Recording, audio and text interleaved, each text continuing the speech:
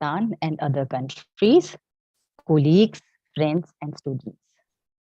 This international online conference, Beauty Will Save the World, Dostoevsky and the Indian Aesthetic Tradition, organized by Center of Russian Studies, School of and other countries, and Cultural Studies, Jawaharlal Nehru University, is dedicated to 200th birth anniversary of the famous Russian writer, F.M. Dostoevsky, Fyodor Mikhailovich Dostoevsky.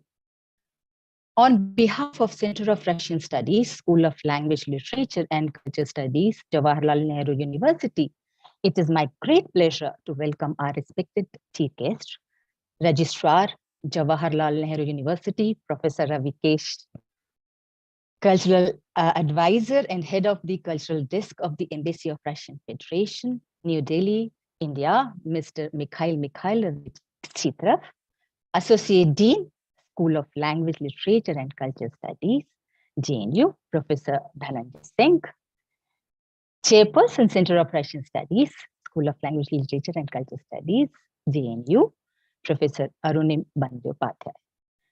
We are grateful to all of you for your gracious presence.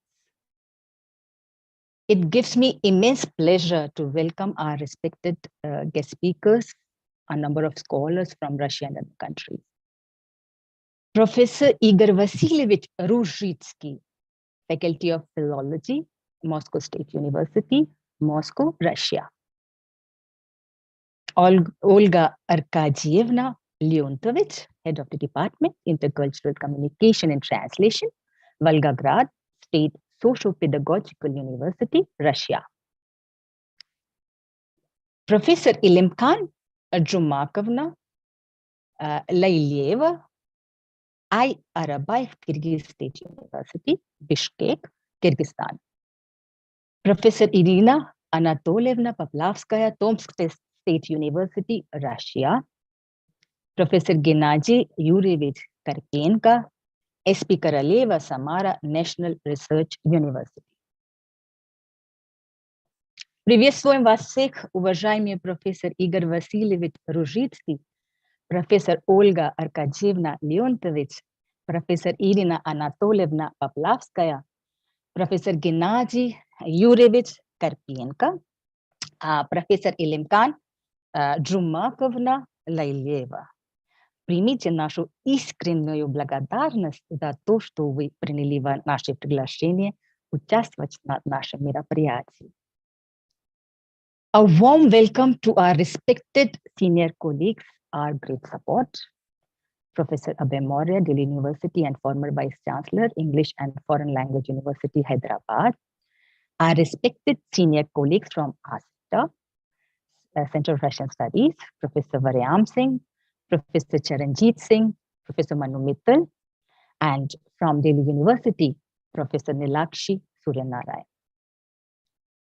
I warmly welcome all the participants, our all esteemed colleagues from different universities of India, Russia, and other countries.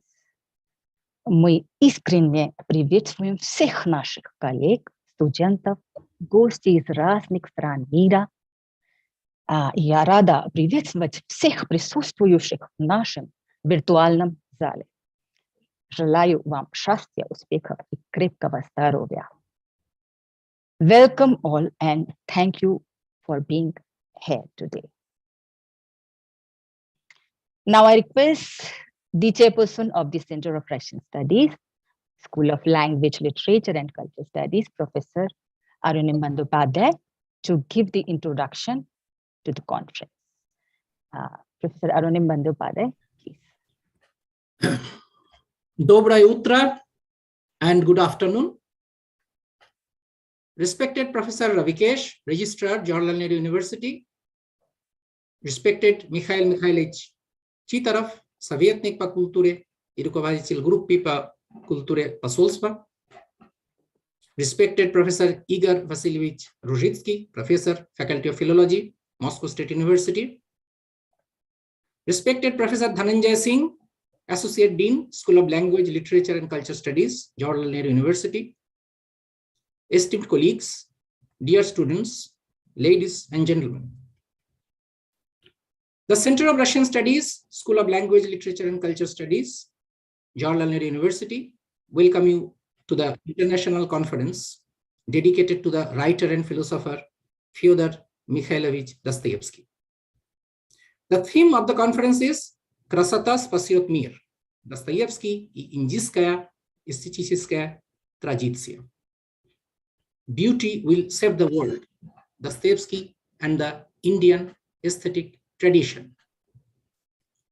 What is beauty and aesthetic emotion? Sahitya Darpan, one of the famous texts of Indian aesthetic tradition, defines beauty is pure, indivisible, self-manifested, compounded equally of joy and consciousness, free of admixture with any other perception. The very twin brother of mystic experience and the very life of it is supersensuous wonder. According to Indian tradition, beauty is absolute and cannot have degrees. A sonata cannot be more beautiful than a simple lyric. Civilized art is not more beautiful than savage art, merely because of its possibly more attractive ethos. It is like a small circle and a large circle. A small circle differs from a large circle in its content, but not in its circularity. Beauty binds humanity together. It brings joy and happiness. Indian poet Rabindranath Tagore writes, I quote, I have had my invitation to this world's festival, and thus my life has been blessed. My eyes have seen and my ears have heard, unquote. The poet feels the embrace of freedom in 1,000 bonds of delight. He writes, you are the sky and you are the nest as well. Oh, you beautiful, there in the nest, it is your love that encloses the soul with colors and sounds and aromas. Beauty is associated with harmony. Indian sages and hermits chanted shlokas that describe the importance of peaceful coexistence and harmony with nature, which can give us happiness and bliss. A painter, a musician, a writer, a poet, that is an artist, produces an aesthetic effect. The whole life of the cosmos breathes within the artistic representation. The individual pulsates with the life of the whole, and the whole is revealed in the life of the individual. Every genuine artistic representation is in itself the universe. In every creation of the artist's imagination, there lies the whole of human destiny. All human hopes, illusions, griefs, joys, greatness, misery. The entire drama of reality, which develops and grows up upon itself forever, suffering and rejoicing. A famous Ceylonese philosopher of Indian art, Ananda Kumaraswamy writes, I quote, beauty exists in a work of art when there is an aesthetic intuition on the part of the original artist, that is the poet or the creator. Then the internal expression of his intuition, that is the true creation or vision of beauty, the indication of this by external signs like language for the purpose of communication, that is the technical activity, and finally, the resulting stimulation of the critic to reproduction of the original intuition or of some approximation to it, unquote. So the first and foremost is an aesthetic intuition on the part of the original artist. The artist who finds happiness in this world possesses that aesthetic intuition. Dostoevsky found that happiness. In a conversation with one of his acquaintances, Vsevolod Sergeyevich Solovyov, the great artist and philosopher Fyodor Mikhailovich Dostoevsky reveals that life is a good thing, and each and every object, each and every word contains happiness. Dostoevsky told Solovyov, «Жизнь – хорошая вещь. Ах, как иногда хорошо бывает жить. В каждой малости, в каждом предмете, в каждой вещице, в каждом слове сколько счастья. I believe that this conference will help us understand the true meaning of beauty as propagated by Fyodor Mikhailovich Dostoevsky and the relevance and significance of beauty in this turbulent and tense world. Spasiba za vнимание. Thank you. Thank you so much, Professor Arunim Bandyopadhyay, for such a wonderful introductory speech. Now, my request to Professor Ravikesh, Registrar, Jawaharlal Nehru University, to deliver the inaugural address. A very good afternoon to. I am very much delighted to be part of this 3-day online international conference themed on Beauty Will Save the World, Dostoevsky and the Indian aesthetic tradition, which is being organized by one of the oldest center of our school, that is a Center of Russian Studies, School of Language, Literature and Culture Studies. So on behalf of JNU and on my personal behalf, I welcome honorable delegates, His Excellency Ambassador Denis Evgenievich. I'm very sorry to not pronounce it properly. Professor Igor Ruzhitsky, Faculty of Philosophy, Moscow State University. We have our Associate Dean, Professor Dhananjay Singh ji, Professor Arunim Bandyopadhyay ji, the chairperson, and I could see many very senior professors here, Professor Meeta Narayan ma'am, Professor Kiran Singh ma'am, and dear colleagues and students. We know that this academic event, which is being organized to mark 100th anniversary of FM Dostoevsky, I think it is a very meaningful and of much significance in the contemporary scenario. Scholars have done extensive research, and if I Googled it, I could just found innumerable numbers of articles and works that has been carried out. But I am not very sure that how much work has been done with respect to Indian aesthetic theory and all. I could found some of them.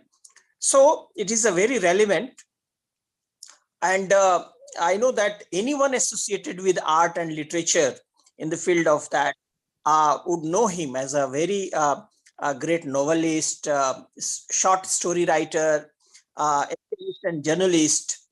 His literary work, we know that explores human condition in the troubled political, social, or even spiritual atmosphere, especially of 19th century Russia. And we know it is a very popular, his acclaimed novel, Crime and Punishment. We read while studying about that. And also the Idiot, Demons and the Brothers.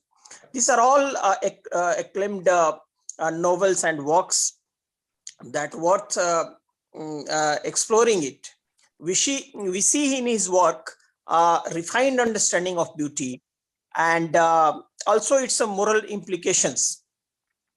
As our chairperson Arunim Bandyopadhyay ji very much articulated about the Indian theory and concepts of beauty, which should be pure and that should bring joy and happiness. That covers a multi-layered, multifaceted aesthetic experience. And if I am correct, then Dostoevsky also, he somewhere categorized beauty in two forms at two levels, we can say, which is a higher level, and that is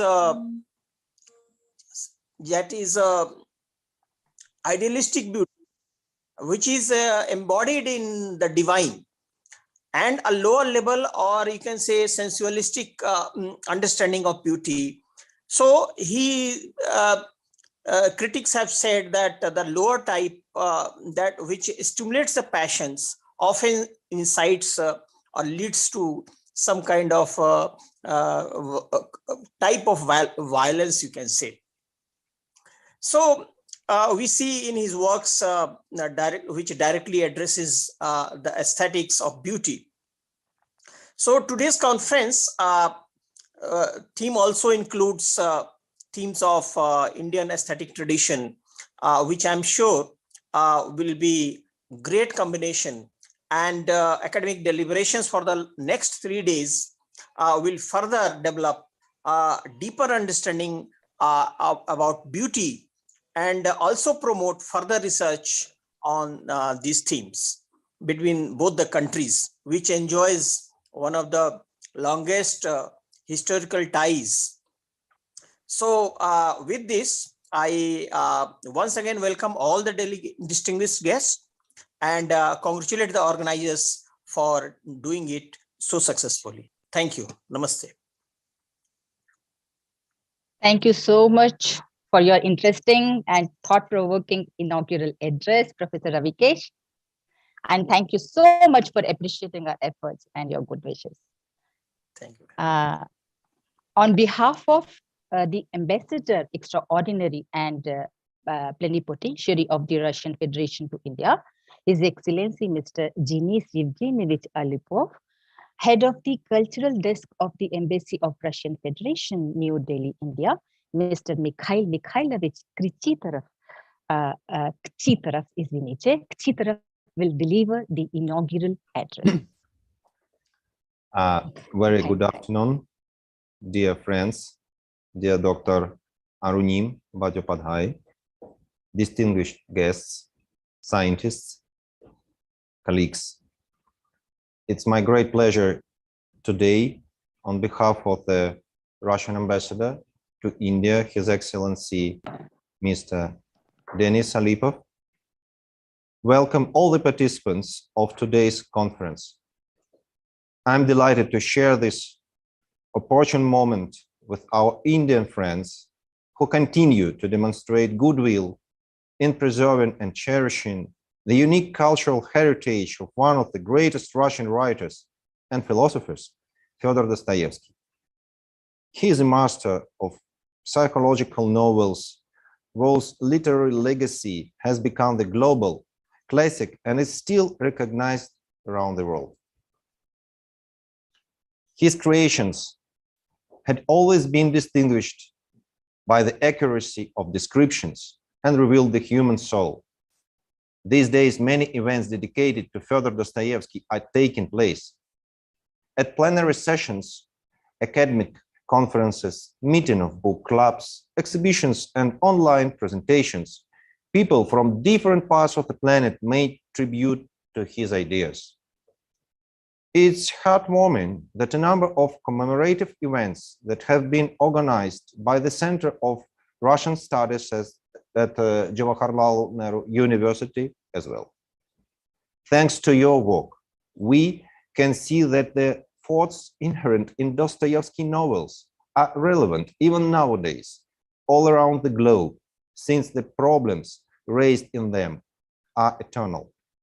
Speaking on the thematic events, I would also like to mention here the efforts by His Excellency Dr. Radhish Nair, our honorary consul in Trivandrum, and Ms. Kavitha Nair, editor and assistant director, Russian House in Trivandrum. Last October, the Russian House in Trivandrum released the book Malyalika Lude Dostoevsky, prepared by 10 Indian authors in the Malayalam language. Such a fantastic initiative demonstrates their undying interest to the output of Dostoevsky's philosophical heritage, and of course reflects the relevance of his figure even after a few centuries. To contribute to this discourse, a film Dostoevsky Intercontinental by TV Bricks was represented at the 4th Innovative International Film Festival in Bangalore last year and awarded as the best documentary film. The authors showed how Fyodor Mikhailovich ideas are interpreted by experts from various fields of studies in Brazil, Russia, India, China, and South Africa. They also put special emphasis on the role of Dostoevsky's work in the study of Russian and foreign language, which has been traditionally taught and learned by Indian people with genuine enthusiasm. Last November, the online series of events devoted to the bicentennial 200th birth anniversary of great Russian writer and philosopher Fyodor Dostoevsky was organized by the Indian Association of Teachers of the Russian Language and Literature, Inaugural, with the support of the Russian Embassy in New Delhi. The participants specified the contribution made by the prominent thinker into the expansion of humanistic values, which remain extremely close to the people of our two countries. A number of events were also performed by the Russian House in India. Colleagues, speaking of humanism, Dostoevsky's works state that the reality of human life becomes more important, thus love becomes the filter and the servant of pride and ideals. Here I would like to quote the novel Brothers Karamazov. If you are penitent, you love. If you love, you are a god. All things are atoned for, all things are saved by love. If I, a sinner, even as you are, am tender with you and have pity on you, how much more will God? Love is such a priceless treasure that you can redeem the whole world by it, by expiate not only your own sins, but the sins of others. Thus, the writer thinks that crossing the moral boundaries, violence against other people, and certainly a murder kills a soul.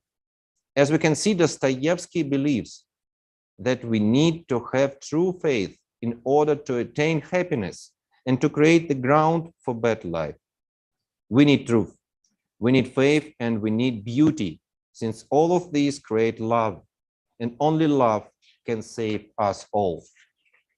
Dear friends, it's truly inspiring that his philosophy of serving all humanity in consonant to the concept of intercivilizational dialogue that both Russia and India promote on the international arena. Thus, I encourage all Indian scientific and art communities to spread the knowledge about Dostoevsky and other Russian prominent thinkers through various projects, following all these remarkable examples for the benefit of our centuries-old humanitarian ties. I would like to take this opportunity to wish every success to all the participants of this wonderful program, further inspiration, and once again, every success and the best of health, my dear friends. Thank you so much.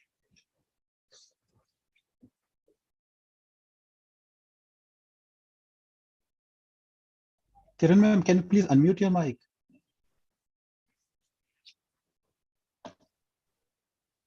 Yes. Thank you so much, Mr. Mikhail Mikhailovich Chitarov. Большое вам спасибо за замечательную речь. Выражаем искреннюю благодарность его превосходительству и вам.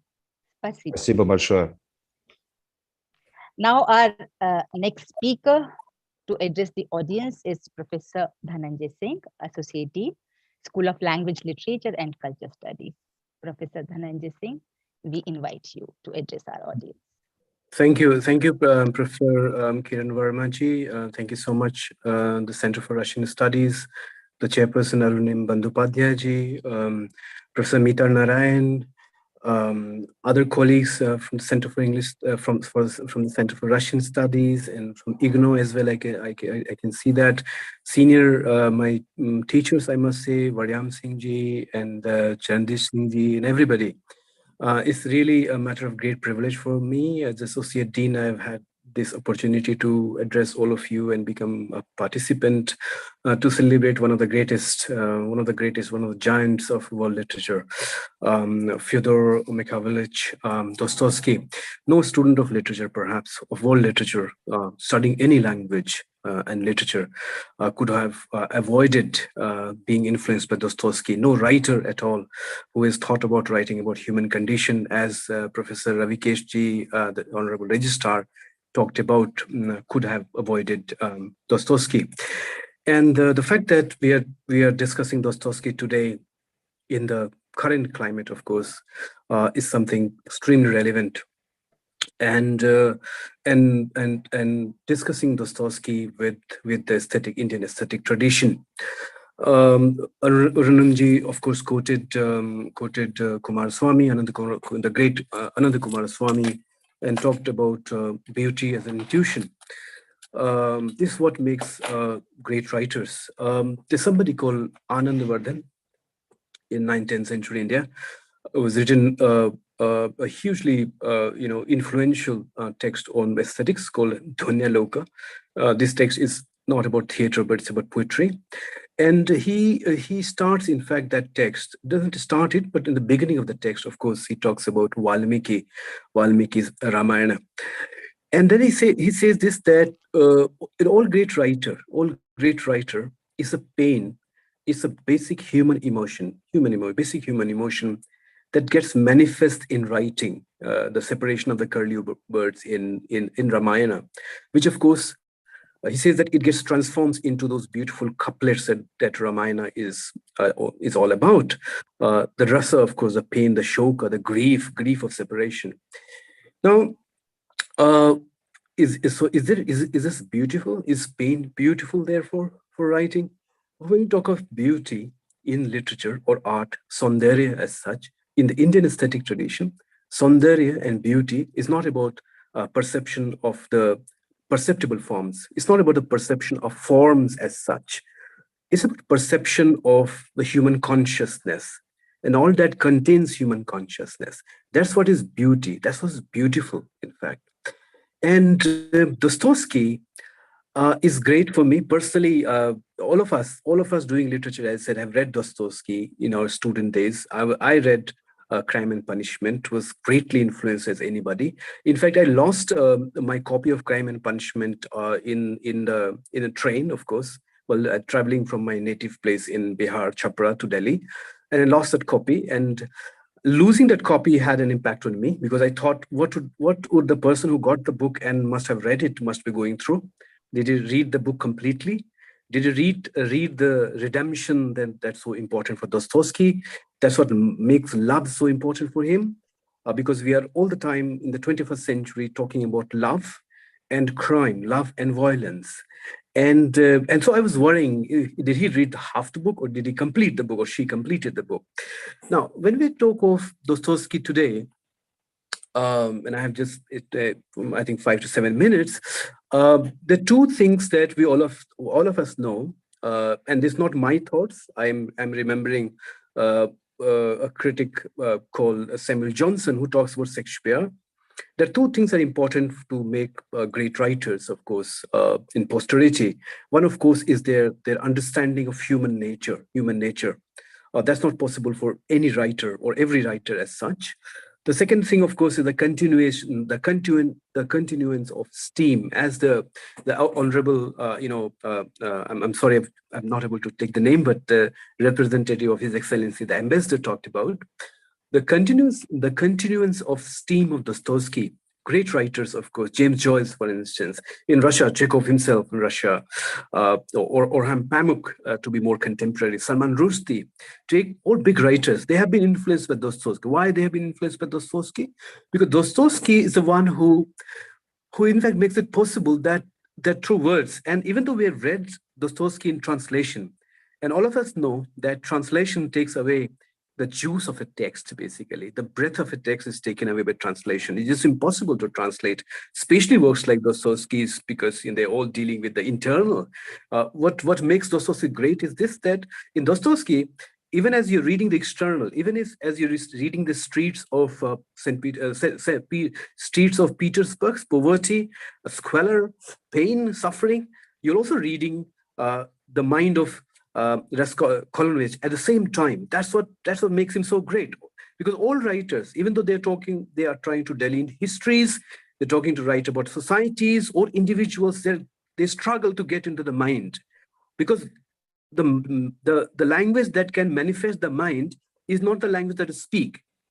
And I'm reminded of a Russian critic, Viktor Shklovsky, and Viktor Shklovsky makes a statement that, and which in English we translate it.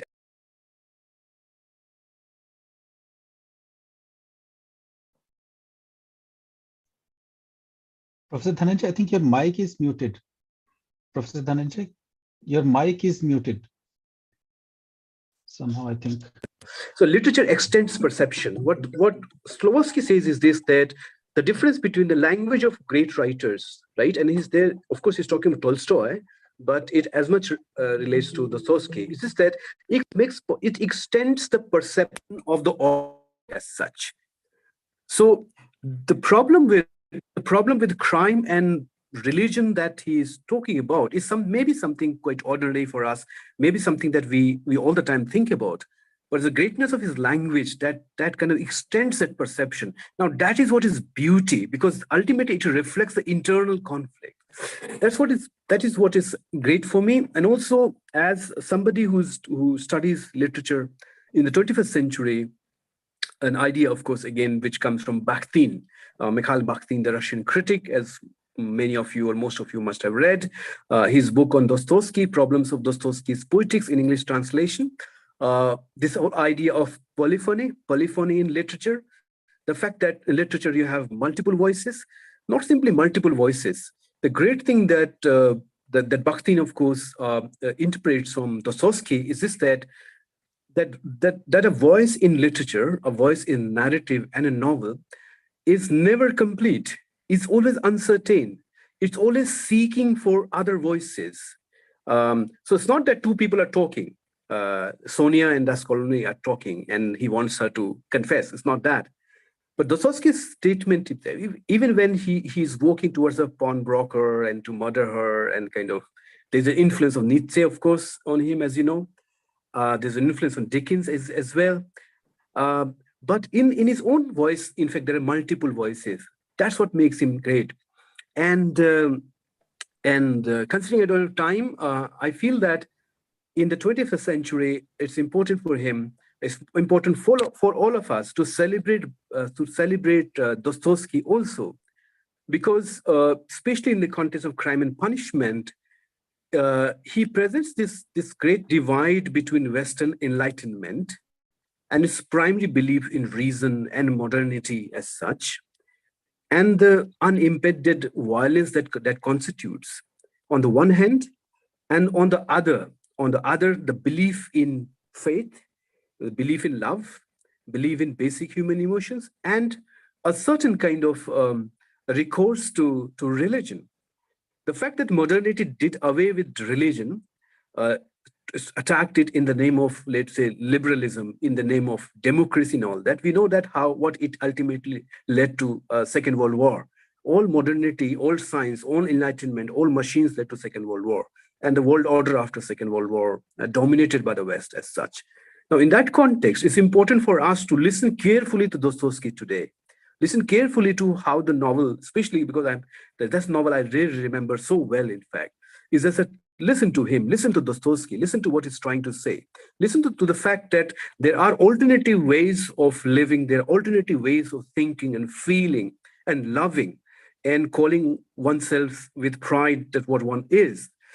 That is what is important for us to kind of learn from Dostoevsky.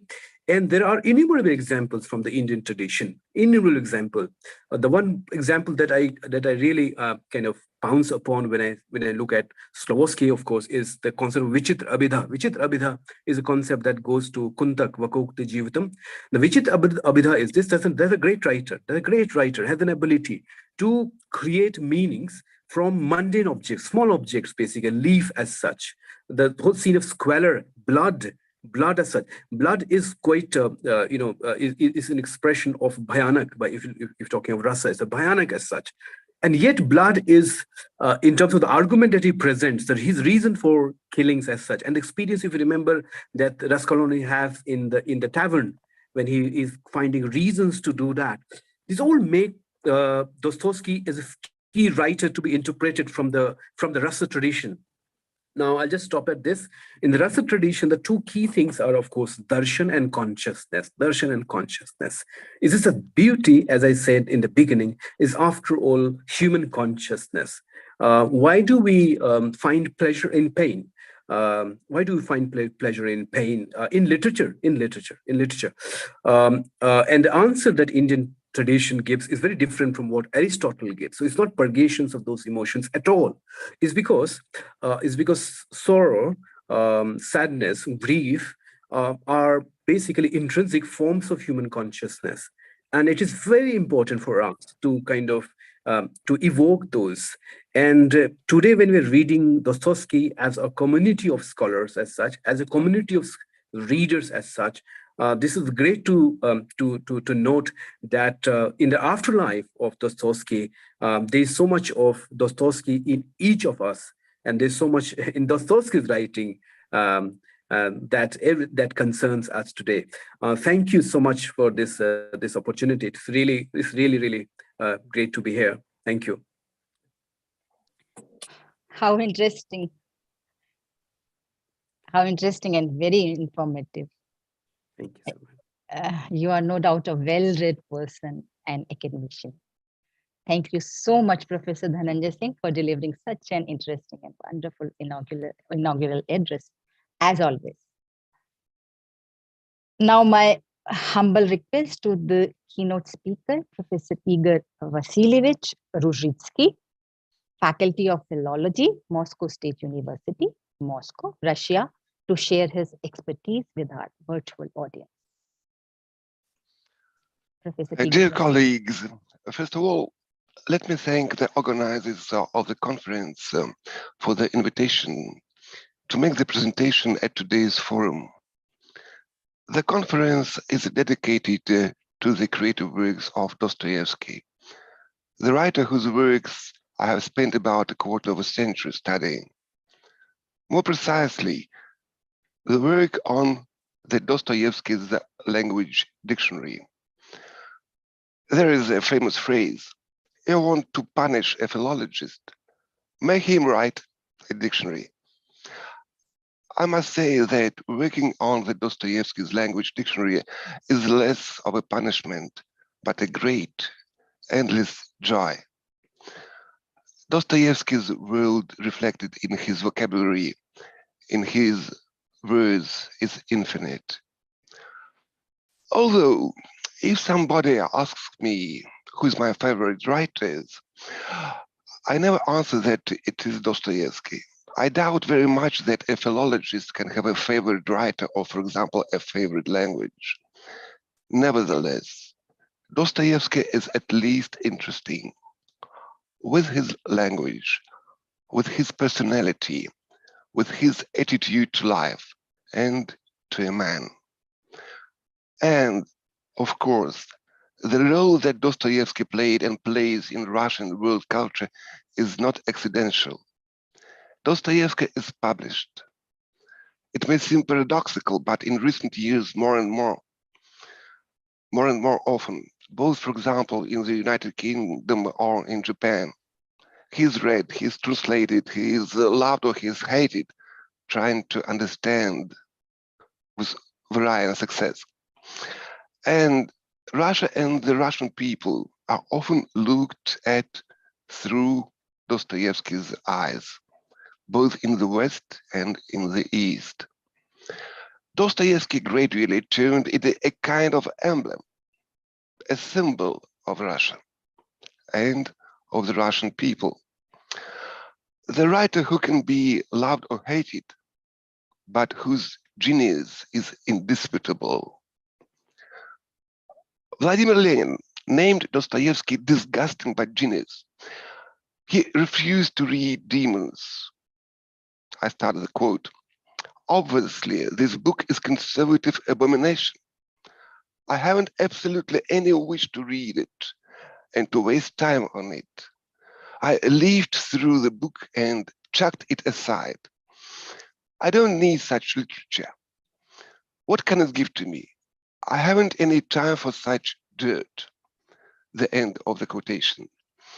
But Dostoevsky had read the Crime and Punishment up to the end. And finally, in the list of monuments to 20 Russian writers approved by Lenin, which it was decided to install after the revolution, we find Tolstoy is the first place, and the second one is Dostoevsky. By the way, it was at this time when such a word Dostoevshchina appeared, which means a negative evaluation of contradictory feelings, mental instability, suffering, and hopelessness as a set of features of Dostoevsky's characters. One of the first hermeneutical tools was and still are dictionary and commentary. And my presentation today will focus on some observations made during the work on the dictionary of Dostoevsky's language. And this dictionary is also called the ideoglossary. Now let me give you a share. In the internet, you can find this variant of Dostoevsky's language dictionary, and this one is for the first experimental volumes of this dictionary. There was 2001, 2003. But the main dictionary is what you can say now, ideoglossary. So you see the 4 volumes of this dictionary. Each volume is about 1,000 pages, and the last volume was published last year. These are the words starting with the letters P-O-S. The idea of this dictionary, of Dostoevsky's language dictionary, belongs to Yuri Nikolaevich Korolov and Yefim Lazarovich Ginsburg. And now we continue to work at Dostoevsky's dictionary.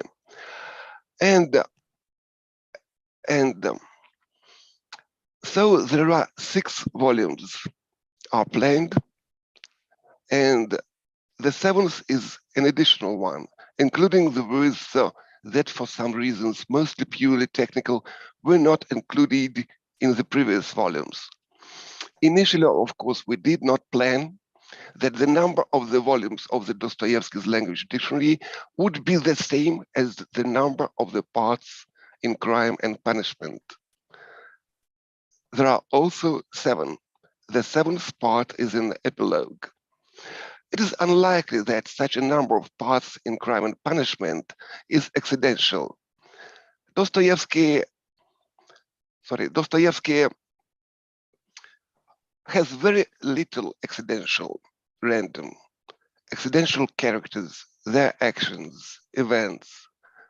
Randomness and uncertainty in Dostoevsky's works is a topic for a special report. Today we'll talk a little bit more about what can we find in the Dostoevsky's language dictionary in his ideoglossary. If in individual author's style is called an ideo style, then accordingly the dictionary, which is called ideoglossary, includes the units that characterize the ideo style. They are called ideoglosses. Ideoglosse. An ideogloss is the input for dictionary entry. And if there are about 30,000 words in Dostoevsky's texts in total, if we focus on the complete collection of his works. Then there are about 2,500 ideoglosses, and there are a special procedure for identifying ideoglosses in the text. And these ideoglosses can be structured. For example, to select among them the words reflecting the author's views, ideas. They are called ideoglosses with the letter «е». Any ideogloss, любая идеоглосса, is an ideoglossa with the letter «и», but not on the contrary. For examples, ideoglosses are Russian, people, soil, universal, suffering, Christ, Россия, русские, народ, почва, страдания, Христос. These are ideoglosses. Ideoglosses are suddenly, almost, to, just now, village bathhouse, agony, etc. Идеоглоссы вдруг, почти, слишком, давеча, баня, тоска и так далее. The most useful for reflecting the author's linguistic personality or linguistic identity or Dostoevsky's worldview is a thesaurus. It is the representation of ideoglosses, combining them into semantic groups. And to understand the works of Dostoevsky, as I believe, to a greater extent allows not the knowledge, for example, of his biography, of course it is useful, but the study of his language. And let's now focus only on a few points. First, some key words on Dostoevsky's language worldview. And today, let's discuss тоска. Secondly, the words used in a symbolic meaning. And there are a lot of such words we find in Dostoevsky's texts. He gives his readers the riddle, and readers of his texts have to find the answer. What does it mean? For example, the same beauty. And if we have time, let's discuss some aphoristic remarks of the writer. So let's start with the word that many linguists have written about and continue to write about as a key concept of Russian culture generally, with the word тоска. In Russian, there is a very difficult group of words for distinguishing their meanings. Грусть, тоска, печаль, скука, хандра, сплин, уныние, апатия, меланхолия, ностальжия и так далее. Like similar English words, sadness, melancholy, boredom, depression, apathy, nostalgia, and so on. And the most difficult for understanding among these words is тоска. In the complete works of Dostoevsky, тоска is used 579 times. And it is a very high frequency. For comparison, the word грусть, sadness, is used only 121 times. And for example, любовь, love, a little bit more than 1,000. Empirically, during the construction of Dostoevsky's language dictionary, it was found that if the frequency exceeds 100 times, then this word is worth paying attention to. It could be important for Dostoevsky's worldview. Russian English dictionary offer various translations of the word тоска: melancholy, sadness, grief, sorrow, angst, anguish, misery, and so on. Of the group of words mentioned above, тоска is very close to уныние, which can be translated into English like despondency, dejection, gloom, discouragement, despair. The easiest for understanding and translating is the word combination toska po rodinie, homesickness, which we often find, for example, in Dostoevsky's letters. But when we read Demons, when we read the monologue of Maria Lebetkina, and when we read her phrase, "Тоска не скука," and Richard Pevier and Larissa Volokonsky proposed to translate as "sorrow is not boredom." The word "тоска" may have the meaning boredom in Russia, and such word combination as "тоска зеленая," green, зеленая тоска, can be only used in the meaning of boredom, but not in the context of Lebetkina's words, who a little bit later says, "And every earthly sorrow and every earthly tear is a joy for us." The same word is chosen for тоска, sorrow, but there are some doubts if this equivalent is exact enough. Sorrow is too weak for this context. It's more like Russian печаль and грусть. And to understand the meaning of тоска in Dostoevsky's texts helps the analysis of its compatibility with the adjectives explicating this meaning. Безысходная, безнадежная, бесконечная, беспредельная, глубокая, страшная, холодная, нестерпимая. So like hopeless, infinite, boundless, deep, terrible, overwhelming, painful, unbearable, cold, deadening, and etc. As well as the fact that тоска is associatively connected with the мука, страдания, горе, тревога, отчаяние, желчь, ужас, so flower, suffering, grief, anxiety, despair, bile, horror, soul, and so on. This makes possible to define тоска as deep spiritual anxiety, delivering torment, despondency, despair. And in this sense, the semantic context of тоска is close to what we find in English word agony. For example, as it was in Samuel Coleridge's poem, The Rime of the Ancient Mariner. Alone, alone, all alone, alone on a wide sea, and never a saint took pity on my soul in agony. So to my mind, the best, for many contexts of Dostoevsky, the best equivalent, the best translation of this word is English agony. By the way, there is one more semantic component in the meaning of this word. Тоска is very often in Dostoevsky's texts, is very often connected with impossibility to make some action.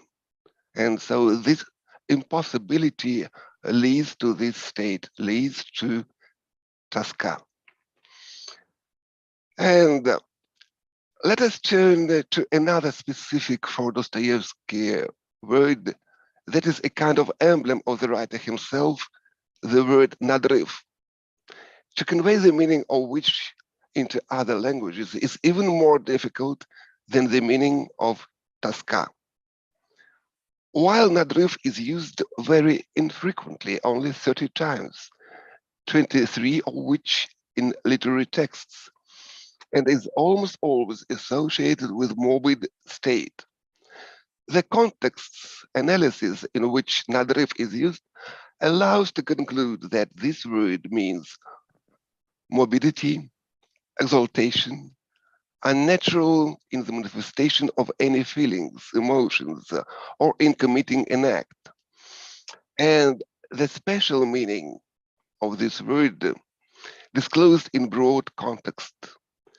Nadraev gets in the brothers Karamazov. It is unnaturally exaggerated, distorted feelings and emotions, bordering on, and it is very important, bordering on lies, as well as arising from anger, or from the desire to make revenge. So, to our mind, I mean the authors of the dictionary, the word nadrif should be translated this way. Then the translation into English of this word as strain is not complete. It was the use of the word nadrif in these and similar contexts, I mean the context of the Karamazov's brother, that became associated with Dostoevsky's Idiot style and with his works as a whole. And this word began to perform an, as I told already, emblematic function. So let's turn to the second part of my presentation. This is Dostoevsky's predilection for symbolization. And this predilection for symbolization has been noted by many researchers. This interest in symbolization is explained by many reasons, the most obvious of which is the author's desire to reflect the world in all its opposites, to oppose the image given by a symbol to the logical consciousness.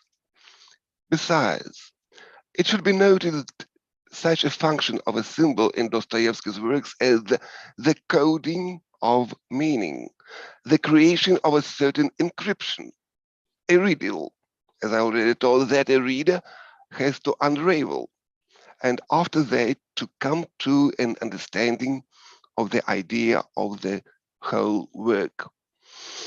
And we can give different groups of symbols in Dostoevsky's texts.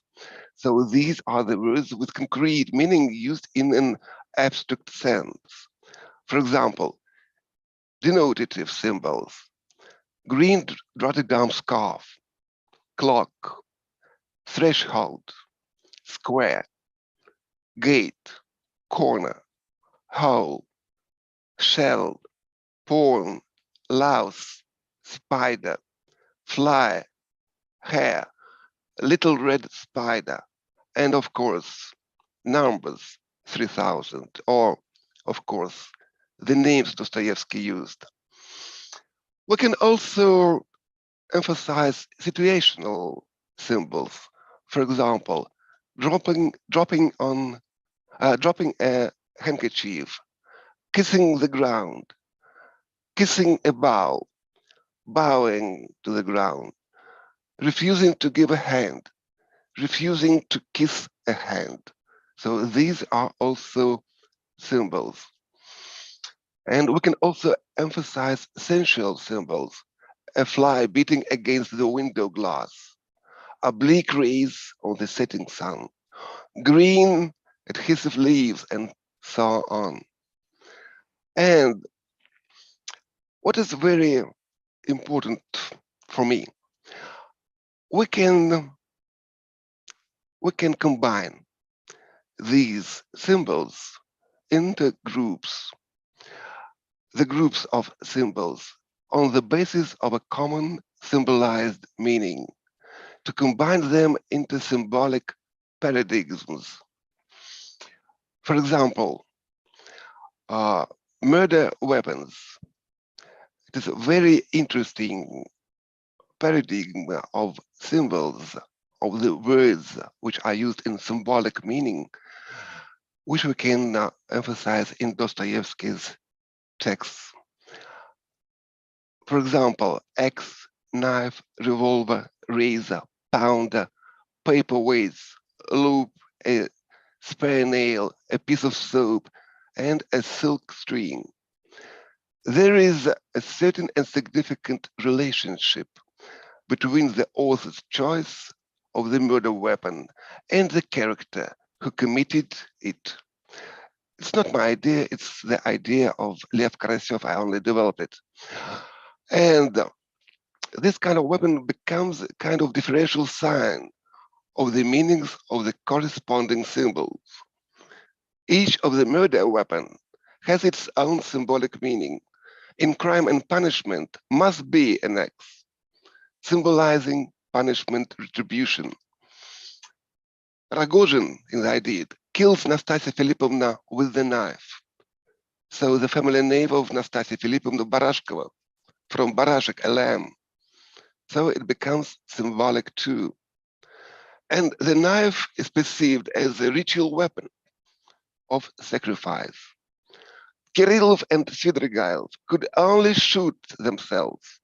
And it is important that Kirillov's revolver is American. Rogozhin played the dead Nastasia Filipovna with American oilcloth.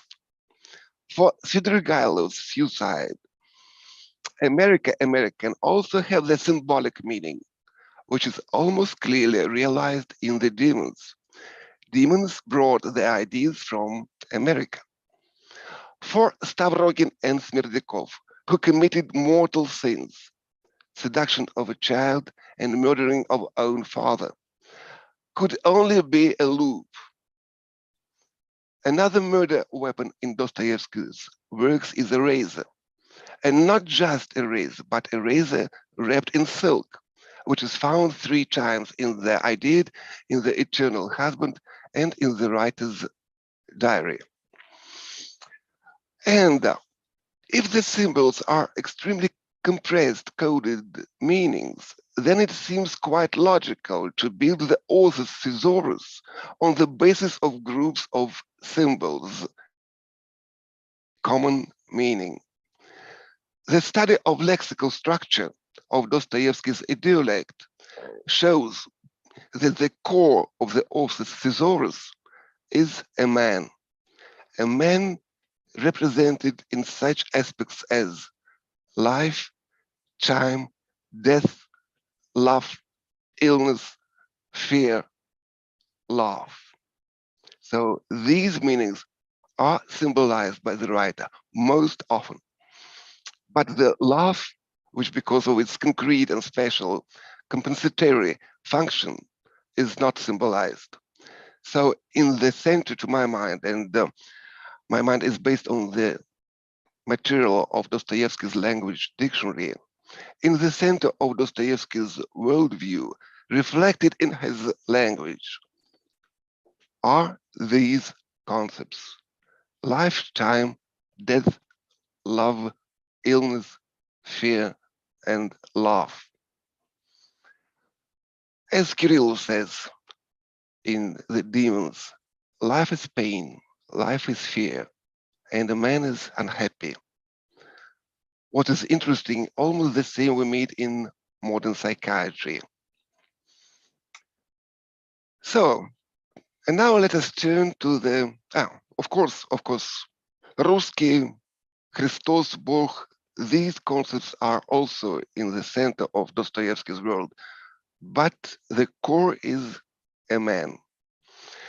And let us talk a little bit about Dostoevsky's sayings, Dostoevsky's aphorisms. Such writers as Dostoevsky and Tolstoy, of course, were well aware of their prophetic role, which was reflected in the globality of the plans of their works, in which the brilliant foresight of these authors were subsequently confirmed by history. For example, from the novel Demons. And in such a way of forming thoughts as an aphorism is in its didactic orientation. And it is not by accident that aphorism is one of the main features of Russian philosophy of the second half of the 19th and early 20th century. And there are, as the dictionary of Dostoevsky's language shows, there are more than 2,000 aphorisms in Dostoevsky, which are used in speech in various types of communication, including scientific and political. Nevertheless, participants of communication often use Dostoevsky's aphorisms, absolutely without thinking about the meaning of these sayings, which the writer himself had put into them. Taking them out of context, forgetting that the quoted words may not refer to Dostoevsky, but to a specific character of a particular work. To establish contact, to decorate the speech, to prove the correctness of the thought, finally, just to seem knowledgeable and intelligent. But that is not Dostoevsky. It's not his world. The author disappears in these wrongly understood and used for decoration phrases. For example, the same phrase, the hymn, the most important phrase during this forum. And of course, you will discuss and already discuss the meaning of this word beauty. Beauty will save the world. But let's analyze where we can find this phrase. Only in one Dostoevsky's novel. It's the DIAT. Who is the author of these words?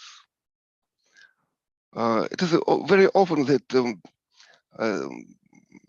that we think that these are the words of Prince Myshkin. No, Prince Myshkin never in this novel pronounces these words. It's Hippolyte and Aglaya.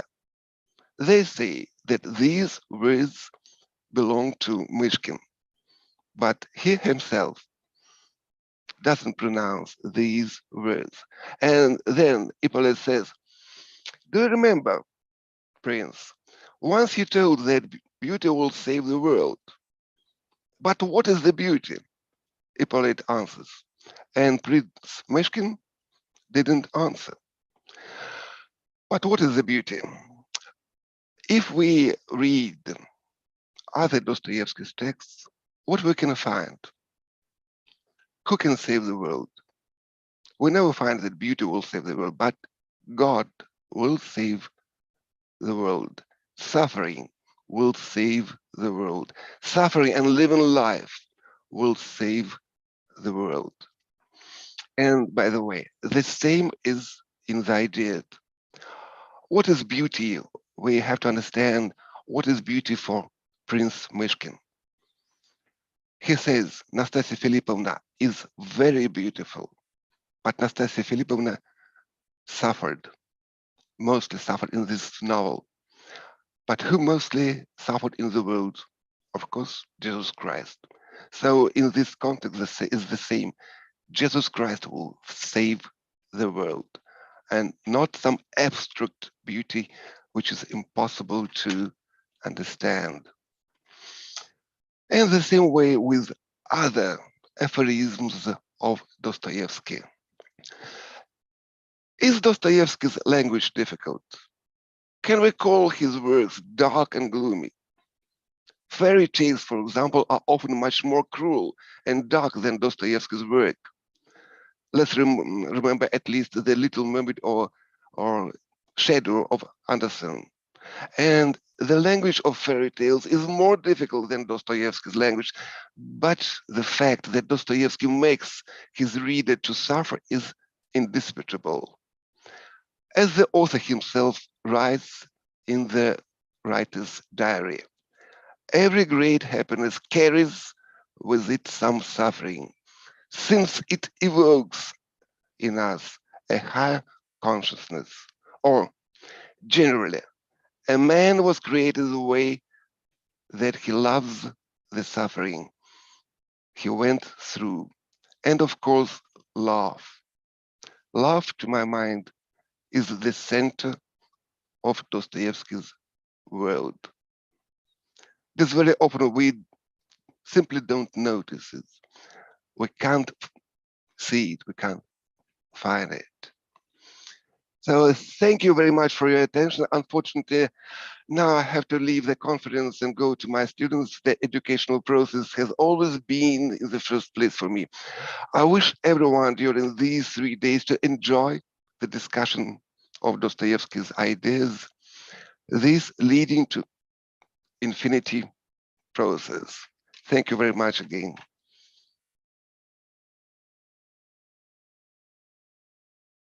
Thank you so much for sharing your expertise on Fyodor Mikhailovich Dostoevsky and the dictionary, ideoglossary prepared on language of his works and words and thoughts of Dostoevsky. Большое вам спасибо за ваш очень интересный и информативный основной доклад о словаре языка Достоевского и диаглоссарии. Мы очень признательны вам, профессор Игорь Васильевич. Thank you very much again, but really I have to not simply go, but to run. Thank you. Thank you so much. Thank you so much for being here. Thank you so much. Thank you so much. Now I request Dr. Manuradha Chaudhary to report on hands. Dr. Manuradha Chaudhary. Am I audible? Sonuji? Yes, you're audible. Please carry on. Thank you so much, ma'am. Good afternoon, everyone. Honorable Registrar, Jawaharlal Nehru University, Professor Ravikesh, highly distinguished guest, Mr. Mikhail Mikhailovich Titrov, Head of the Cultural Department, Embassy of Russian Federation, New Delhi, India. Respected Associate Dean of School of Language, Literature and Cultural Studies, Jawaharlal Nehru University, Professor Dhananjay Singh. Respected keynote speaker, Professor Igor Vasilievich Rozhetsky, Professor, Faculty of Philology, Moscow State University. Chairperson, Center of Russian Studies, School of Languages, Literature and Culture Studies, Jawaharlal Nehru University, Professor Arunim Bandyopadhyay. Coordinator of the conference, Dr. Kiran Singh Verma. Respected member of the organizing committee, esteemed dignitaries, distinguished delegates, our most valued invited guests, colleagues, students, and friends.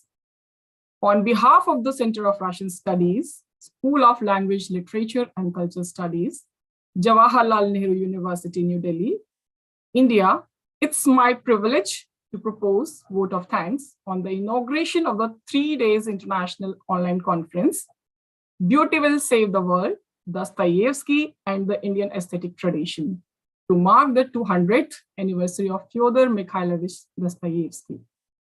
I would like to place on record the contribution made by all towards the organization of this international online conference.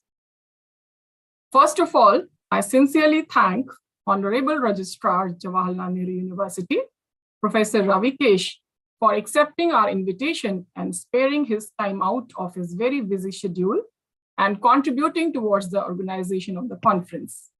We are grateful to him, not only for his gracious presence and encouraging speech, but also for the constant support to us.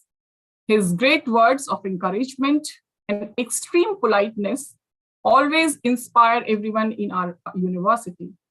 Thank you very much, respected sir, for delivering an interesting and informative inaugural speech, supporting us and appreciating our efforts.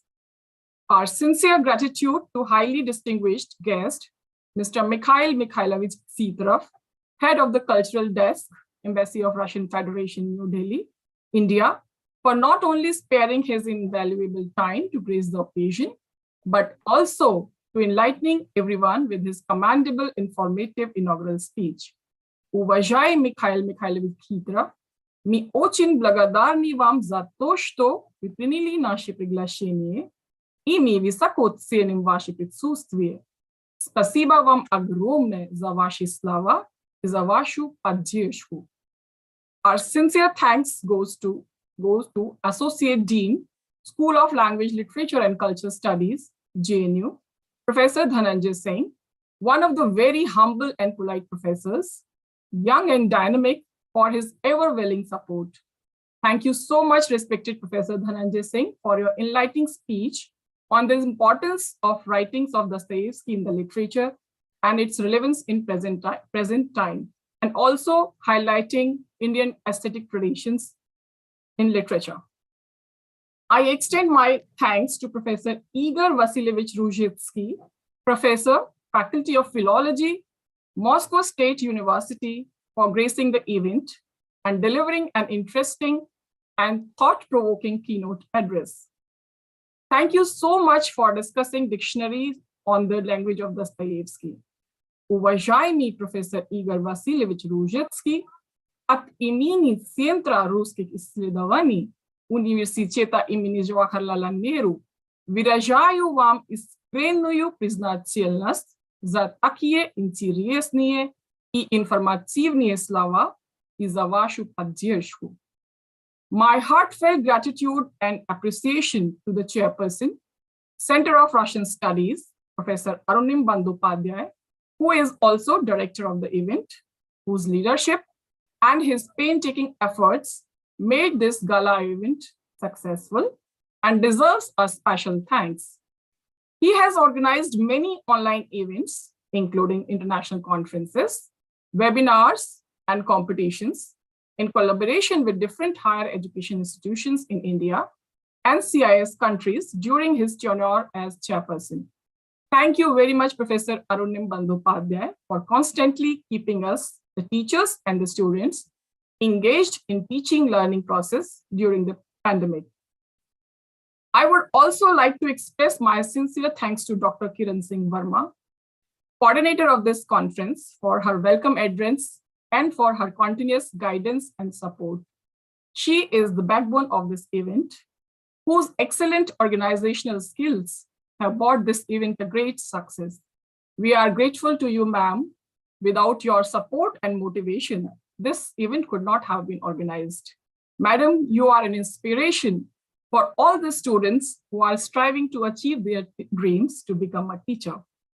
I would also like to express my deepest thanks and appreciation to our colleague, one of the members of the organizing committee of the international conference, Dr. Sonu Seni. Besides total technical support, he is always ready to extend his help for any kind of work related to the two different events, day and night. Thank you, Sonuji. I would also like to express my deepest thanks and appreciation to Professor Abhay Maurya, former Vice Chancellor of the English and Foreign Language University, Hyderabad, our senior colleagues and my teachers, Professor Varyam Singh, Professor Charanjit Singh, and Professor Manu Mittal from Center of Russian Studies, JNU, and Professor Nilakshi Suryanarayan ma'am from University of Delhi for their constant support, encouragement, and motivation in organizing this conference.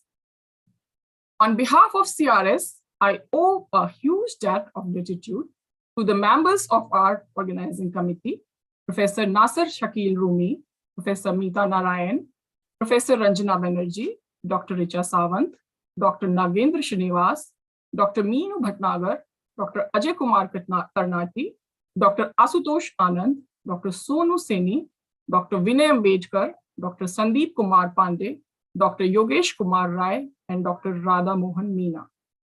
Finally, we thank all the experts, specialists, and participants from India, Russia, Uzbekistan, Kyrgyzstan, and other countries, our colleagues from different universities in India and abroad, friends, students, staff, and entire virtual audience for attending the inaugural ceremony of the conference.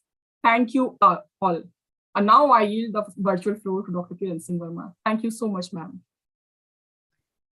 Thank you so much for proposing such an amazing vote of thanks, Dr. Manuradha. I think you not for thank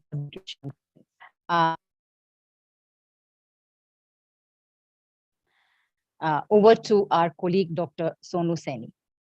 We will start our, yeah. Yes, yes, yes. Thank you very much, dear colleagues, and thank you very much, Dr. Manuradha Chaudhary, Dr. Kiran Singh Verma. I think we have just finished absolutely on time, and this is all called a good management. Thank you very much, dear colleagues and dear distinguished speakers who are here. We'll have a break of 10 minutes, and then we'll start our plenary session, which will be chaired by Professor Abhay Maurya. And there'll be 4 speakers that will come in plenary session. That will be Professor Ilimkan Lalieva, Professor Nasser Shakil Rumi, Professor Meeta Narayan, and Professor Ranjana Banerjee. So we'll have a 10 minutes break so that we can ease our eyes and put off from the screen. Thank you very much. Meanwhile, we can enjoy the music.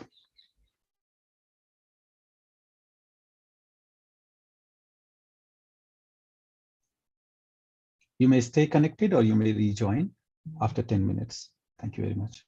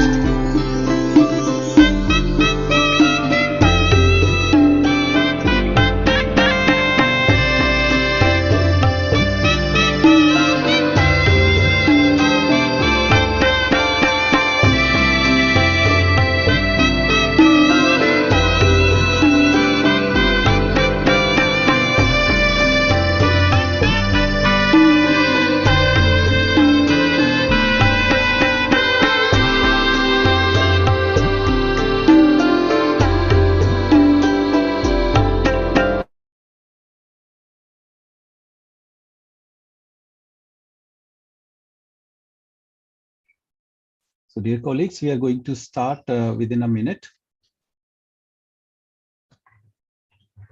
We're going to start within a minute.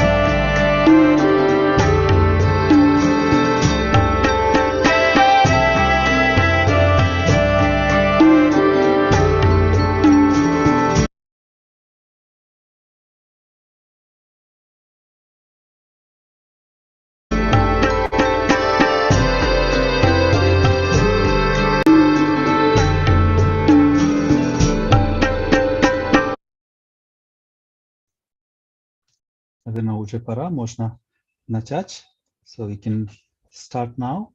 And before starting the plenary session, I would request our volunteer, Ms. Khushbu Roy, to say a few words about the chair of the session. Thank you so much, sir. Good afternoon, respected participants of the conference. Professor Maurya needs no introduction because of his versatile personality and popularity in India and abroad. Professor Maurya is the founder Vice Chancellor of the Central University of English and Foreign Language, Hyderabad, a holder degree number 1 of the prestigious University JNU. Professor Maurya did his PhD in Russian literature from Moscow State University. He was a professor of Russian literature at Delhi University. He had been head of Department of Modern European Languages and a founder head of Department of Slavic Studies, the Dean Faculty of Applied Social Sciences and Humanities, Chairman of the Board of Research Studies, Humanities and Social Sciences, and Chairman of a Sports Council, University of Delhi. As a researcher, he authored scores of papers published in India and abroad. The books like Confluence, Historical Literary Comparative Studies, India and World Literature, the textbook Essential Russian, English Hindi Dictionary, and Parable English Hindi Dictionary have won him wide acclaim. A laureate of A.S. Pushkin Medal, Professor Maurya was conferred Haryana Gaurav Samman by Haryana Sahitya Akademi for his creative writings. His novel like Fall of a Hero, Yuganika, Muktipath, and Trasdi have won him a wide critical acclaim. His newest novel, Hamare Viswavidyalay, Our University, is under publication. Professor Maurya has been a member, Presidium International Association of Teachers of Russian Language and Literature, Associate Member, Folklore Fellows, Finnish Academy, Sciences and Letters, Helsinki, Finland, Member Executive Committee, International Association of Slavists, Assistant General Secretary and Vice President, International Federation of World Language and Literature, and Professor Emeritus of Russian State Specialized Academy of Arts, Moscow. Now, we would like to request Professor Abhay Maurya to kindly chair the session. Thank you, sir.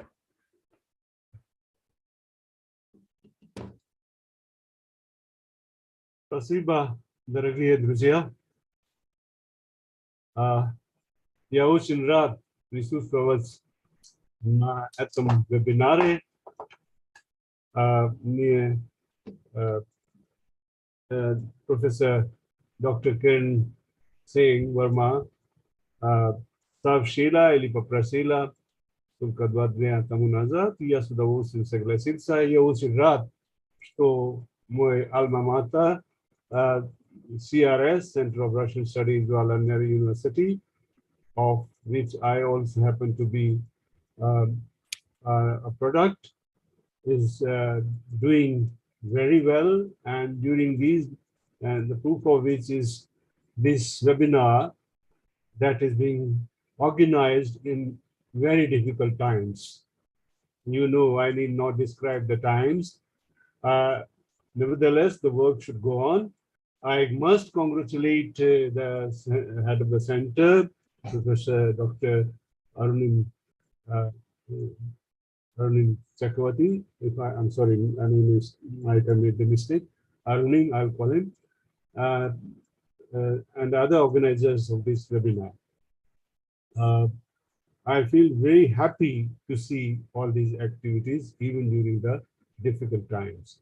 Now I will call upon the first speaker, Professor Ranjana Banerjee. I am changing the order of the speakers a little bit because Ranjana has a very pressing engagement.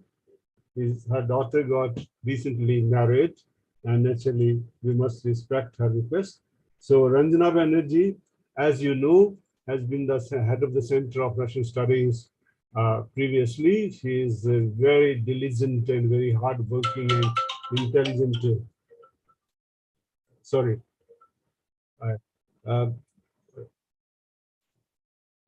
She has been the head of the Center of Russian Studies and a very intelligent and very hardworking professor of Russian literature. She is one of the very few scholars of Russian in India who continue to work even after her term as head of the center ceased to be. I now call upon Ranjana Banerjee to present her paper, and she will read out the title of her paper. Thank you. Thank you, sir. Thank you, Professor Maria. The title of my paper is The Children's World in the Works of Fyodor Dostoevsky. Fyodor Dostoevsky needs no introduction. The Russian writer from the 19th century left his mark not only in Russia, but beyond the borders of Russia. He is one of the writers who help in giving a voice to the various representatives of the deprived class of the 19th century Russian society. His novels serves as a medium of revelation of the ills of the society, the sufferings of the insulted and humiliated lot, the reason behind the crimes committed by them, and the tragic consequences of such an act. The works help us in envisioning the plight of a common man in the dark world. The same notion could be applied to his lesser known works, the stories he penned on children and for children. Dostoevsky took a lot of interest in children's literature. He was closely associated with children's magazines. As per his spouse, Anna Dostoevskaya, he wished to publish a special edition of children's stories. While this wish was not realized in his lifetime, he did publish several children's stories in his monthly literary journal, A Writer's Diary. Some of the significant stories of Dostoevsky on child and childhood are the Christmas stories woven around the holy time of Christmas and Easter. Holy stories with sacred themes and motifs have been popular since long. But stories with the motive of Christmas celebration emerged when Christmas became a family festival, along with the inclusion of Christmas tree under the influence of Western Lutheran tradition. Some says it is under the influence of pagan religion, pagan times. The Christmas stories became popular in Russia in the mid-19th century with the translation of famous Christmas stories by Charles Dickens. Dickens set the main themes of Christmas tales. Inspired by Dickens, Russian writers also came up with several stories on the theme of Christmas and Christmas tree, which were published in 19th century Russian journals and newspapers like Niva, Peterburgskaya Zhizn, Rodina, Ogonyok, and many more. We talk about the characteristic features of such stories. The action takes place during the holy period of Christmas and Easter. The protagonist is often shown in a state of crisis. The resolution of the crisis happens through a miracle. There is a motive of moral transformation or resurrection of the hero. There are motives of charity, mercy, forgiveness. There is some didactic value to the story. There's an optimistic culmination of the plot. Dostoevsky deviated from some of the above mentioned features in his Christmas stories. His stories were penned with a note of irony and mostly culminated on a pessimistic note. Dostoevsky's perception of children's literature differed from those who believed that children's literature should be didactic and ever optimistic. Dostoevsky strongly believed that the portrayal of life in children's literature should be without any embellishment, and that it is not necessary to protect children's world from the harsh reality of life. The children's stories of Dostoevsky, true to his belief, provided a complete picture of life with all its complicities to its young readers. In the Christmas stories, the author highlights the loss of sanctity in the mood of Christmas celebration. The first story penned by the author on the topic of Christmas, The Christmas Tree and the Wedding, was published in 1848 in the 9th issue of the journal Отечественные записки, Notes of the from the Fatherland. The story unfolds through the eyes of a first-person narrator, a guest at the party, who observes how the celebration of Holy Christmas turns into a tool for adults for climbing the social ladder. The secret festival, which was meant for a pious act and charity to the poor, turns into an occasion for courting and pleasing the most honored guest, Yulian Mastakovich. The honored guest, on his part, also tries to make the best use of his position by fixing his marriage to the richest girl at the party, whose age was no more than 11. As per the custom, at this Christmas party, the children were entertained and showered with gifts. What seemed strange to the narrator was the fact that the gifts were distributed based on the social status of the family the child belonged to. The gifts went down in value depending on the rank of the parents. The richest girl received the most expensive doll. The last gift, an unattractive book without any pictures or illustrations, was gifted to a meek boy. This was not a matter of chance. The deprived meek boy was the son of a governess, an employee of the organizer.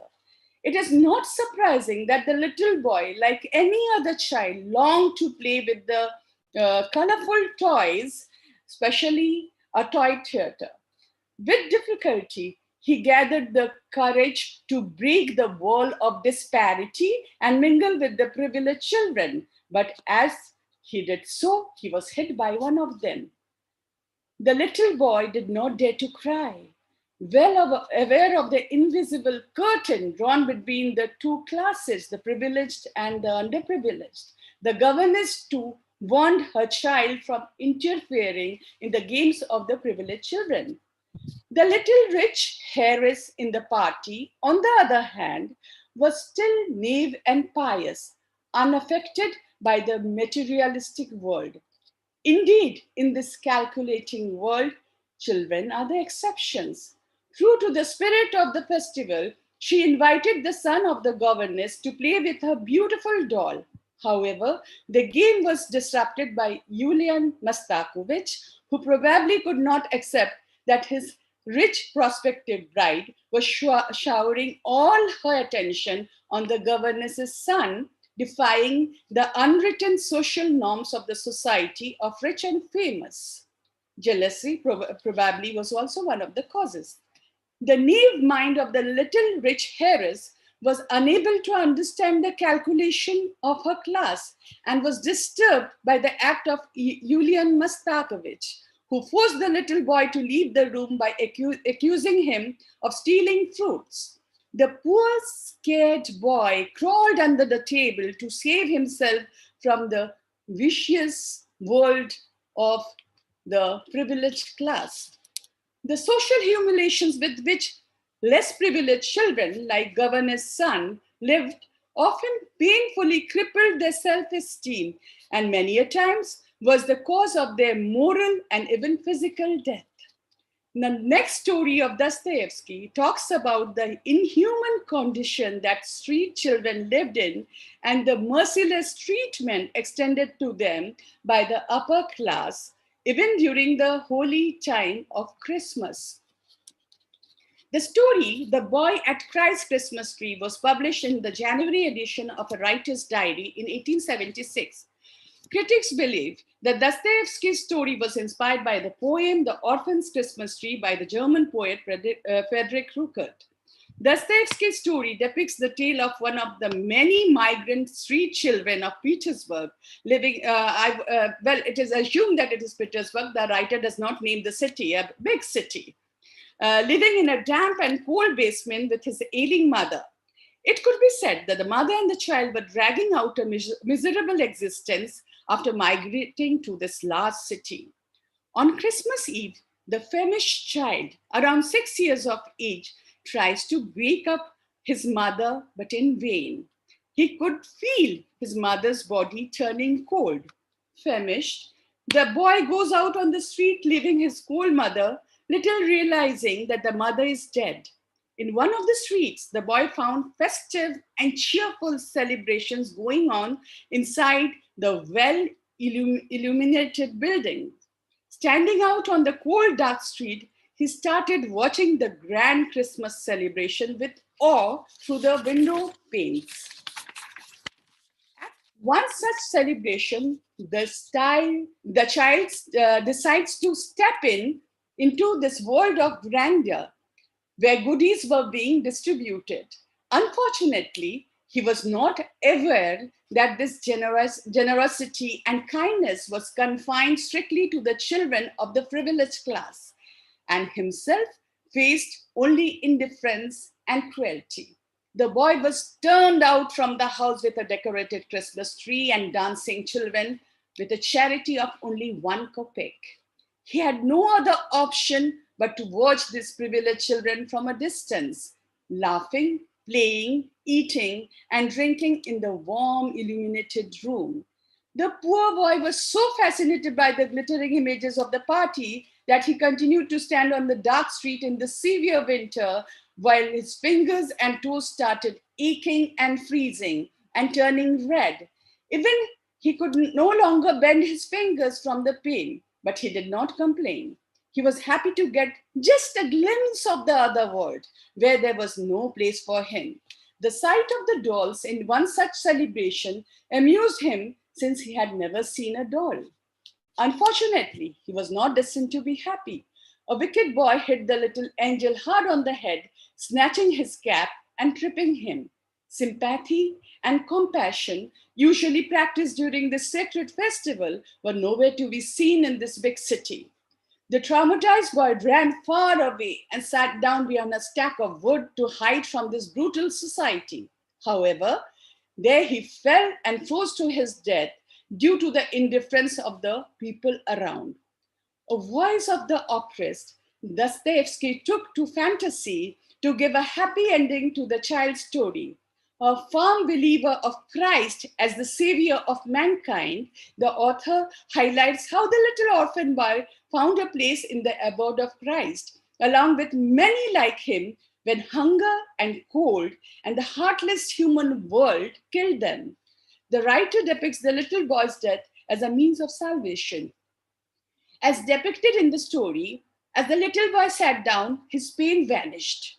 He heard his mother singing and a soft voice inviting him to a Christmas tree. It was Christ the Savior who had a Christmas tree for the deprived children, the children who died in the cold, the children who died from lack of food and milk, the newborn abandoned babies, all found shelter here. It was her holy Christmas celebration. The story concludes with the line that the dead body of the frozen boy was found near the wood stack. That way, the human world was left with the corpse of the child, whereas his beautiful, innocent soul united with the Almighty. The author uses multiple symbolic images in the story. The repeated reference to cold signifies the harsh winter evening, as well as the coldness of the upper class towards the underprivileged children. In this materialistic world, where everything is weighed by money and status, the sacred festival of Christmas also lost its significance. It became a means of showbiz for the upper class. Charity, mercy, sympathy were words alien to the privileged bourgeois class. The mother, as mentioned by the author, was cold as a wall. The word wall here may have been used to signify the wall between the rich and the poor. The reference of dolls in the two stories denotes an object of children's fascination, as well as the decked up, heartless ladies at the Christmas parties. The motive of darkness also rings through the story. The place the little boy migrated from was dark. The streets in the big city were dark at night. Darkness could be interpreted as the pathetic life of the underprivileged children. As per the expert of Dostoevsky studies, Tatiana Kasatkina, the symbols also depict the border between two worlds, the real and the fantasy. She believes that the character of the little boy and various other images from the story symbolizes Christ's story. In the icon Tenderness, the image of Christ is portrayed as a little boy dressed in a robe. Dostoevsky's little boy from the story also wanders around the city on the Christmas Eve in a robe. The resemblance is striking. The second image, reminding of Christ's story, is the place where the boy lived, a basement, which is similar to the cave where Christ was born. The story is also based on the principle of contrast. The contrast of images viewed on the interior and exterior side of the window pane, where the Christmas parties were being held. The contrast of images is also seen in the mode of Christmas celebration in the real and celestial world. Contrast is drawn between the city and peripheral place from where the child migrated with his mother. The child recalls how the place he came from was dark. Here, dark could be taken as a place which is not very developed. Nonetheless, in that dark place, there was warmth. So, whereas the glittering parts of the city he migrated to, the big city, are characterized by its coldness. The little boy finds happiness not in human world, but the celestial world. The question which comes to mind is, what would have happened to the child had he been alive? The non-fictional work of Dostoevsky, The Panhandler, could be considered as an answer to this question. The panhandler is a term denoting a person whose hands are outstretched for alms. The story is woven on the basis of the writer's encounter with a small boy who stood at one corner of the street to beg, for begging alms during the period of Christmas. There were many like him. There were the children of the workers who were forced to beg to provide their fathers money for buying drinks. The author depicts the inhuman condition they lived in, the workers lived in. These children, when grown up, were forced to join the factories. The author uses the expression thrown into the factories. The author, actually, the inhuman living condition often compelled them to commit crimes. Due to extreme hardship of life, these panhandlers turned into criminals. With this narration, the author draws attention to the problem of the future of the homeless children. The last story, The Peasant Mary, is an autobiographical note from the writer's diary. It could be defined as a part of Holy Christmas story, as it reflects most of the features of this form.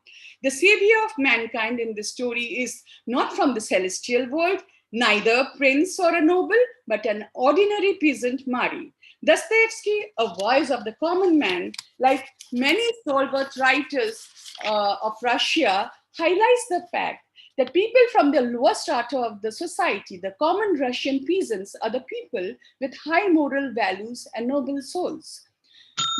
The narrative is very specific.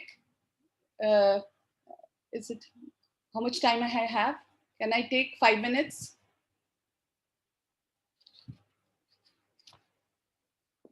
The form of the narrative is very specific, memory in a memory. The first memory takes the reader back to 1850, the author's second year in the labor camp to which he was sentenced. You have 5 minutes. I have? Okay, thank you. The first memory takes the reader back to 1850, the author's second year in the labor camp to which he was sentenced due to his participation in the Dostoevsky circle. Memories from his past help the narrator live through difficult times in the camp. The second memory is one such reminiscence from his childhood, which opened his eyes and changed his views about common folk. The backdrop was the holy time of Easter, but the festival could not cheer up and pacify the agonized mind of the narrator, who was disturbed by the excessive drinking and rowdiness of other convicts from the common folk. Pondering over the past, he suddenly recalled his encounter with a simple, God-fearing peasant, Mari, his savior. As a 9-year-old boy, the narrator once went to play in the field where his father's sub was plowing. On hearing someone shout "wolf," the little boy, scared to death, rushed to the unknown person plowing nearby, the peasant Murray. The tall, rough-looking peasant with a long beard struck the boy with his kindness and compassion. He touched the lips of the boy with his thick, dirt-stained finger to calm and comfort the little soul, as any guardian would have done. His gentle, motherly smile, his concern for the well-being of his master's son, and the warmth of his eyes touched the little boy's heart and soul. With a sense of gratitude, the narrator remembered the brutally ignorant serf who tried to comfort the scared little boy, he was little then, small, with almost feminine tenderness. The narrator adds that the serf protected him without any expectation. The very thought of Mari changed his views on the common folk, his fellow convicts in the labor camp. He started seeing them in a new light, realizing that a Holy Spirit and God dwell in every heart. The image of Mari embodies the God-fearing and God-bearing Russian people with traditional moral values. As per the writer, the image of Christ glimpsed in the serf peasant who comforted and calmed the little boy. The character of Mari is also reminiscent of the typical portrayal of Russian serfs, and their loyalty towards their masters traced in the works of various Russian writers. A lot of discussion was generated around the name Mari. Professor Nadezhda Zhernakova states Mari as a colloquial form of the name Mary inevitably entails an association with Mary, the mother of God. The other source of inspiration for this character could be the author's mother, whose name was also Maria. In this story, one could trace the characteristic features of the Holy Christmas story, like the reminiscence is related to childhood. We see the narrator in crisis as he is disturbed by the rowdiness of the common folk. The great revelation by the narrator regarding the common folk was made during the holy time of Easter. The narrator finds peace with the great revelation and forgives the rowdiness of the convicts from the mass. The story culminates on a harmonious note. In conclusion, it could be said that all the stories are set at the backdrop of Christmas, Easter, and penned with a few prevalent features of Holy Christmas story. Nonetheless, the writer of these stories, Fyodor Dostoevsky, known for his special affection for the downtrodden and deprived mass, could not heed away from focusing on the spatial model of contrast of the two worlds of upper class and the lower class. He showed the injustice towards the little souls from the underprivileged class for no fault of theirs, which often gave the stories a pessimistic tone, deviating from the traditional form of Holy Christmas stories. It specifically rings true in the stories with the motif of Christmas tree, which usually is closely associated with a child's aspirations and dreams. Dostoevsky aptly captures how the traditional universal values of Christmas started losing its significance, giving way to the commercialization of holy festival by the bourgeois class, crushing the aspiration and dreams of the underprivileged class. in the given context, the children. Whereas the last story emphasizes on the natural goodness of a common man, materially poor but spiritually rich. The degeneration of a common man occurs due to the distorting effect of the material world on him. Thus, the so-called civilized world should be equally answerable for the degeneration of a beautiful a man, beautiful at heart by nature. Thank you.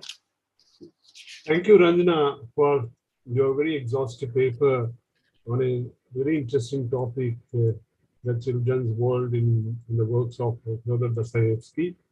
Really, it is very interesting presentation. I congratulate you on this presentation. Thank you, Ranjana. Thank you so much, sir. Friends, I beg your pardon. I apologize that I mispronounced the name of the head of the center as Dr. Arunim Chakravarti. I know he's Arunim Bandyopadhyay. Probably the name of our first teacher of Russian, Professor N. Chakravarti, got associated with it. Nevertheless, I apologize. That's it. Now I call upon Professor Ilimkan Lailievu. Я приглашаю Lailievu, who is a professor of Arabayev Kyrgyz State University, Bishkek, Kyrgyzstan. And her paper is on the topic «Влияние творчества Достоевского на развитие киргизской литературы». Very interesting topic. Professor Lailieva, please.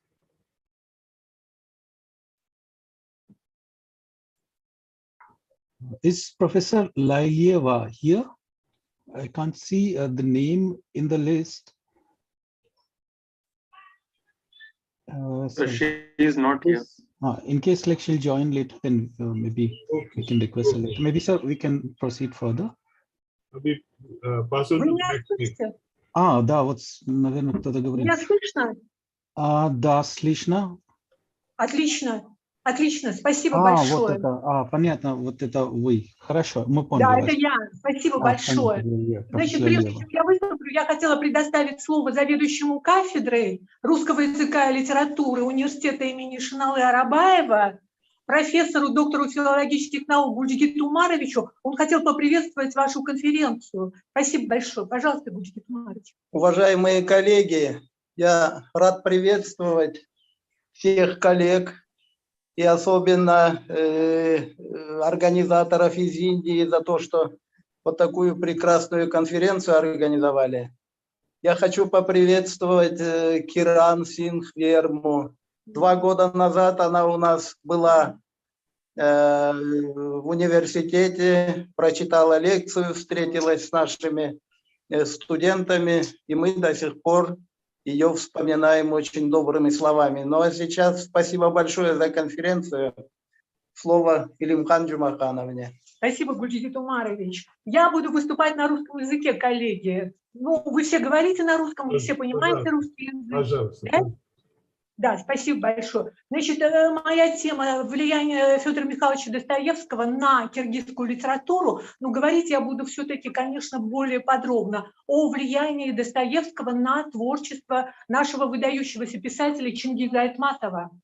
Значит, что говорил Достоевский? Он говорил, что я всю жизнь разгадывал тайну человека, не разгадал и ничуть не жалею об этом. Вот это главная задача писателя, это главная задача литературы, да? Попытаться разгадать тайну человека. Что есть человек, да? Что он из себя представляет, зачем он приходит в этот мир и что он оставит после себя в этом мире. И в этом смысле, конечно, Чингиз Айтматов наследует именно вот эту великую традицию Достоевского и традицию русской классической литературы, великого реализма Достоевского. Достоевский говорил о своем реализме как о реализме фантастическом, и это заставляло его решительно настаивать на обоснованности сюжетов и героев своих романов реальной действительностью. Таким путем он подчеркивал пророческие черты своего творчества, своего реализма. Иными словами, через повседневность он прозревал вечность. «Меня зовут психологом», писал Достоевский. «Это неправда. Я лишь реалист в высшем смысле слова, то есть изображаю все глубины человеческой души». И вот эти знаменитые слова Достоевского мы можем рассматривать как его художническое кредо. Он действительно изображает все глубины человеческой души. И эту же задачу ставил перед собой Чингиз Айтматов.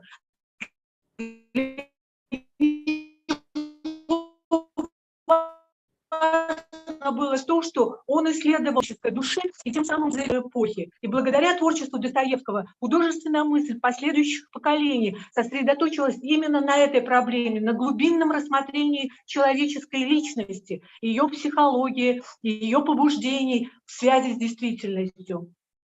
Чингиз Айтматов писал: Достоевский говорил, что искусство существует за тем, чтобы при полном реализме найти в человеке человека. Звучит очень актуально. Открытие человека в человеке – это и впрямь главное условие и содержание реализма. Эта цель никогда не будет снята и никогда не будет исчерпан реализм, поскольку не исчерпаем сам человек, пробужденный к подвигу, к творчеству, изменяющий мир и меняющийся вместе с ним. Я говорю о реализме толстовского толка, пишет далее Чингиз Айтматов, о реализме русской литературы, способной слить воедино в художественном образе изображаемого мира, человека, общества, историю, настоящее и будущее. Такой реализм – великая река человеческого познания и поэзии, которая несет нас в космический океан, поражающее воображение незнаемое, в глубины человеческой души, бесконечной, как бесконечна Вселенная. Он повторяет таким образом слова Достоевского.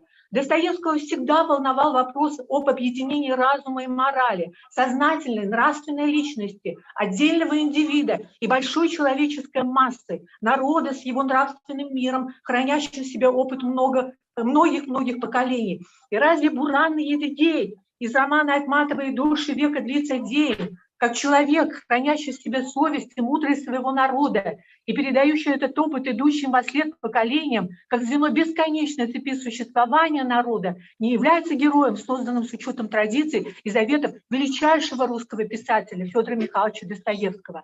Надо сказать, что опыт русской классической литературы Чингиз Айтматов держал в своем уме постоянно. Это было его внутренней, личной традицией, которую он всеми силами прививал своей родной киргизской литературе. Достоевского называли жестоким талантом. Он действительно подвергал своих героев жесточайшим нравственным испытаниям. Они проходили по всем кругам ада, но веры в добро и справедливость при этом не утрачивали.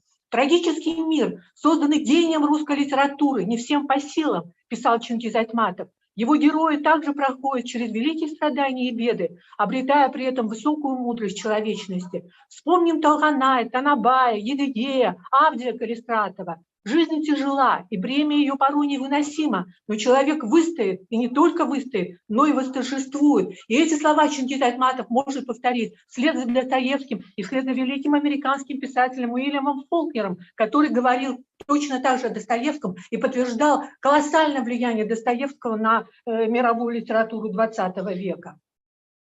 Значит, мы можем сказать, что Айтматов говорил, вот в предисловии к своему роману «И дольше века длится день», он писал, там есть фантастический слой, да, в этом романе. Роман состоит как бы из трех слоев. Прошлое – это мифы и легенды, предания киргизского народа, да, ну, казахского народа. Это значит настоящее и это будущее. И он говорит, что касается значения фантастического вымысла, то еще Достоевский писал, это слова Айтматова, фантастическое в искусстве имеет пределы правила. Фантастическое должно до того соприкасаться с реальным, что вы должны поверить в него. Достоевский точно сформулировал закон фантастического, пишет Чингиз Айтматов. Действительно, мифология или древних, фантастический ли реализм Гоголя, Булгакова или Маркеса, научная ли фантастика, при всей их разности, все убедительны именно в силу своего соприкосновения с реальностью. Фантастическое укрупняет какие-то из сторон реального и задает правила игры, показывая их философски обобщенно, до предела стараясь раскрыть потенциал развития выбранных ею черт. Фантастическое – это метафора жизни, позволяющая увидеть ее под новым, неожиданным углом зрения. У Чингиза Айтматова в данном случае взгляд на фантастическое… Меня слышно, да? Взгляд на фантастическое в реальном предельно близок к мнению Достоевского. В определенной степени мифологическое течение в современной мировой литературе, так называемый магический реализм, берет свое начало именно из художественного наследия великого русского писателя Федора Михайловича Достоевского. Нужно вооружиться всем честолюбием мира и поставить перед собой великие образцы. В конце концов, учишься писать на великих образцах. Для меня это Софокл, Достоевский. Я думаю, что для любого писателя в мире русские писатели – основа основ, утверждал Габриэль Гарсия Маркес. И точно так же это подтверждает и Чингиз Айтматов. Подобно трагическим героям древности, герои Достоевского берут на себя решение всемирных идей, их осуществления, но происходит это не на почве мифа, а на почве самой что ни на есть эмпирической действительности. Не сдвиг к мифу, а наполнение философским значением текущей злободневности составляет знаменательную черту творчества Достоевского. Глубокая философская насыщенность романов Чингиза Айтматова берет свое начало именно в философском творчестве Достоевского, как величайшего мыслителя. Художественный мир гения – это всегда мир вечно длящегося настоящего. Мир Достоевского принципиально ориентирован на будущее. И ныне он осознается не столько как голос из прошлого. Он не потерял своей важности и значения сегодня. Это слово нашего современника. И это делает писателя необычайно идеологически злободневным. И Айтматов здесь верен заветам Достоевского. Он также использует для своего творчества всю мировую литературу, от древности и до сегодняшнего дня. Дело даже не в прямых сопоставлениях и аналогиях. Скорее, все выдающиеся писатели всего мира всегда пытаются сказать свое слово, оставить свой огненный след на стене, как говорил о Достоевском великий американский писатель Уильям Фолкнер. Они всегда так или иначе учитывают весь предшествующий опыт, хотя бы для того, чтобы идти дальше. Преемственность в литературе – это процесс постоянный и непрерывный. Объединяет Айтматова и Достоевского и то, что художественный мир киргизского писателя ориентируется на будущее, он устремлен в него. Впрочем, совершенно очевидно, что влияние Достоевского на киргизскую и мировую литературу неоспоримо признанный факт, что порой кажется, каждое крупное явление литературы XX века, какое бы мы ни взяли, в нем непременно будут присутствовать идеи, образы, сам способ понимания окружающей действительности, открытый Федором Михайловичем Достоевским. Искусство Достоевского представляет собой мировую литературу в силу того, что оно пребывает по определению Михаила Бахтина в большом времени. Достоевский мыслил и творил в свете тысячелетней истории. Он был способен воспринять каждый факт, каждое явление жизни и мысли как новое звено в тысячелетней цепи бытия и сознания, и русского, и мирового. Эта способность в полной мере присуща и Чингизу Айтматову, умеющему сопрягать и соотносить все явления бытия и истории, прошлого, настоящего и будущего. Факты явления киргизской литературы он всегда рассматривал непосредственно в контексте литературы мировой. Таким образом, в точках соприкосновения у великого представителя русской классической литературы Федора Михайловича Достоевского и выдающегося киргизского писателя XX века необычайно много, что лишний раз подтверждает мысль о том, что преемственность в литературе – явление, не зависящее от временной и национальной принадлежности. Чингиз Айтматов учился у русской классики не столько психологизму, сколько реализму в высшем смысле слова, как говорил Достоевский. То есть реализму фантастическому, магическому, условному, как хотите, способному во всей полноте и ясности воплотить всю глубину человеческой души. У Достоевского не столько человек зависит от мира, сколько мир зависит от человека. Знаете ли вы, сколь силен может быть один человек, пишет Достоевский. И эту же мысль продолжает Чингиз Айтматов. И у него каждый отдельный человек необычайно силен, и каждый отдельный человек в какой-то степени может изменить этот мир. Романы Чингиза Айтматова, романы философские, как и романы Федора Михайловича Достоевского. Он ставил и пытался решить коренные философские проблемы человеческого бытия. Кто человек, такой человек? Что есть человек? С чем он приходит в этот мир? С чем он из него уходит? В чем смысл его бытия? За что он отвечает в этом мире? Писатель стремился к осмыслению жизни человека в предельно широких философских категориях. И в этом смысле он абсолютно благодарный ученик Федора Михайловича Достоевского, потому что Федор Михайлович Достоевский – величайший мыслитель, величайший философ. Говорить о современной мировой литературе, минуя влияние на нее Достоевского, невозможно. И, видимо, самое главное в том, что творчество русского писателя оказалось типологически близким и родственным характеру эпохи. Подобно трагическим героям древности, герои Достоевского берут на себя решение всемирных идей, их осуществления. Однако происходит это не на почве мифа, не на почве эмпирической, но на почве эмпирической реальности, как я уже сказала. И глубокая философская насыщенность романа Чингиза Айтматова, постановка самых глобальных проблем современности именно в творчестве Достоевского взяла свое масштабное начало. Благодарю за внимание. Я закончила. Спасибо. Вы меня слышали, да? Спасибо, профессор Лимкон, Спасибо. за ваше прекрасное выступление. Спасибо. Внесли новую лепту в Достоевское ведение. Спасибо большое. А сейчас я приглашаю профессор Насер Shakil Rumi. I shall speak in English. He's a professor at the Center of Russian Studies at Jawaharlal Nehru University.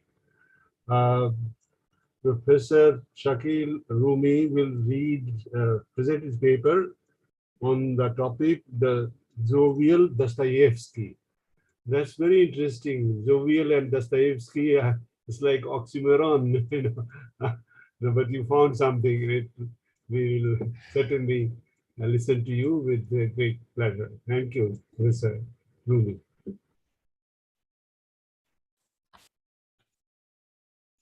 Thank you, Professor Moria.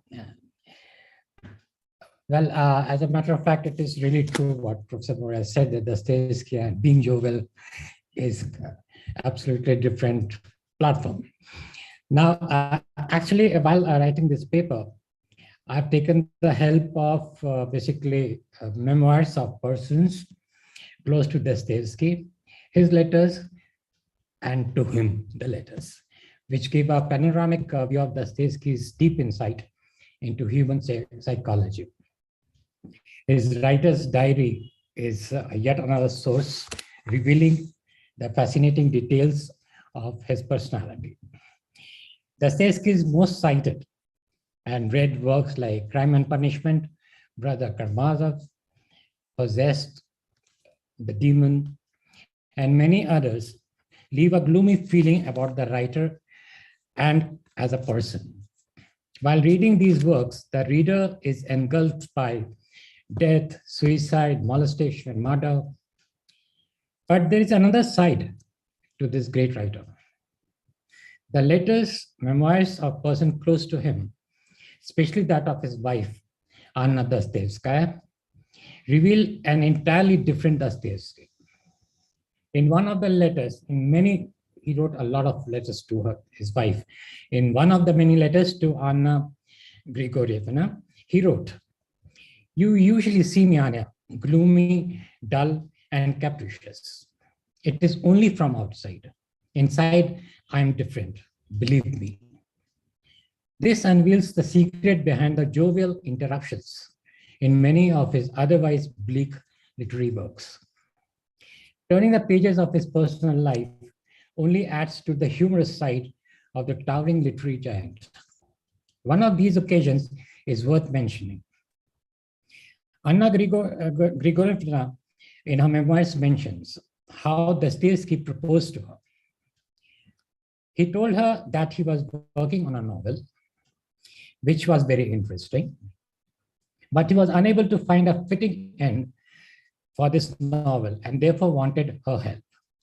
While narrating the plot, he described his protagonist as an old, sick person who has a thirst for a new life. He's lonely, disappointed in loved ones, has a passionate desire to find happiness again. The old man is a talented artist, though an unsuccessful one. While listening to the way that Dostoevsky spoke about his protagonist, Anna Grigorievna became convinced that he was speaking about himself. He goes on with the narration and says his protagonist meets a young woman in an exhibition. The protagonist falls in love with her. The writer, while describing the woman, used the words which were in contrast to how he described his protagonist. He says, she's meek, she's intelligent, she's kind, she's cheerful. When Anna asked him, is she beautiful? Dostoevsky answered that she's not beautiful, but very good looking, and that he loves her face. Dostoevsky carries on with the story by suggesting to give the woman a name. He says, let's call her Anya. It did not dawn on Anna Grigorievna that she was the one being described. She thought that he was talking about Anna Vasilieva, a writer who could have become his wife, but they were different personalities, so this didn't happen. Then Dostoevsky asked Anna, how is it possible for Anya to get married to this old, sick artist? Her reply was that Dostoevsky is being very harsh to his protagonist, and if love is mutual, why marriage is not possible? Dostoevsky said to her then, put yourself in her shoes and think you are Anya and I'm the artist, and answer the question, will you marry me? It was then Anna realized the reason for the story which he was being narrated and answered, I loved you and I love you forever. This incident can probably serve as a preamble to the discussion on the jewel side of Dostoevsky. After the engagement, which was kept as a secret for some time, Dostoevsky could be found almost every evening in Anna's house. Once he came to her in a very good mood, and seeing him, her voice, as she puts it, rang like a bell. She was bursting into merry laughter. Dostoevsky clapped his hand with a comical tone, said, well, what am I going to do with such a child? Please tell me, what happened to that strict, almost stern Anna Grigorievna, who came to me to take shorthand? Surely someone has replaced her. It ended with a general laughter. According to those who were close to him, Fyodor Mikhailovich was a jovial person, a barrel of laughs, generally cheerful, without the slightest hint of irritability. But nonetheless, he had his own likes and dislikes for people. He was a great put-on artist and constantly would improvise lively pictures and comedies directed against one or another of his acquaintances. While living in Ljubljana next to her beloved sister, Vera Mikhailovna, Fyodor Dostoevsky would spend evenings at her house, where he would usually meet many young students who were hosted by Ivanov. These students stayed there because they had no other place of their own. And in the evenings, as Maria Ivanovna, the second daughter of Dostoevsky's sister, recollects that in spite of being 40 years old, Fyodor Mikhailovich was extremely friendly with the young company. And on most occasions, he would be the instigator of all kinds of entertainment and pranks. He would pick up the weak or funny points of any one of them, while cracking jokes would playfully. There would be constant merrymaking. He would sometimes compose all sorts of comic poems addressed to his victims. Maria Alexandrovna Ivanovna recollects about a very interesting episode which happened while he was in Ljubljana. The Ivanov's valet was asked to live with Dostoevsky at night, as he could not be left alone because of his epileptic attacks. After spending a few nights with Dostoevsky, the valet refused to stay anymore. When asked for the reason for his refusal, the valet said, Dostoevsky is planning to kill somebody. He does not sleep throughout the night, repeatedly speaks aloud about the killing. As a matter of fact, Dostoevsky at that time was working on Crime and Punishment, and probably was improvising his Raskolnikov. This gives credence to the fact that Dostoevsky would totally immerse himself in his characters, which resulted in that his characters came alive, totally believable. In the similar vein, Anna Grigorievna remembers how once when she was feeling down and depressed, Dostoevsky came and for hours humorously improvised his protagonist from his uncle's dream. The emotion of the writer into his characters brings out the engaging dramatis personae. Dostoevsky seems to live the lives of his protagonists. While writing, or even before that, maybe while conceptualizing them. Alexander Wrangel, the Baron attorney and a very close friend of Dostoevsky, writes that he distinctly remembers one evening when Dostoevsky was in infectiously cheerful mood, laughing while improvising uncle from his uncle's dream. Further, Dostoevsky uses characterization as a tool of in evoking humor. The thought process of the characters, setting of the scene, and its development creates a comic effect. The comical novel Uncle's Dream was written after many years of exile and prison. Just imagine a writer who had to go through so much of physical and mental persecution, writing an amusing and humorous piece of work. To his friends, Dostoevsky never complained about his fate. He says that I assure you, I quote, I assure you that, for example, I am related to everything Russian to such an extent that even convicts did not frighten me. They were Russian people, my brothers in misfortune. And I had the good fortune to find generosity more than once, even in the soul of a robber, because in fact could understand him, for he was Russian. My misfortune gave me a lot to learn in practice. Perhaps this practice had a lot of influence on me. But I also learned in practice that I had always been Russian at heart. Probably his protagonist, Mishkin, from his novel The Idiot, sums up Dostoevsky's feelings. I quote, "But you never know what you dreamt of. But then it seemed to me that in prison you can find a huge life." According to Boris Gerasimov, researcher Semipalatnik's period of Dostoevsky's life, his friend would say that he seemed even grateful to fate, which gave him the opportunity in exile not only to know the Russian man, but at the same time to better understand himself. Let me draw your attention to some of his works which are comical in nature. The first work is an episode from his abandoned project. He was writing a play which he thought could be turned into a novel.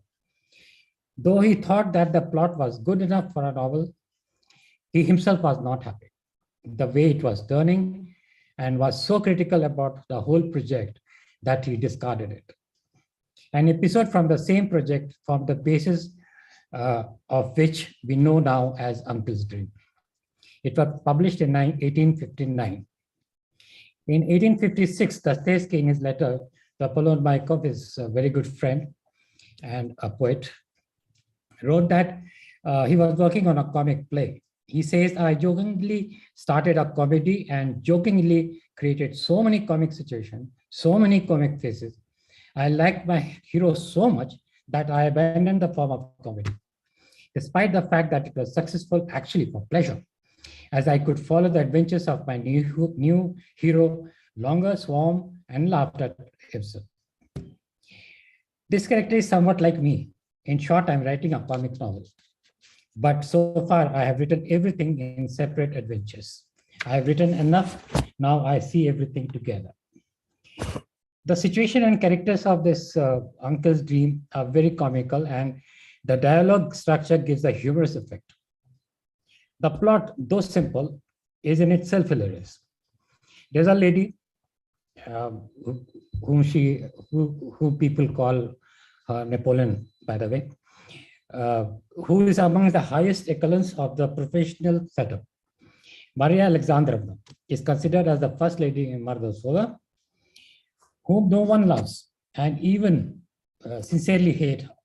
But at the same time, everyone is afraid of her, as she's a topmost scandal monger in the world, or at least in Mordosova, and will not sleep all night if she has not learned something new the other day before. Why with all this, she knows how to behave in such a way that looking at her, it will not enter our head that this high-ranking lady should be the first gossip in the world, or at least in the province. She knows, for example, such scandalous things about some of the people in the province that if she tells them At an opportunity, then there will be an earthquake in Mother Sova icon. She knows how to kill, tear apart, destroy her rival with one word. Maria Alexandrovna wants to marry off her daughter Zina to a wealthy prince, an old, I quote, lump of composition, not a man at all. He's half a corpse. He's only the memory of a man people forgot to bury. His eyes are made of glass, his leg of cork, and goes on coils, talks in coils, and so on and so forth. The only positive point Maria finds in him that is very rich, having 4,000 souls and slaves. He would spend his day measuring wigs, powdering, pomading himself. The prince stammers. His behavior and speech come out very comical. He forgets, confuses names and persons.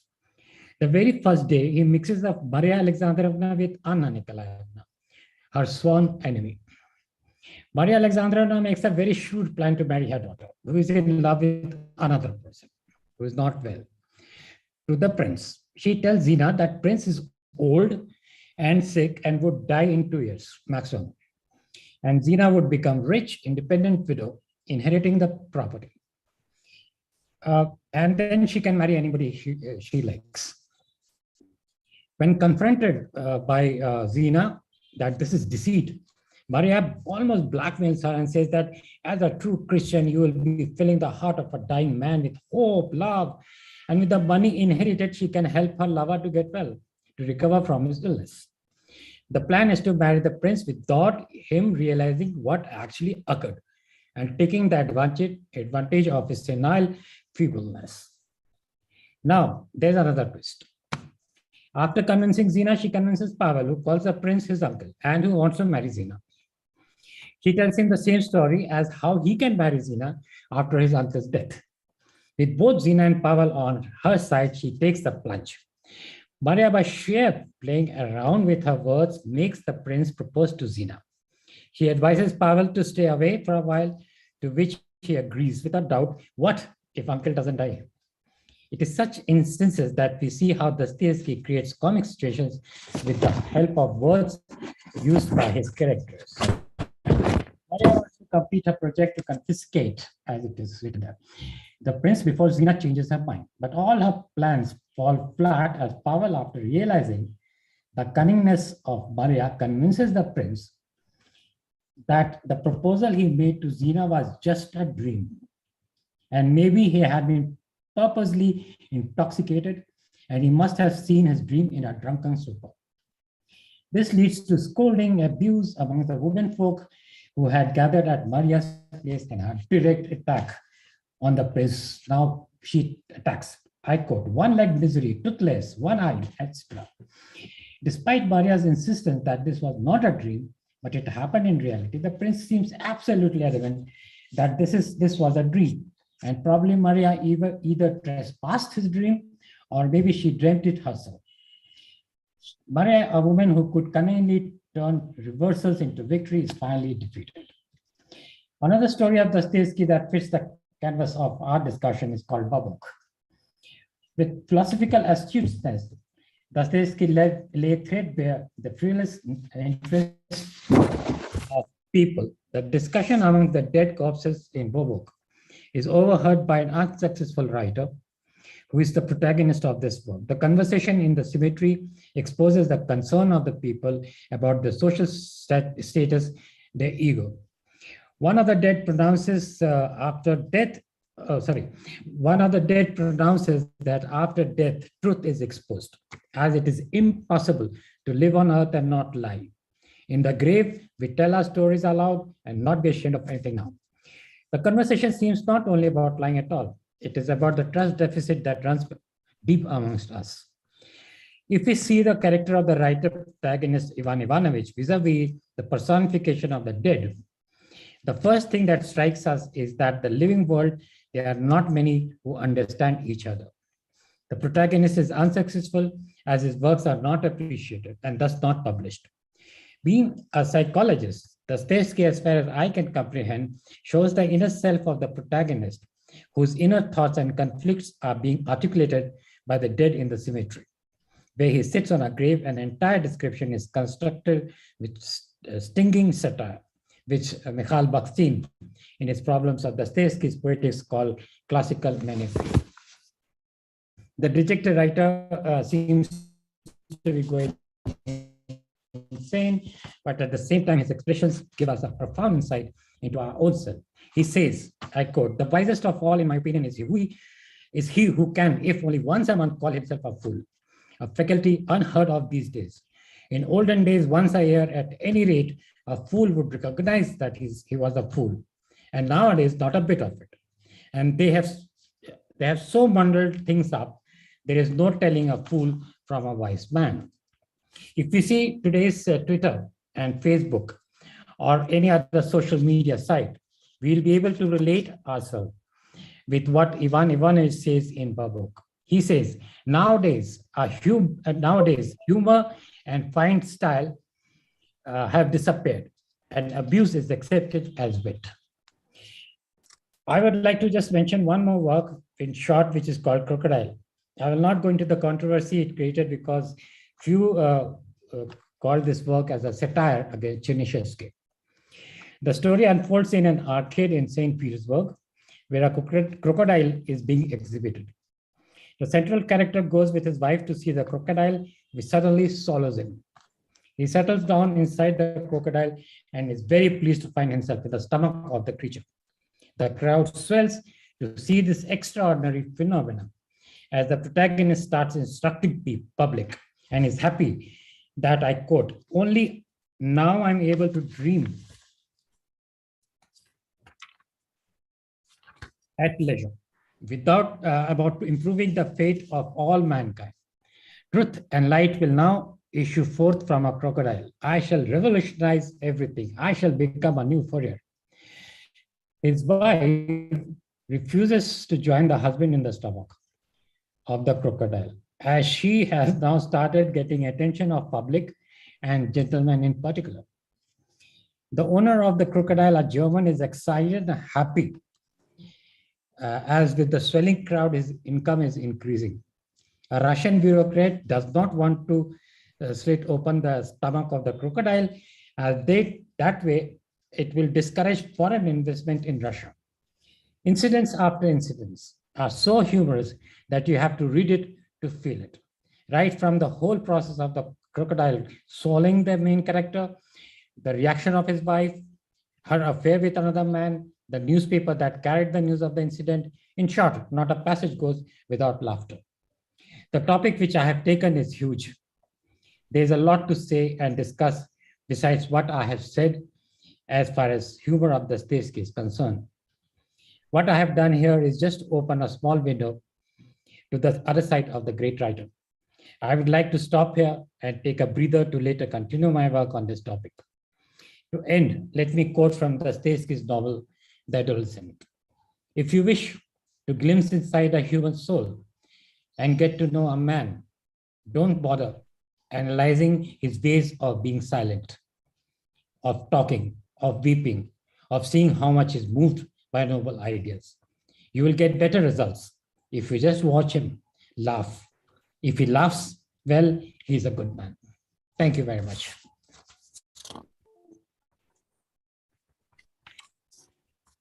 Thank you. Professor Abimore, I have finished. Thank you, Professor Rumi, for your very illuminating insight into one particular aspect of Dostoevsky's character. No one expected that somebody would read a paper on Dostoevsky being jovial, but you have hit the nail and you have brought the point home very, very successfully. Thanks a lot. Now I call upon the last speaker of this session, that is Professor Meeta Narayan, who is a professor at the Center of Russian Studies, Jawaharlal Nehru University. Meeta has been a very active teacher and researcher. For her efforts, Maprial very, very correctly, rightly, deservedly honored her with the Pushkin Medal. She continues to be very active even these days. And it's good that she's taking part, though her exposure, as I know, has been translation studies, but she's been courageous enough to speak on the topic, the psychic phenomena in the works of Dostoevsky. Meeta Narayan, please, Professor Meeta Narayan, please. Спасибо, профессор Моря, за ваши такие добрые слова. Уважаемые организаторы, дорогие коллеги, дорогие студенты и, конечно, все слушатели. Здравствуйте и привет всем. Большое спасибо организаторам за возможность прочитать свой доклад на пленарной сессии, потому что действительно говорить о Достоевском, понять его, обсуждать о нем за очень короткий срок, на 10-15 минут, это очень мало. Потому что он сам был человек такой многосторонний, многообразный, многоаспектный, что можно говорить надолго о каждом его аспекте. Я тоже сама прочитала роман Достоевского «Преступление и наказание», когда мне было только 18-19 лет, когда я поступила в Центр русских исследований. И с того времени до сегодняшнего дня я продолжаю думать о том, как можно такой человек, имеющий такие разнообразные качества, смог бы жить в обществе, как люди влияли, как общество влияло на него, поддерживали люди его. И среди его многочисленных качеств на меня сильно влияло его психологический аспект. Хотя, как профессор Моря сказал, я специалист по переводу, но я очень интересуюсь такими вещами, которые связаны с философским аспектом. Поэтому для меня Достоевский очень дорог. Хотя доклад написан на английском языке, потому что много я читала разных мнений, западных мнений о Достоевском, поэтому мне казалось здесь, что, наверное, это будет более распространенно говорить на английском. Но все-таки немножко говорю о Достоевском вообще. Произведения Достоевского отражают разнообразные стороны человеческой жизни, благодаря которым он занимает особое место не только в литературных кругах, но и в области психологии и общественных наук. Его уникальность заключается в том, что в его работах ярко выражены вопросы общественной жизни, о психологии человека, о философском понятии, все которые являются неотъемлемой частью жизни человека. Психологическое явление занимают исключительное место в его произведениях, и статья обращает внимание на различные формы этого явления и их изображение в его разных романах.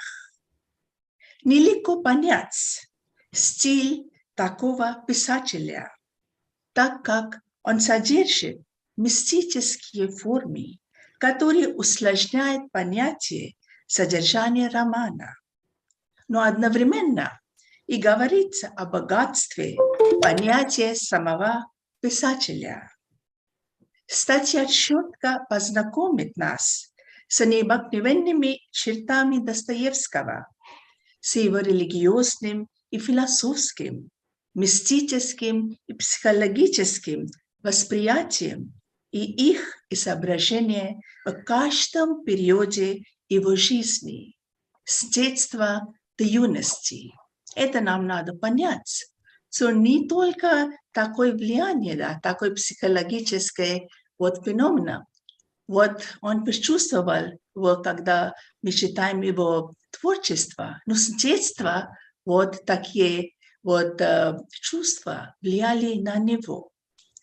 Теперь я хочу как-то показать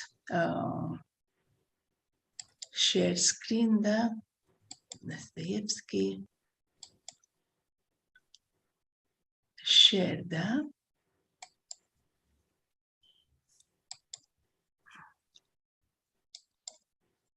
Видно, да?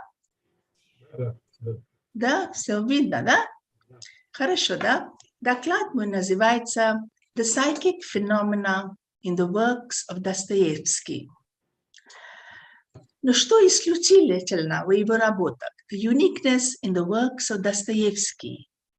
The iconic works of Dostoevsky reflect the varied aspects of human existence, ranging from humanistic to the supernaturalistic manifestations of characters, making him a dynamic novelist of the literary world. His uniqueness lies in the fact that he belonged not only to the literary circle, but also to the fields of psychology and sciences. His deep sense of understanding the society to which he belonged, the influence of the Western thinking on him, and the psychic phenomena projected in his novels occupy a special place in his writings. The paper has tried to project the varied forms of this phenomena through his characters in the different novels. It also reflects the influence of the occult science on him, making his own character complicated to understand. But such is the magnitude of his works, each comprising a different manifestation of the psychic phenomena, which also acquaints us with his religious and philosophical, mystic and psychological perceptions towards life, and thereby their reception in his novels. The paper brings forth this supernatural power of his understanding through his works and speaks of it being an integral part of his thinking, his personal life, his childhood days, which lead to the mysticism in his works. This, in turn, is instrumental in the revival of the religious and philosophical concepts entering the Russian society in the late 19th and early 20th century, bringing in the non-realistic phenomena into realistic presentations. Now, if we read this small quote by him, the mystery of human existence lies not in just staying alive, but in finding something to live for. And this is actually what speaks about his whole perception. A new philosophy, a new way of life is not given for nothing. It has to be paid dearly for and only acquired with much patience and great effort. Now, что это такое? What is psychic phenomenon? Psychic phenomenon is a phenomenon that is apparently inexplicable by natural laws, but projects telepathy, emotions, supernatural and spiritual powers, a psychological belief which can be attained through contemplation and self-surrender to the supreme power. It is also an understanding of the intellectual apprehensions belonging to the other world, which at times may not be understood by the common man, yet plays a major role in the formation of one's own beliefs and character. A person who dwells upon the questions related to self-existence and projects this power through various modes of realistic and non-realistic outbursts is often difficult to understand. Yet he is looked upon as a higher being, as his manifestations are based on facts depicted in the fables and tales, dealing with devils and spirits in the primitive years of understanding to the complicated psychological nature of the human race in the latter years, and thereby its portrayal on the behavior and professionalism of individual identities. Dostoevsky belongs to this unique chain of intellectuals who has tried to project his own perception of understanding the supernatural through his varied works of literary magnitude. Each work of his is unique in its disposition, as it is a reflection of the complicated human behavior, which captures the society he belongs to, at times helpless, and others strong and positive. Now, how was Dostoevsky understood by others? Since Dostoevsky belongs to the league of the multifaceted and extraordinary novelists of the golden age of Russian literature, who had an impact on the authors, scientists, psychologists, and novelists of not only his era, but of other times too.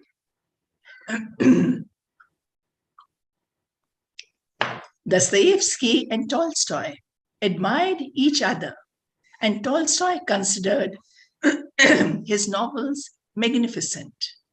Albert Einstein, whom we see here, called him a great religious writer who explores the mystery of spiritual existence. Freud looked upon him as a creative writer. Now, to explore what others thought of him is itself a huge work.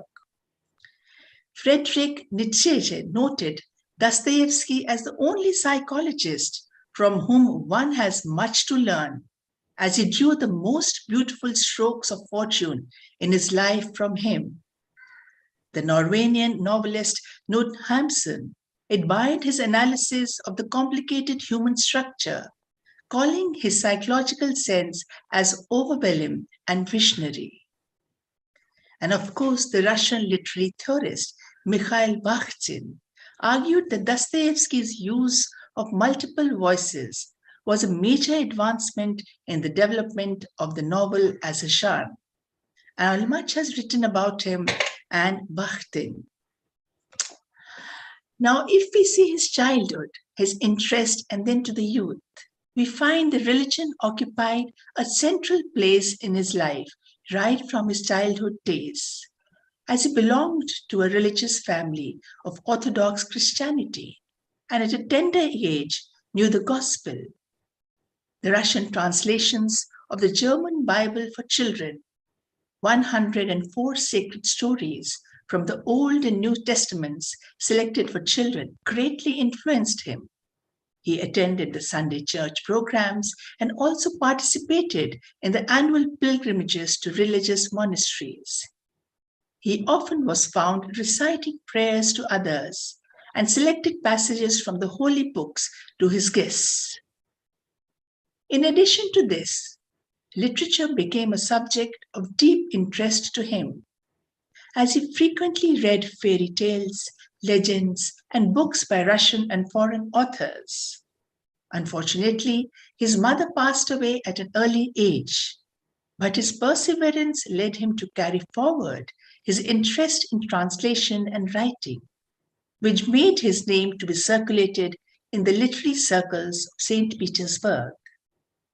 His active participation with the literary groups on varied sensitive issues led him to receive a death sentence too, which then got converted into imprisonment to Siberian prison for 4 years. Thus, his life underwent several changes. Nevertheless, his unusual talent was treated as a God's gift, which brought him unprecedented regard from the society. Now, Dostoevsky lived at a time of Nicholas I, and this greatly influenced him in his writings. Philosophy and religion became his passion, and its concepts started overwhelmingly affecting the young and popular novelist. His writings, as such, started to explore the conditions of the human race during the turbulent period of the 19th century Russia, and the political, social, spiritual, and philosophical atmosphere of the society started reflecting in his works. He came up with his iconic works like Crime and Punishment The Idiot, Demons, and the Brothers Karamazov. This placed him to be rated as one of the top writers of the literary world, since his novels demonstrated the different facets of life, each being a masterpiece on its own. He soon started being looked upon as not only a writer, but also a philosopher and a theologian. Now, the period of Tsar Nicholas I, whom we see here, had a great impact on the writer, who had taken up to serious writing during this period. The Tsar was believed to have a horror mysticism, a psychic aroma around him, which attracted Dostoevsky towards the supernatural beliefs. He soon got acquainted with the processes of its depiction in his literary writings, which started reflecting his understanding of the psychic mysticism of different types. The question of spiritualism and its manifestations became a major concern of the time. As reflected in one of the articles published in the Journal of Dostoevsky Studies, and I quote, that the literature of the time, however, was filled with psychic phenomena. Literary censorship during the 1840s encouraged parody and suggestive literature.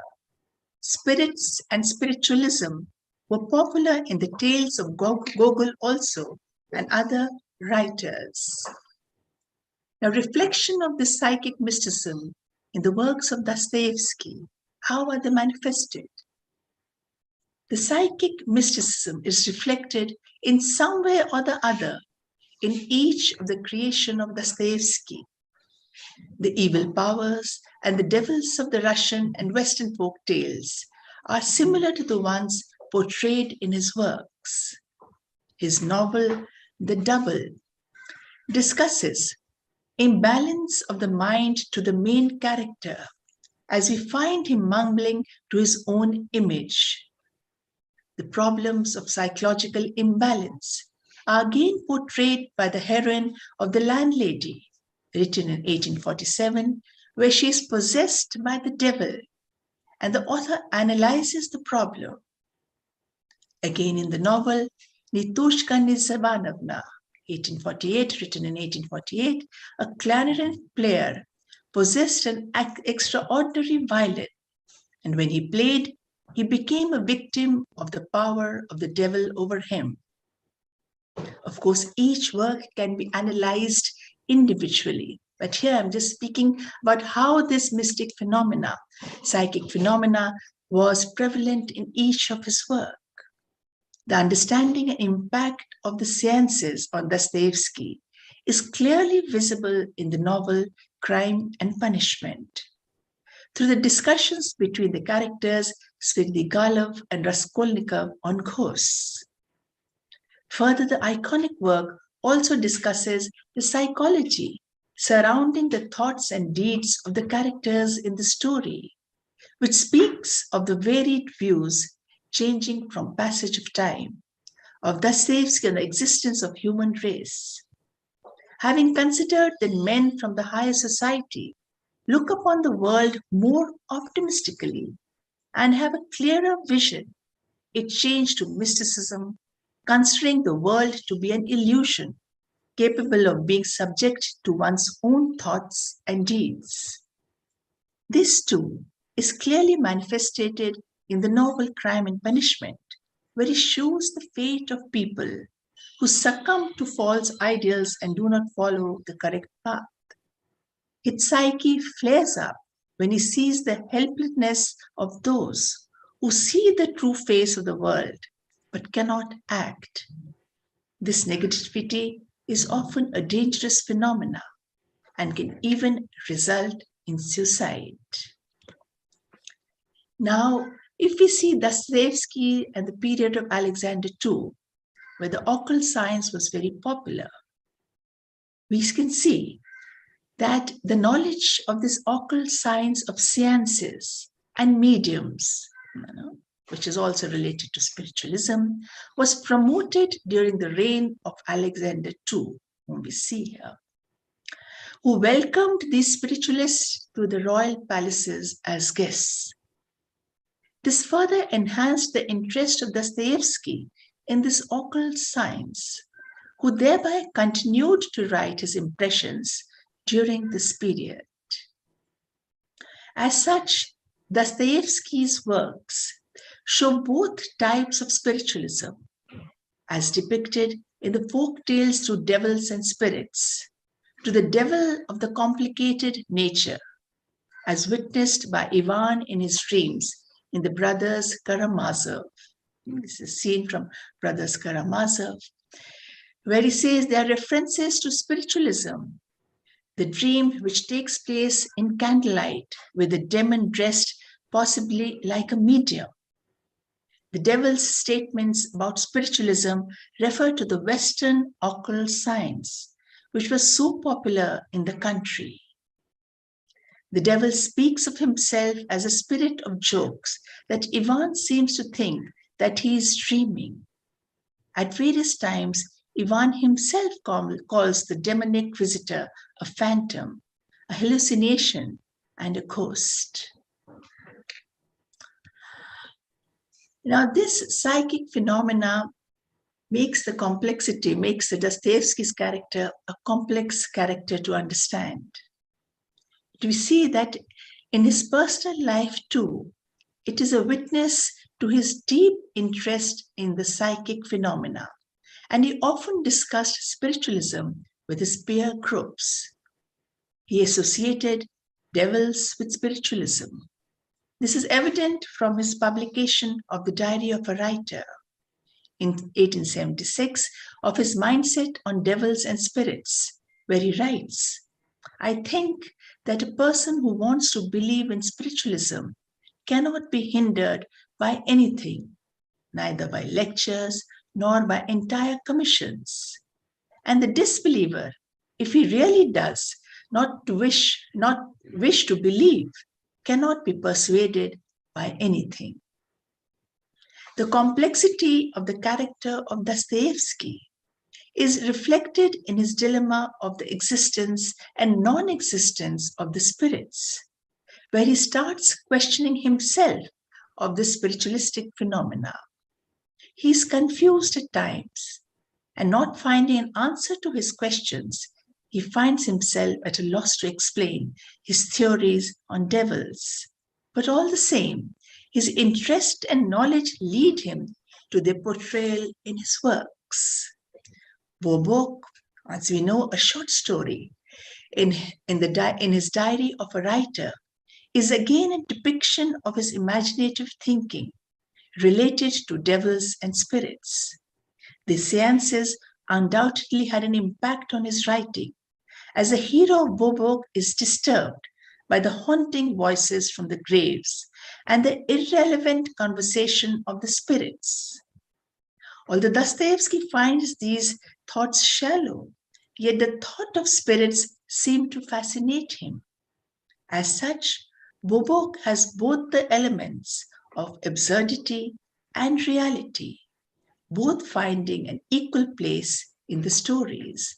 Now, this is a very fascinating feature of Dostoevsky, that he, has the supernatural belief, he has the naturalistic belief, and he has a belief in the superpower. All three mingled together in one. And the collection of books in the private library of Dostoevsky show his deep interest in this occult science. To name a few, experimental researches on spiritualism, spiritualism and science, experimental researches on the psychic force, all show his interest in this science.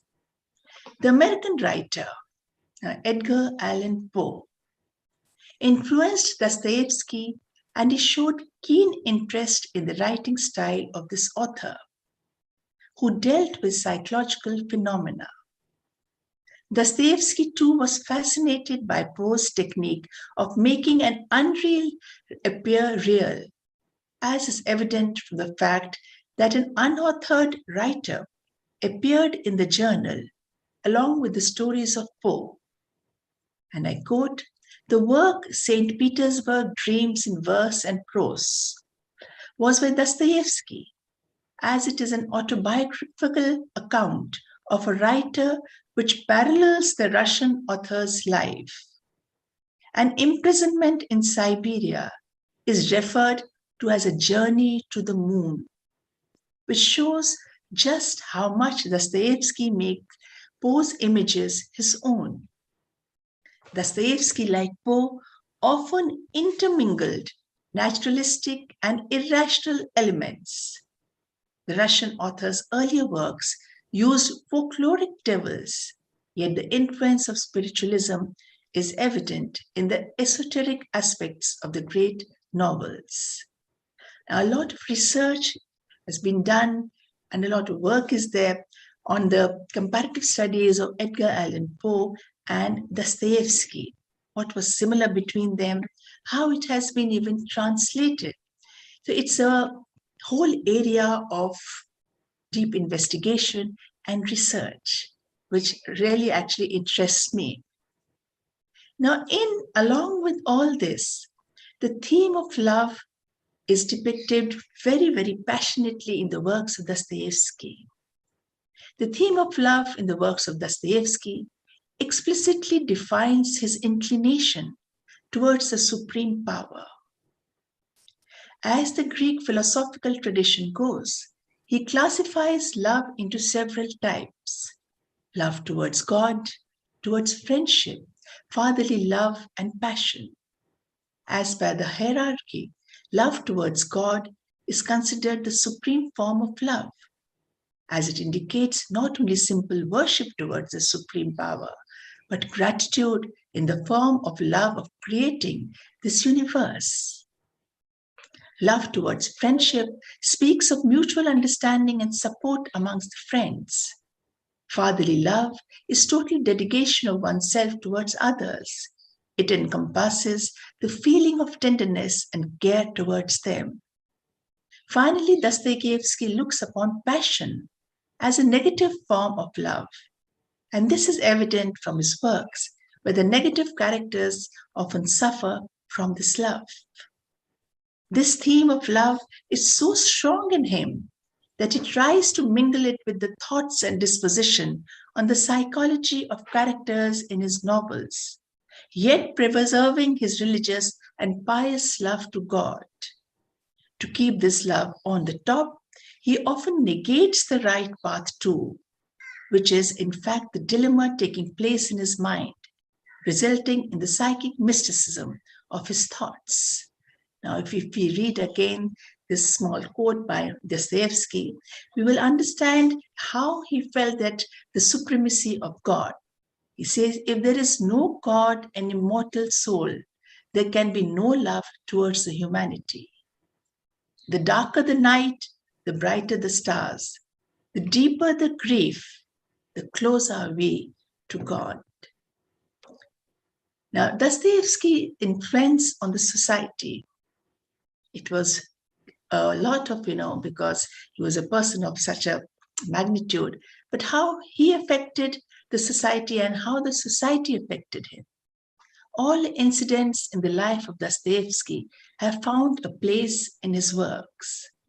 All his works seem to be a reflection of the present, as the writer's attention throughout his life was focused on the main issues of the social life of his era. For Dostoevsky, the contemporary reality was a turning point in the life of Russia. It was a quest towards the reformation of the human society, towards justice and brotherhood, so as to enable the society to be called perfect. And in this quest, the thoughts of Dostoevsky, be it political, social, psychological, mystical, have come to occupy a significant place in the history of Russian philosophical thinkers.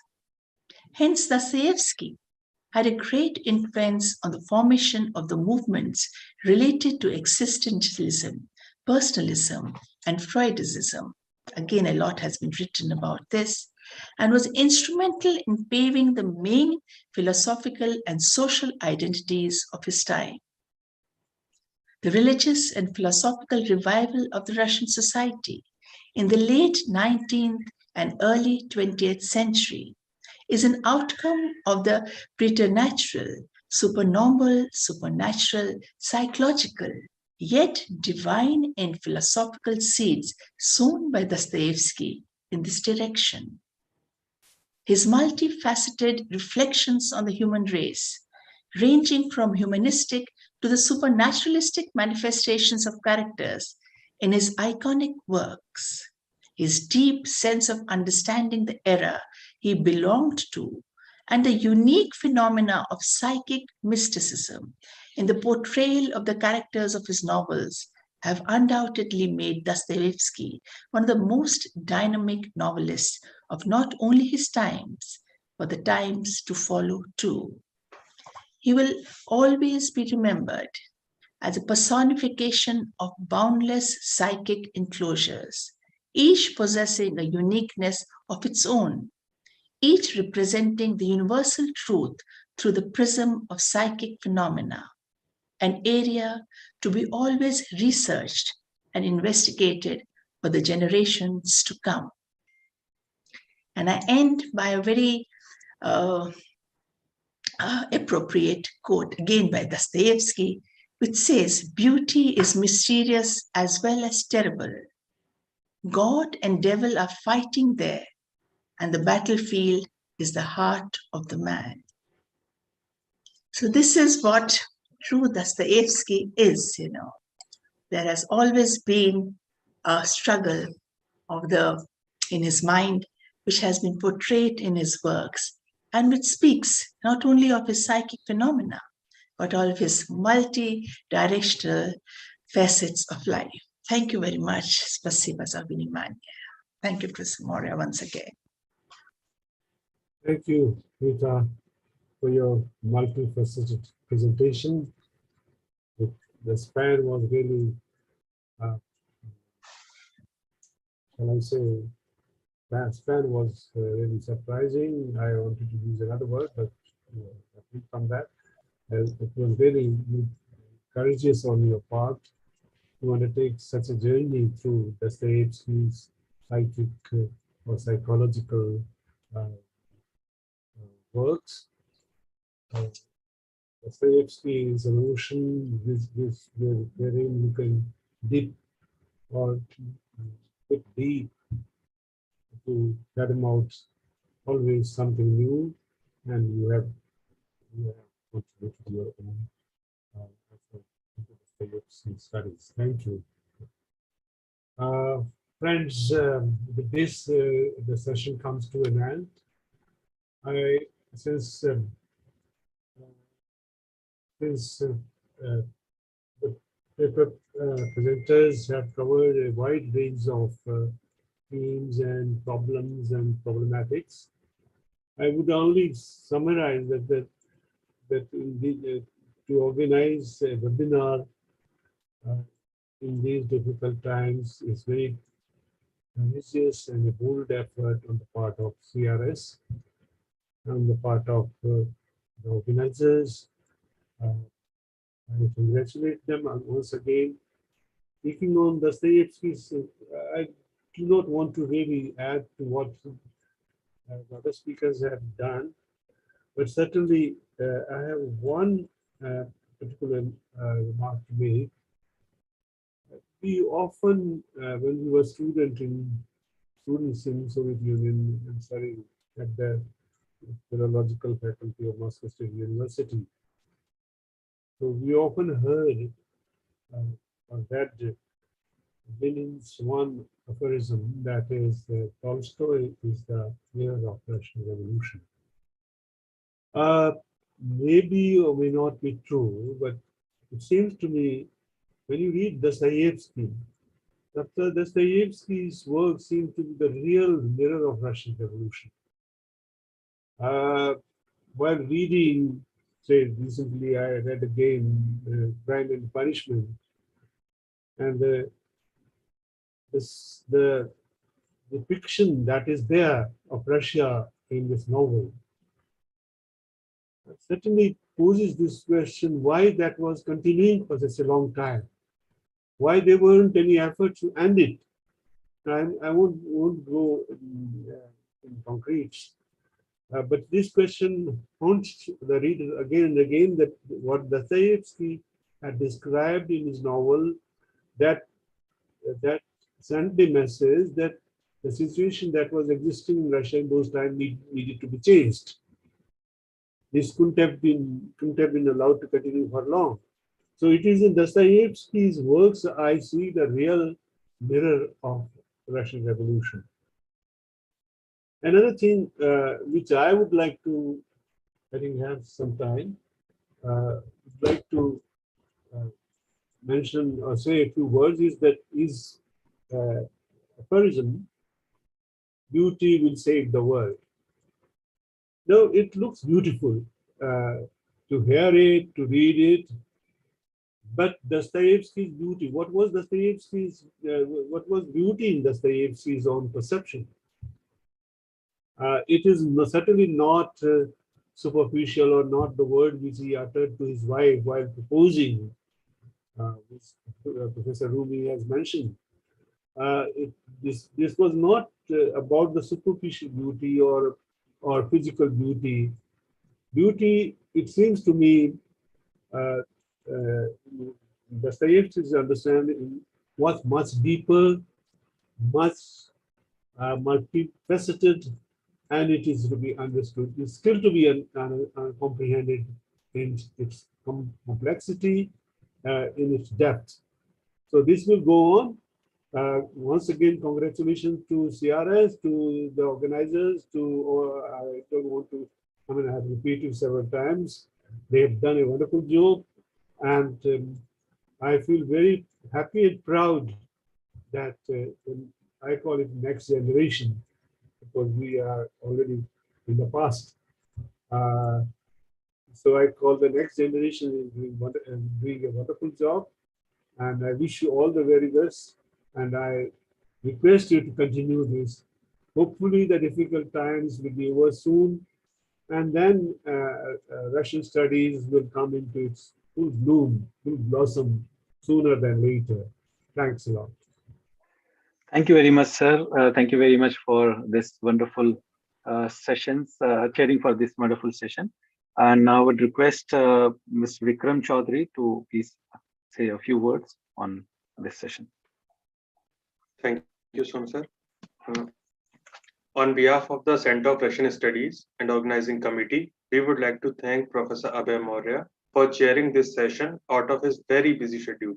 Thank you very much, Abhay Maurya, sir. Also, I would like to thank all the speakers who have presented their papers and participants attended this session. Thank you very much. Thank you, Vikram. Now we'll have a break of about 20 minutes, and we will resume at 4:20 as per Indian Standard Time, so that you can have some rest in between the sessions. Thank you very much.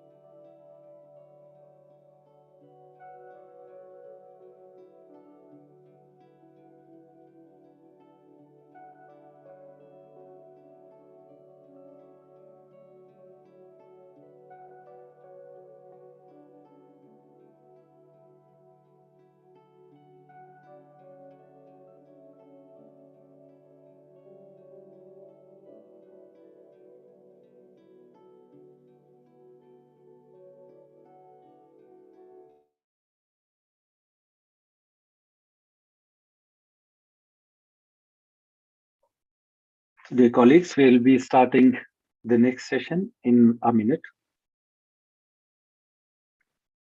Мы начнем следующую сессию в минуту.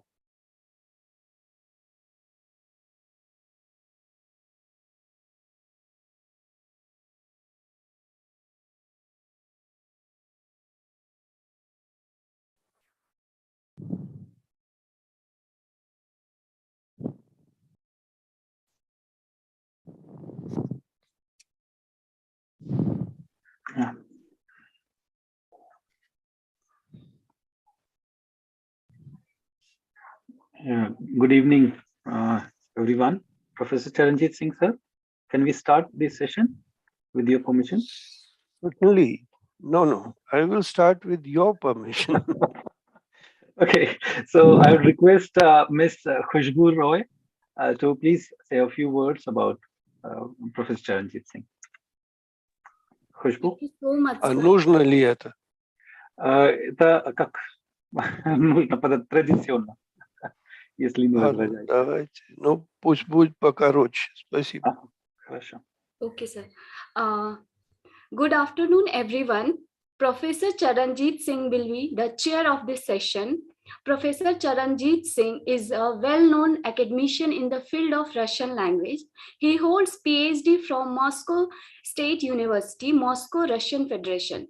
He taught in the Center of Russian Studies, JNU, for decades and tremendously contributed in the field of Russian linguistics, translation, and interpretation. His area of specialization includes linguistic, syntactic semantics, lexicology, theory, and practice of interpretation. He is author of the book on Russian linguistics. He is one of the most respected personalities in the field of translation and interpretation in India and abroad. He has worked with various high designated delegations during the bilateral talks and other official meetings between India, Russia, and CIS countries. We request Professor Charanjit Singh to kindly chair this session. Thank you, sir. Благодарю, Хушбу. Очень рад всех вас видеть. Я, конечно, как Хушбу уже рассказывала, не имею отношения, прямого отношения к литературе, но раз меня попросили, то и я сказал, я же не специалист, но сказали, что, чтобы быть ведущим, много ума и знаний не надо. Сиди себе, строй умную, скажем, мину и поддакивай время от времени, что я и буду, собираюсь делать. Но я ознакомился с программой, очень интересные доклады, и давайте я тоже с удовольствием их послушаю. Первый докладчик – это Ирина Анатольевна Поплавская, профессор из Томского государственного университета. Очень интересная тема. Зимние заметки, так называется доклад, зимние заметки о летних впечатлениях Достоевского и проблема нациестроительства. Ну, очень интересно. Давайте без задержки послушаем Ирину Анатольевну. Вам слово.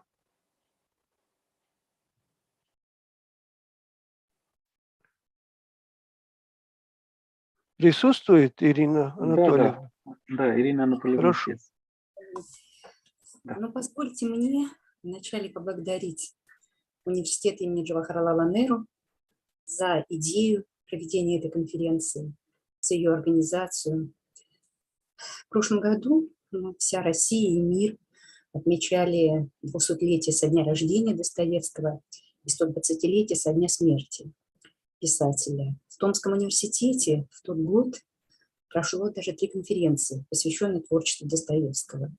И вот конференция в Индии позволяет мне надеяться, что, видимо, мы теперь уже вступаем в какое-то десятилетие Достоевского.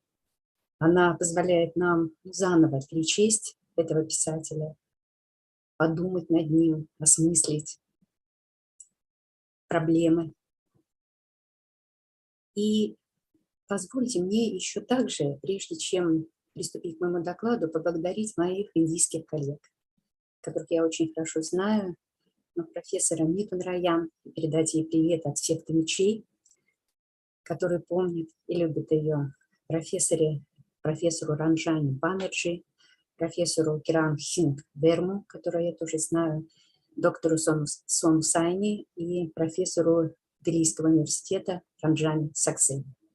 Ну а теперь позвольте мне представить вам свой доклад. Зимние заметки о летних впечатлениях Достоевского были опубликованы во 2 и 3 номерах журнала «Время» за 1863 год. Они представляют собой цикл из 8 путевых очерков эссе, созданных после первого заграничного путешествия писателя. Это путешествие, как известно, состоялось в период с 7 июня по 24 августа 1862 года. В течение 2,5 месяцев Достоевский путешествовал по Европе и посетил Германию, Францию, Италию, Швейцарию, Англию. Основная проблема этого произведения – проблема русского отношения к Европе, которая осмыслена как проблема выбора исторического пути России.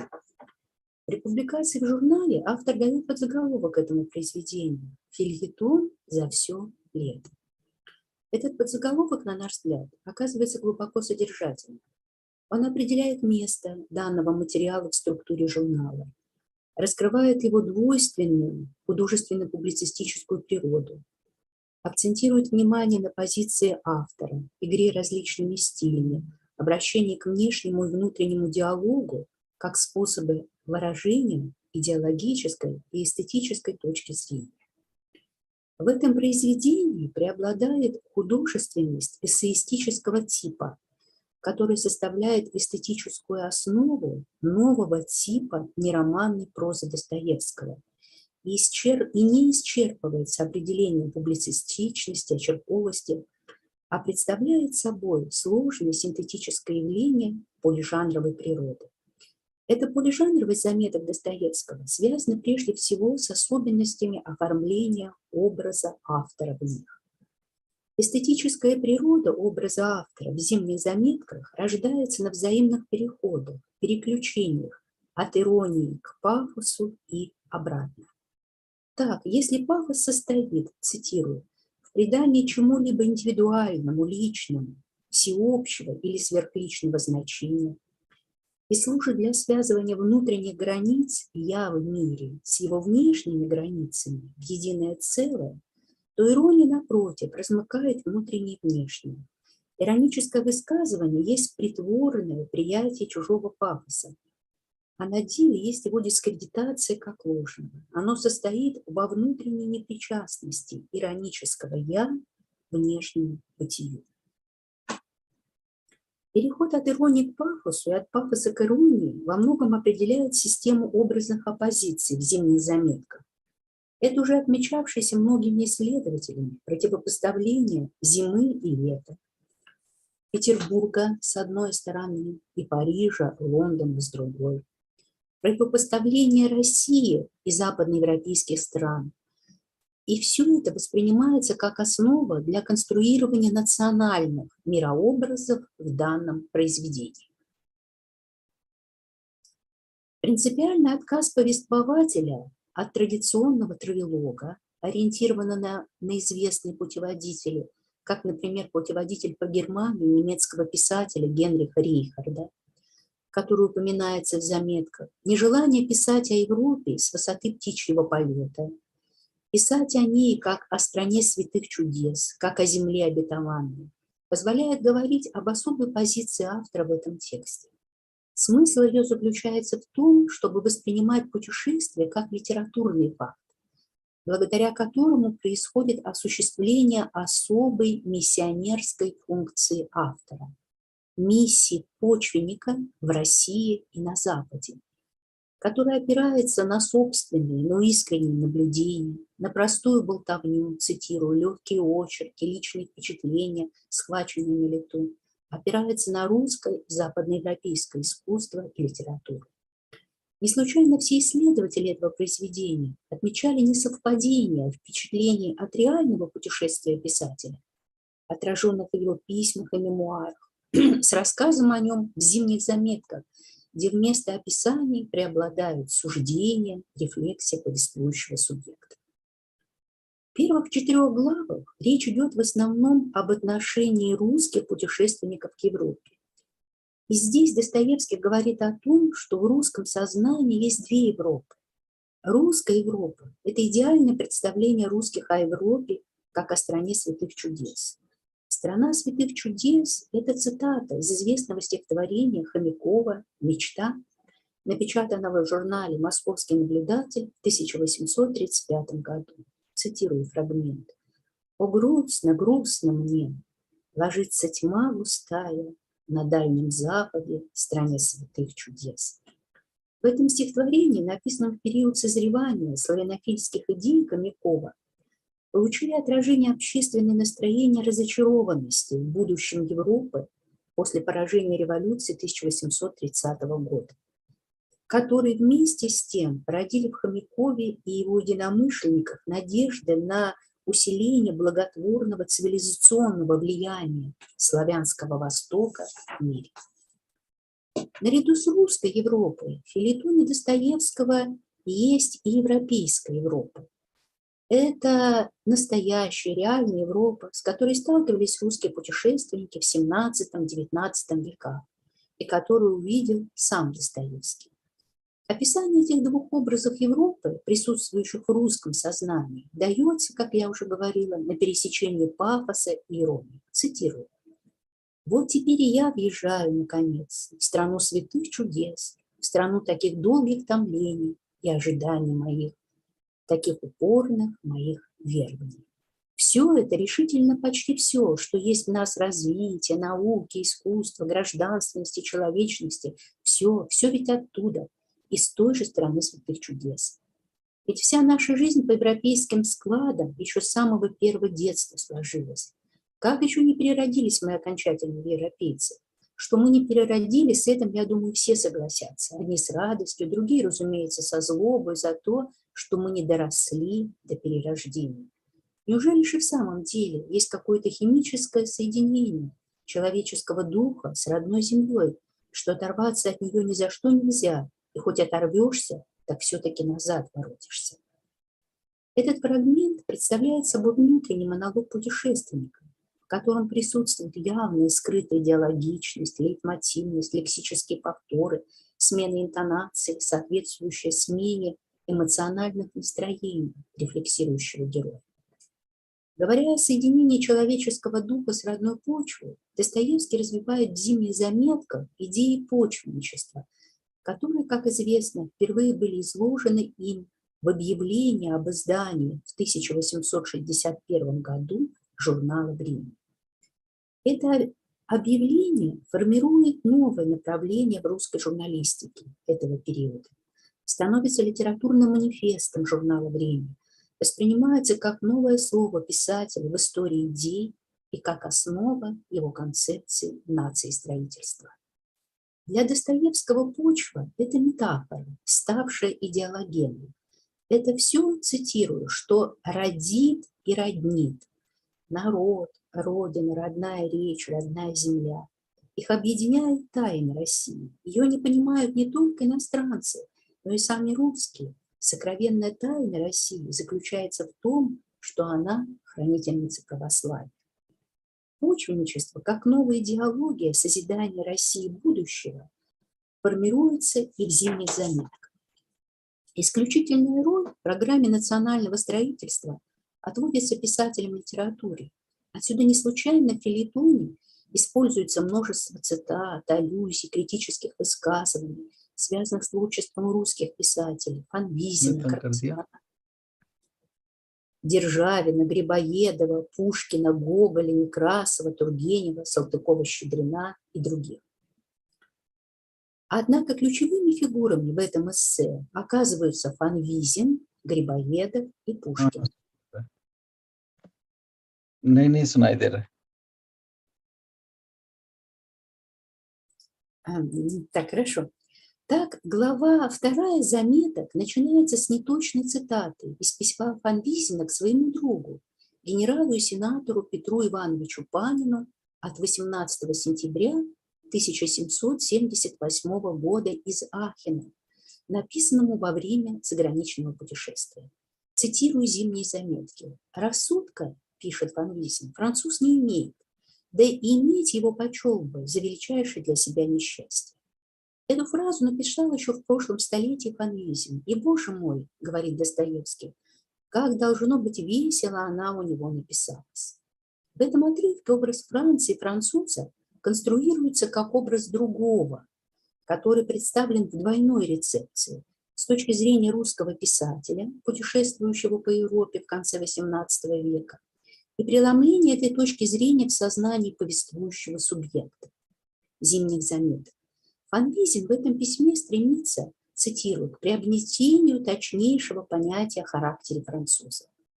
Это понятие базируется, по его мнению, на всей системе нынешних философов и состоит в том, чтобы люди были добродетельны, независимо от религии. Надлежит только взглянуть на самих господ нынешних философов, пишет Фанвизин, чтобы увидеть, каков человек без религии, и потом заключить, как порочно было бы безумной все человеческое общество. И далее он подробно останавливается на понятиях равенства и вольность в применении к общественной жизни французов, говорит о проблеме воспитания во Франции, когда все юношество только учится, а не воспитывается, описывает положение дворянского, духовного и купеческого сословия, рассуждает о современном состоянии финансовой и судебной системы, восхищается цветущим состоянием их фабрик и мануфактур и в итоге приходит к выводу, что со стороны практического нравоучения перенимать у французов кажется нечем. С точки зрения национального строительства говорить о другом значит также говорить о себе по отношению к другому. В данном случае, говоря о Франции, Фанвизин в то же время говорит и о русской национальной и культурной идентичности. В зимних заметках Достоевского, так же, как и у Фанвизина, образ современной Европы рождается на пересечении внешней и внутренней точек зрения на нее. Сохраняется общая проблематика и поэтика, связанная с использованием рассуждений, упоминаний конкретных фактов, обращением к интертекстуальным связям и к эстетической игре дискурсами. В этой связи можно говорить о том, что письмо Фанвизина прочитывается как своего рода полимпсест в художественной структуре фельетона Достоевского. Развивая дальше антизападнические представления Фанвизина, Достоевский приходит к выводу о том, что идеалы свободы, равенства, братства, провозглашенные Великой Французской революцией, в Европе не осуществились. Так, например, говоря о братстве, писатель замечает, цитирую, «Западный человек толкует о братстве, как о великой движущей силе человечества, не догадывается, что нет где взять братство, коли его нет в действительности. Потому что в братстве, в настоящем братстве, ни отдельная личность, ни я должна хлопотать о праве своей равноценности, равновесности со всем остальным. А все-то это остальное должно было бы само прийти к этой требующей права личности, к этому отдельному «я» и признать его равноценным и равноправным себе, то есть всему остальному, что есть на свете». Представленная в этом эссе модель взаимоотношений личности и социума, поведение отдельных «я» в социуме может быть спроецировано и на отношения между отдельными нациями и государствами.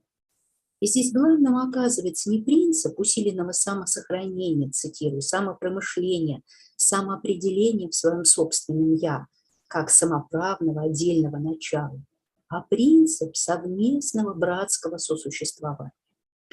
Этот идеологический конструкт этого братского сосуществования вырастает из эстетического мироощущения Достоевского, из его художественной антропологии и самого феномена его диалогичности. В этой связи справедливым является утверждение Бахтина о том, что, цитирую, основной категорией художественного видения Достоевского было не становление, а сосуществования и взаимодействия. Он видел и мыслил свой мир по преимуществу в пространстве, а не во времени.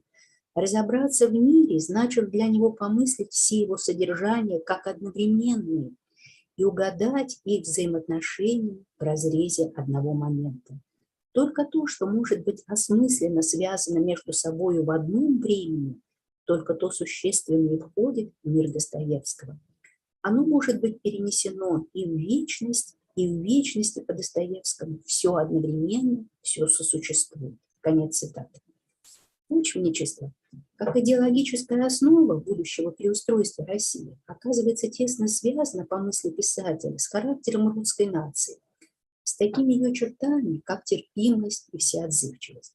И здесь Достоевский вновь обращается к творчеству Фанвизина, к его комедии «Бригадир», это 1769 год, в которой автор обнаруживает, цитирую, эстетический интерес к национальному быту, нравам, характеру, образу мысли, жизни, тому, что современники Фанвизина называли нашими нравами.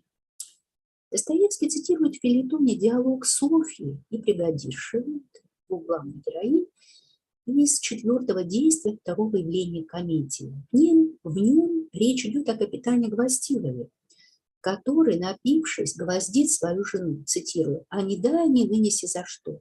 Но мы, наша сторона дела, а ино наплачешься, на нее глядя». Софья, пожалуйте, сударыня, перестаньте рассказывать о том, что возмущает человечество. Бригадирша, вот, матушка, ты и слушать об этом не хочешь. Каково же было терпеть капитанши? В устами образованной бригадирши, как пишет Достоевский, Фанвизин вложил одну из замечательнейших фраз о терпении капитанши. Здесь простая баба своим пониманием, чувствованием и сопереживанием страданиям другого превосходит оранжерейную чувствительность образованной Софьи.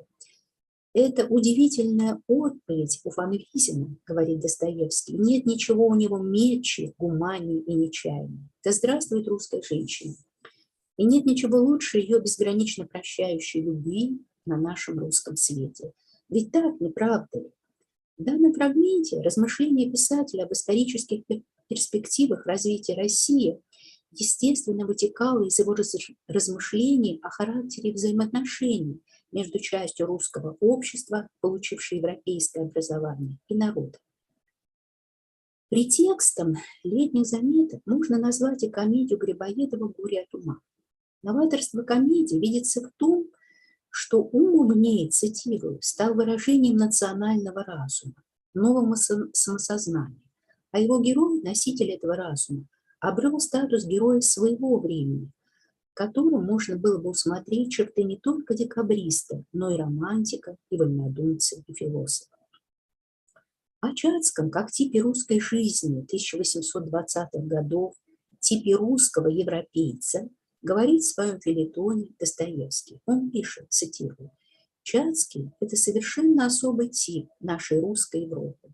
Это тип милый, восторженный, страдающий, взывающий к России, к почве, а между тем все-таки уехавший опять в Европу, когда надо было сыскать, где оскорбленному есть чувство уголок». Ну, это цитата идет. Но сегодняшний Чацкий 1860-х годов, пишет Достоевский, в новом поколении переродился. Он готов к деятельности, явится скоро опять, но уже не в истерике, как на бале Фамусова, а победителем, гордым, могучим, кротким и любящим. Он осознает к тому времени, что уголок для оскорбленного чувства не в Европе, а может быть под носом, и найдет, что делать, и станет делать. Здесь герои комедии Грибоедова рассматриваются как выразители разных направлений в русской жизни 1860-х годов. Направление русских западников и официальных патриотов. Так в Европе, пишет Достоевский, поколение Чацких размножилось, подобно песку морскому, и даже не одних Чацких, сколько там теперь Репетиловых, сколько Скалозубов, уже выслужившихся и отправленных к водам за негодностью. Наталья Дмитриевна с мужем там непременный член, но это все персонажи комедии Грибоедова. Даже графиню Хлёстову каждый год туда возят, даже и Москва всем этим господам надоела. Одного молчали на ней. Он распорядился иначе и остался дома. Он один только и остался дома. Он посвятил себя Отечеству, так сказать, Родине. Выразителем же глубинных основ русской жизни Достоевский считает Пушкина, называя его пророком и провозвестником. Он говорит в заметках о способности Пушкина с исключительной силой проникать в души своих героев, заключать в писательском сознании все сословия русской жизни и изображать саму жизнь с точки зрения народного духа. Цитирую. Он, то есть Пушкин, Барич, Пугачева угадал и в пугачевскую душу проник. Он, аристократ, Белкина в своей душе заключил. Он художественной силой от своей природы отрешился и с точки зрения народного духа ее в Онегине великим судом судил. Можно сказать, что рассуждения о Пушкине, взгляды почвенников, связанные с предсказанием об ожидающем Россию в будущем огромном перевороте, похожем на реформу Петра I, перевороте, который совершится мирным путем, составили основу другой идеи писателя, русской идеи, о которой он впервые заговорил в 1856 году. И если идеи почвенничества ставили задачу, цитирую, возвращение интеллигенции к своим духовным корням, которые еще были живы в народных массах, чтобы спастись от негативного, разрушающего Запада и обрести свою истинную национальную самобытность, то русская идея, по мнению писателя, может быть, тоже цитата, будет синтезом всех тех идей, которые с таким упорством, с таким мужеством развивает Европа в отдельных своих национальностях. Что может быть все враждебно в этих идеях, найдет свое примирение и дальнейшее развитие в русской народности. Итак, русская идея определяется особенностями национального характера и включает в себя православие, соборность, профетизм, эсхатологизм, мессианизм. Русская идея дуалистична по своей природе. С одной стороны, она выражает вечные, атемпоральные интенции русского народа и в этом смысле постоянно и неизменно, как сам народ. А с другой, она всегда отражает конкретные сиюминутные устремления народа, угадывает каждый следующий шаг на его историческом пути. Можно сказать, что русская идея в аспекте нации строительства предполагает усвоение и синтез мировых идей, которые оказываются органичными русскому культурному сознанию и которые позволят России обрести свое место в истории мировой цивилизации. Спасибо за внимание.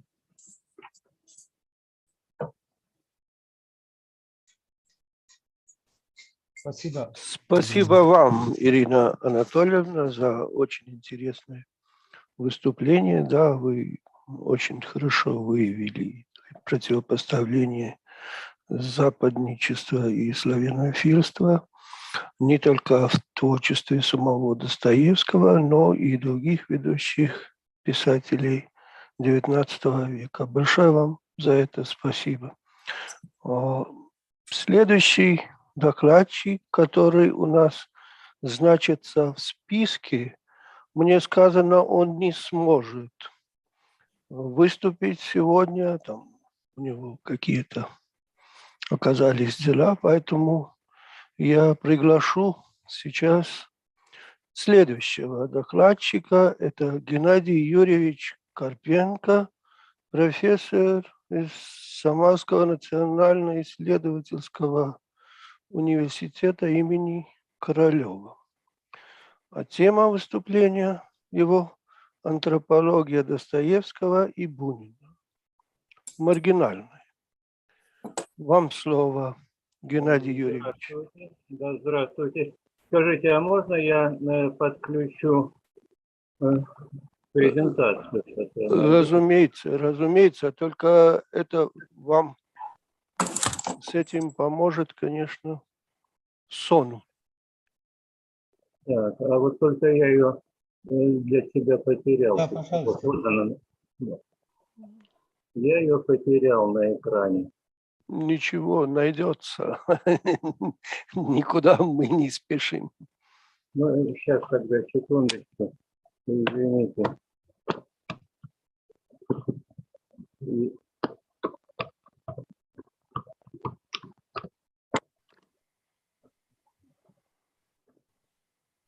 Придется немножко подождать.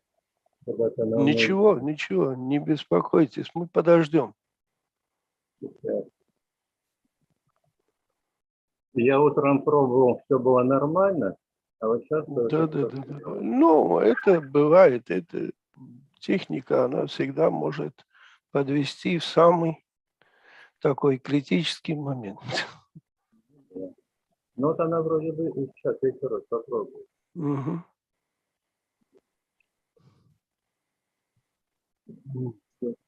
Геннадий Юрьевич, может быть, заново откройте презентацию? Тогда появится, наверное, Ну вот на Zoom. я сейчас пытаюсь сделать это.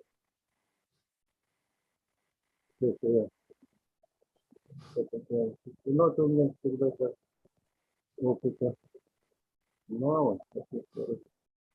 Попробую. Ничего, это не сложно совсем, просто надо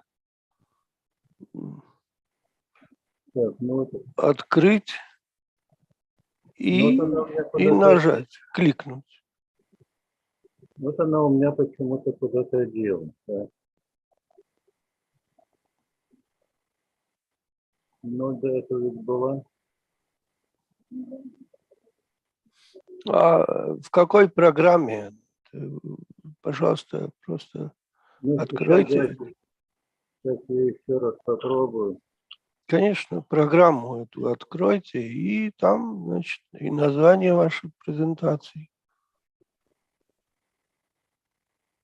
Вот так вот она у меня и есть, я ее открываю. А вот когда я пытаюсь ее сейчас загрузить, она у меня куда-то девается. Так. Но много ли у вас открыто экранов разных? Надо отключить. Да. Не надо много экранов, вот надо только вот 2-3, то есть вашу презентацию и, значит, Zoom, и еще там, может быть, 1-2 экрана, не больше. Потому что много экранов, они могут, знаете, как-то усложнить дело.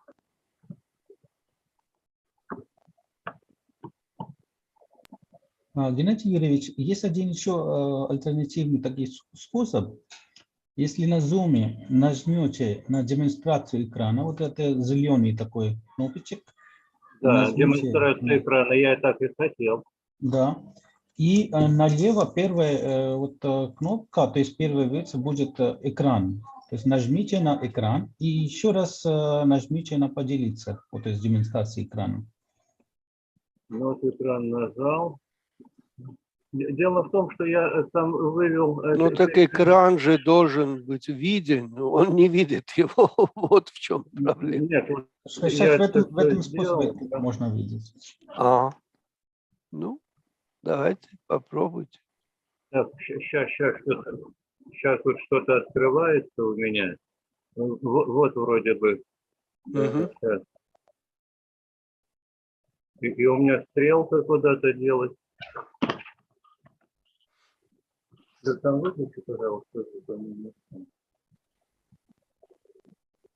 Вот сейчас посмотрим. Да, я нажал поделиться. В общем, какое-то даже зависание происходит. Все здесь нормально, все нормально происходит, только вот так кликнуть 3 раза. Первый раз на зеленый такой демонстрация экрана, потом экран выбираете, и потом еще раз демонстрацию. То есть 3 раза надо кликнуть, и появится у вас вот все ваши презентации, документы.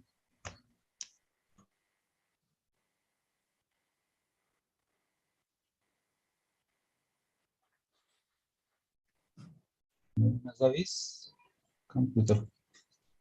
Ну, еще раз можно переключить, и все. Время у нас есть, потому что один докладчик у нас, в общем, не явился.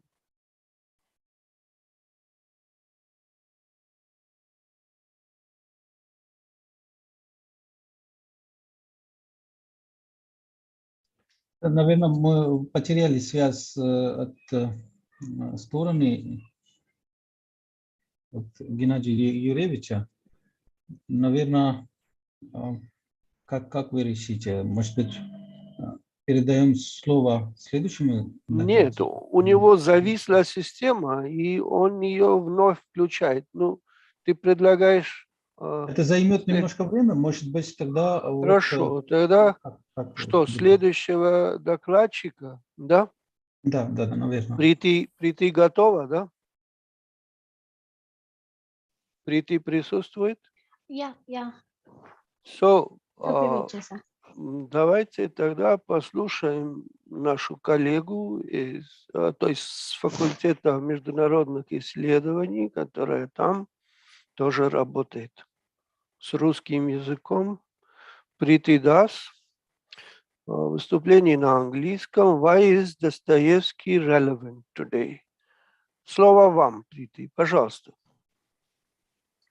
Thank you, Professor Charanjit Singh. Good evening, everyone. Am I audible clearly? Absolutely. Fine. Yeah, thank you. So, good evening, everyone. And first of all, let me thank the organizer for the opportunity to share my thoughts on Dostoevsky. And as Professor Charanjit sir has already said, the topic of my presentation is a question. Why Dostoevsky is relevant today? So, this is actually when one is presenting towards the end, so a lot has already been said. So that is a kind of, helping me, that has already created a background for my presentation. So I might cut in between a little, that is the detail, because Professor Irina Poplavskaya has also touched upon the westernizers and the Slavophiles debate also. And in the beginning, since morning, we have been talking about the crime and punishments and also. I will be touching upon I'll straight away be coming on to the main arguments that actually I wanted to focus on. So this is actually all just all this started with, just want to give a brief that why and how I started looking at the students of international studies, as I am there. So this is, may I request you to put off my video, because it shows that my internet connection is poor, and usually, I'll just put the video off so that the audio doesn't get disturbed. Is that okay? Certainly, please do that. Yeah, there is some sure. interference because of that, maybe. Yeah, sure. So this is one episode that had actually happened, that we are teaching the Russian society and culture at the MPhil level course that was started a little, 2-3 years back only. And the questions that were introduced, that is where we made sure with Professor Tahir Asghar also, we made sure that the students of international studies, they study Dostoevsky. And the first immediate response from these students that came to us, like, why do we need to read the literature? I mean that we are not a literature student. So what will we gain after reading these novels? So this was the first response. And then since then, we have been looking at the material, and we have been giving them the reading material, that why Dostoevsky is relevant. So I will be taking upon some of those sets that we have actually accumulated over the last few years. And then I will be touching upon that the political philosophy that we have, and I will not be getting into details of that whole political philosophy, but I will be touching upon what are the segments that are probably relevant. And coming in my conclusion, I will be coming to the relevance of Dostoevsky to the present, the critical situation that we are facing from the last week or probably couple of days now. So this is what overall is the structure. Now, since this is when we are talking about that for the IR students, it doesn't definitely not only for the IR students, international relations students, it touches upon every category, every society, irrespective of whether it is Russian, Asian, European, or American society, or any other society, any segment, be it academicians, be it scientists, be it just housewives and all.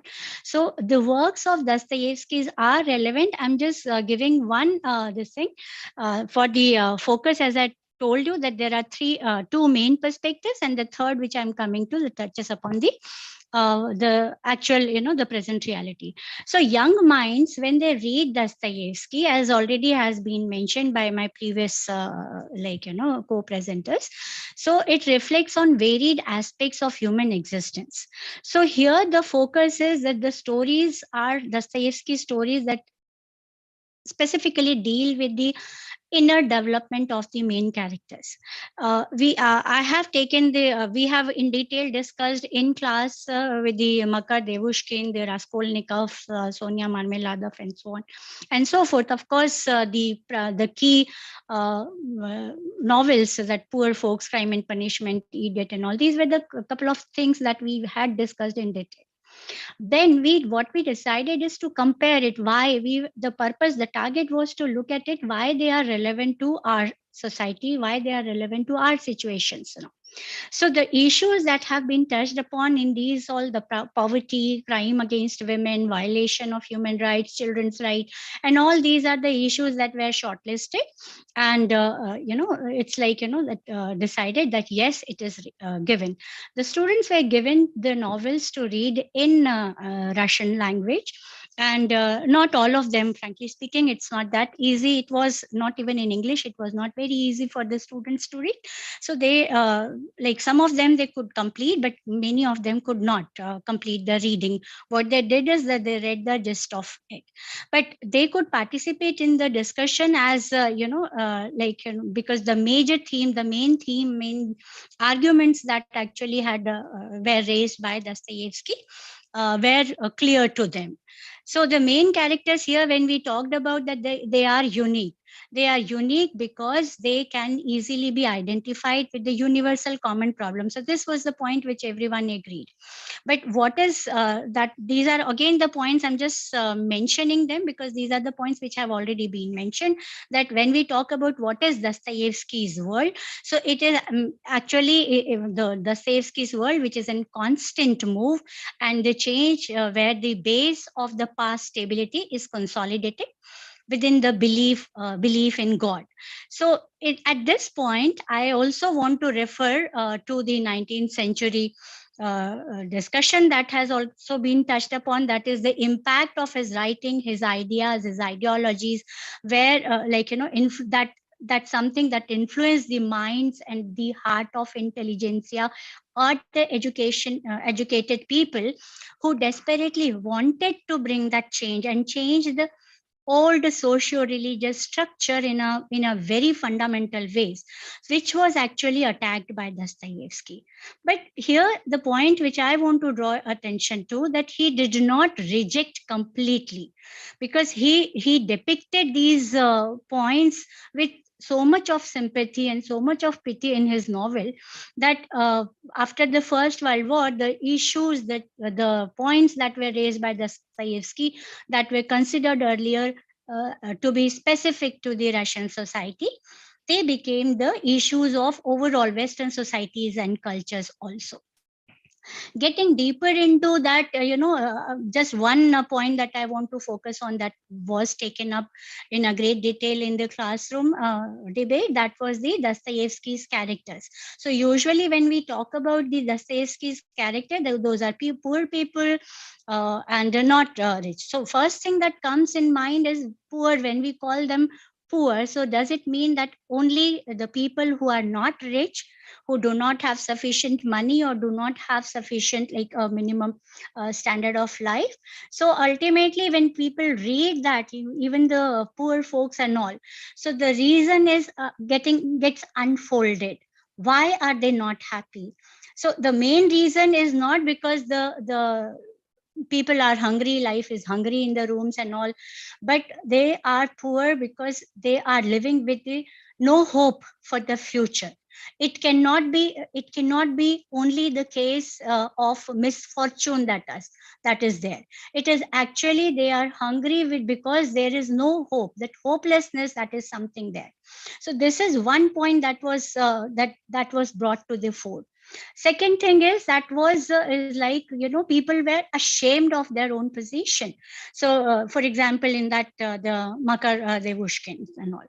So here, that is something, these are the 2 points that I just want to touch upon and wanted to share with you, that the students realize that, okay, this is something that was not had happened earlier or written by in the Dostoevsky's novels, but it actually teaches the young minds even today that one should not hate oneself. That confidence level that has come to that, okay, we should not fall off it. So crime and punishment and the poor folks and all, that actually helped these young minds. And I'm sure that this was not only meant for the class discussion that was there, but it was also that the young minds, that they realize that it is not the only the, you get succumbed to these situations and all. One has to overcome the challenges and to take the decisive steps in the right direction. So one understood, I also studied the novel, as previous speakers said, when I was 18 or 19 year old. So it definitely, I had found it difficult. And the afterwards, when I read it, so that is where I realized that the environment that was created, that created a gloomy, or that determined actually the origin of Raskolnikov's theory. It is because a good life, that it is not only because of a good life that the people commit crimes. So here, that Dostoevsky's justification that comes to that the second part in the Raskolnikov's case, that he goes to hard labor towards the end. So this is one part that I wanted to focus on, that this is how we discussed. And since the paucity of time, I'll straight away go on to my second part of it. So there are many, as has already been mentioned, there are many such issues, there are many such aspects that are relevant for today's society, for the young people, for these old people, for the women, for children, that that makes the Dostoevsky's work much more relevant. But there's one more thing I was actually amazed, because 1991, immediately when after the collapse of the Soviet Union, whenever, wherever, whichever platform on the social media we opened, it was all flooded with the debates. The debate circles were there, where they were discussing about the relevance of Dostoevsky, especially at the point of time when there was economic crisis, where there was the severe identity crisis debates were on. So that time I saw that everything is flooded with the debates at different platforms on Dostoevsky's. But subsequently, it all subsided over the last couple of years. I have not been able, or maybe because there are other debates have overcome, so I cannot conclude as such. But then I have not been able to notice on how much debate and why there is this fall in terms of discussing the Dostoevsky's relevance and Dostoevsky's works, in terms of, because reading Dostoevsky is one thing, and then picking up his one novel and that discussing in detail, like what usually CRS people get opportunity to discuss in detail, which the IR students do not get. So that is something I feel is very, very important, which is missing in that in the section. Second point, that is something major which has already been touched upon by Professor Irina Anatolievna Poplavskaya and Professor Dhananjay Kumar also in the morning, Professor Ranjana, Professor Meeta Narayan, everybody touched upon it. That is something which is to do with the Orthodox Christianity and the political philosophy of Dostoevsky. So here, what I just want to add to their argument, I'm not it is kind of, I'm in straight away bringing my argument that yes, indeed, Dostoevsky praised Orthodox Christianity, and he believed strongly that the Christianity of our people is Russian people, must prevail, and it must prevail forever. So while talking about his relevance in today's time, in 21st century society across the world, we need to understand what exactly he strongly believed was. It was the truth, people. His belief was very strong in the people's truth. When we look at the faith, what faith meant for Dostoevsky, it had a multiple meaning, which probably is expressed in the publications like The Citizens, The Diary of Winter, between the 1873 and 1881, just prior to his other thing. So the Orthodox, the Russian church community was actually given very, very high regards, and it was considered as a third Rome. At this point of time, again, I want to go back to that same argument where he had opposed the Westernizers. So he did focus initially, he did focus on the Germans and the French thinkers of the 18th and 19th century, but he rejected. Now, the point here important is, why did he reject that? Because he was more focused, he was giving more emphasis to practical efforts. I mean, one thing is that, and here it is also important to know that he could not tolerate the corruption at any cost. So this is where why he rejected and why he was. So in that way, he had not actually completely supported even the Slavophiles also. So it is something where that can be seen, where he has the sympathy also, he has the this thing, he's against also. So it is what he was not satisfied, even after giving so much of emphasis to the Christian community, the Russian Christian community, is that people do not know the teaching of the Christ. He's, as per him, is like that people have long been enlightened. That is not a problem. The moment they embrace in their heart the Christ, that is where their enlightenment has come. But what is not there is that they do not know, they do not understand the teaching of them. And what did he mean by the teaching? So it is that Dostoevsky had faith in Russian people as God-bearing people.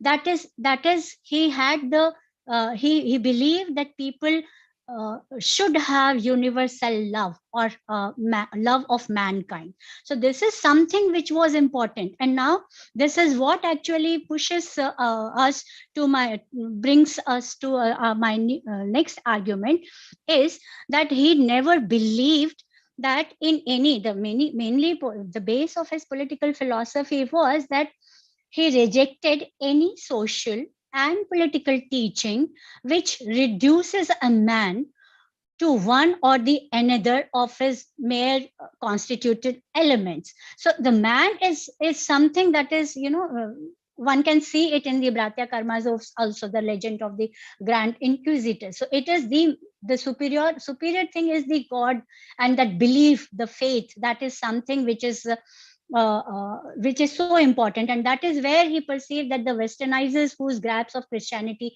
he found so defective. So this is the another point which Professor Irina Pavlovskaya has already touched upon. So I'm just trying to highlight that point where Dostoevsky's strong belief in humanity, strong belief in Russianness, strong belief in orthodoxy and their common national culture that is symbolized in people's truth. That is something which is actually forming the base. And at some point of time, in fact, today in the morning, Professor Igor Zhutsky had mentioned about the Lenin's reaction to his refusal of reading it. So he had actually, I quote here from Solzhenitsyn, he had mentioned, why do we have literature at all? After all, writer is the teacher of the people. Surely that's what we have always understood. And a greater writer is, so to speak, a second government. That is why no regime anywhere has ever loved its great writers. It is only the minor ones. So do we really look at, the Dostoevsky is writing from a fresh and open perspective, open mind to look, probably to look for the solutions to some of those crises. And that is where actually I was, searching for his quotes and his sayings, that how he would have reacted had he been alive today to the attack that is taken place in the last week. So how Dostoevsky would have reacted to. Here I just want to draw attention to his quote. That was something was mentioned in 1877 during the Russo-Turkish War in 1877. So it is something where the emphasis that Russianness, why so much of Russianness? But when he says that Russianness, what he expected the Russianness to be. So I'm not taking anybody's side here, of course, in the present crisis, neither European side nor NATO side nor the Russian side. But this is a quote which probably, one should revisit and think once again that what is happening and all. So here the main objective was, I'm just reading now the quote. Why should Russia assume such a task? What for? In order to pursue a superior great life? In order to shine to the world with great, disinterested and pure idea?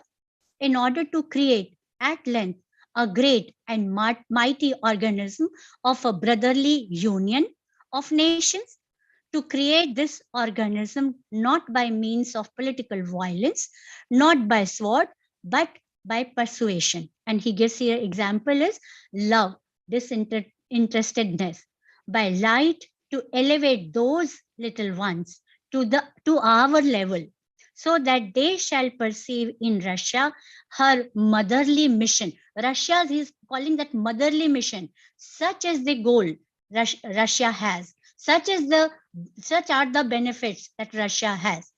If nation fails to live by superior, disinterested ideas, by the lofty aims of serving mankind, and merely serve their own interest, they must unfailingly perish, grow benumbed, wear themselves out, and die. And their morale not to merely political unification into one great whole. Only then the united Slavdom utter its new salutary work to mankind. No loftier aims exist on the earth. So this actually pushes us to think, what should be the Russia's role and what should be this is of course open for discussion and debate, that but the quote is it's something that is taken from his diary. So Dostoevsky's political philosophy, in short, if we see, that actually targets the heart of the matter. Allegedly, there are preeminently political in the sense like, he seeks to revolutionize the world through the acclimatizing the highest truth. That is something which is not merely, looking at what he has done and what he has written. We have to have more discussion. How can we actually make it practical? So in today, what all from his teachings, from his writings we can make use today. So for me, I think that Dostoevsky, today we are celebrating the 200th anniversary, but here Dostoevsky's, it goes beyond that celebration of 200. It is so important that it has to be discussed probably every week at every platforms and all. So here he has brought fictions about the identity, moral values, death, sexual versus spiritual love, freedom, and so on and so forth. So here again, everyone has gone back to the title of the today's the beauty will save the world. I would simply add that as per Dostoevsky and the one who reads, it is the love for the people. That is something is also important. I'm not denying that beauty. Definitely, this is what he meant also. Somebody had already mentioned in the presentations that beauty, what he meant by beauty is that love that should actually, come back. So thank you. That's all from my side. I hope I finished it on time. Thank you so much. Thank you, Preeti. Thanks a lot. Well, you have linked your classes, your students' responses, their reading of Dostoevsky with your presentation and with a single quote. Finally, well, these are very interesting issues. I suppose if we had time or space, which the organizers don't seem to have created for discussion, then we could have taken what you said in the end further. But thank you. I think this is an ongoing discussion and it can be continued. Thanks a lot. Ну, а теперь я думаю, что Геннадий Юрьевич уже готов со своей презентацией, и мы вернемся к вашему докладу. Повторю название: «Антропология Достоевского и Бунина. Маргинальная». Вам слово, пожалуйста. Так, Геннадий вот Юрьевич. видно, да, презентацию? Скажите. Сейчас будет видно. Вот сейчас. Да. Хорошо, спасибо. Да, видно. Надо увеличить, наверное, просто. Да, я боюсь нажимать. Ну, давайте. Давайте. Коллега из Киргизии совершенно справедливо говорила об открытии Достоевским в человеке человека. Я же буду говорить об открытии Достоевским в человеке темных начал. Хотя антропология Достоевского является предметом пристального внимания со стороны исследователей, однако системно-комплексного решения загадки человека, каким он представлялся писателю, еще нет.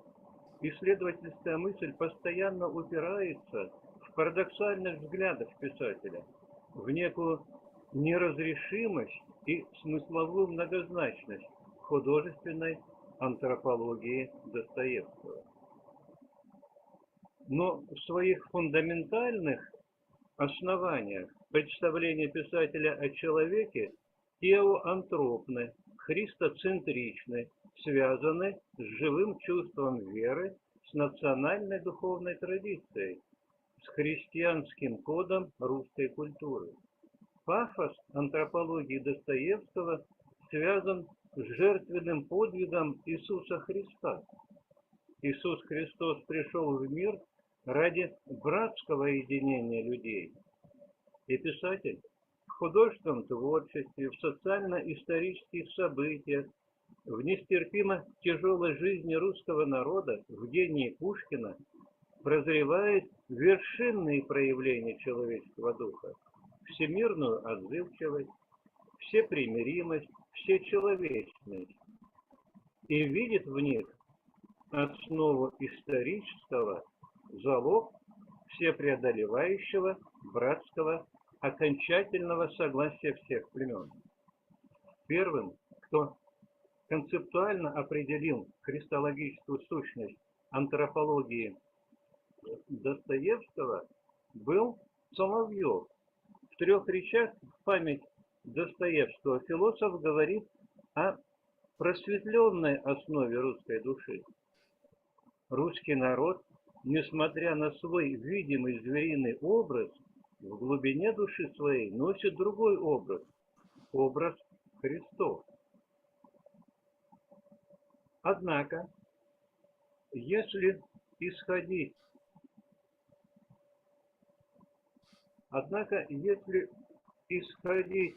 не из христологического содержания антропологии Достоевского, а иметь в виду всеобъемлющую концепцию человека, то к ее христологическому измерению нужно добавить трудно вербализуемую и контролируемую сознанием темную зону природно-антропологического, психофизиологического и бессознательного, проявляющиеся в человеке в виде аффектов, сновидений, смутных желаний, немотивированных хотений и созерцательных впечатлений. Не нужно забывать еще и о проявлениях жестоко-звериного во взрослом человеке, совершаемых им в здравом рассудке по отношению к детям. Имеется в виду сцена из романа «Братья Карамазовы», когда генерал на глазах матери натравил собак на крестьянского мальчика, то есть на ее сына. И собаки в клочья его разорвали. Но повторим, это иррациональная зона психофизиологического, то есть темного в человеке, находится на периферии исследовательского интереса. Поэтому представляется весьма оправданным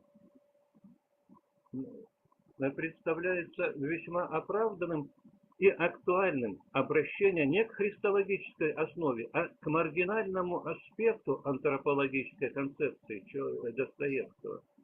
Сам писатель, выводя и очерчивая темную зону антропологического, оставляет ее в состоянии тревожной непроясненности, потенциально взрывной напряженности.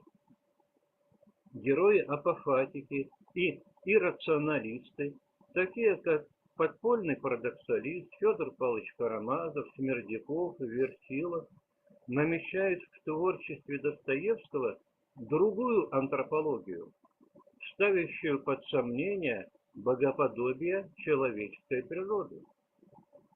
Писатель высветляет в них ничем не детерминированную психобиологическую природу человека, его самость, иррациональная в человеке не менее властна, чем рациональная и благоразумная. Так, в записках из подполья герой-парадоксалист в своих отношениях с миром исходит из своего хотения, как из своей неотчуждаемой собственности. Хотение, черт знает от чего зависит, говорит он. И такая его самость совершенно упрямо разногласит с рассудком и определяет в нем всепоглощающее желание по своей глупой воле пожить. Цитирую.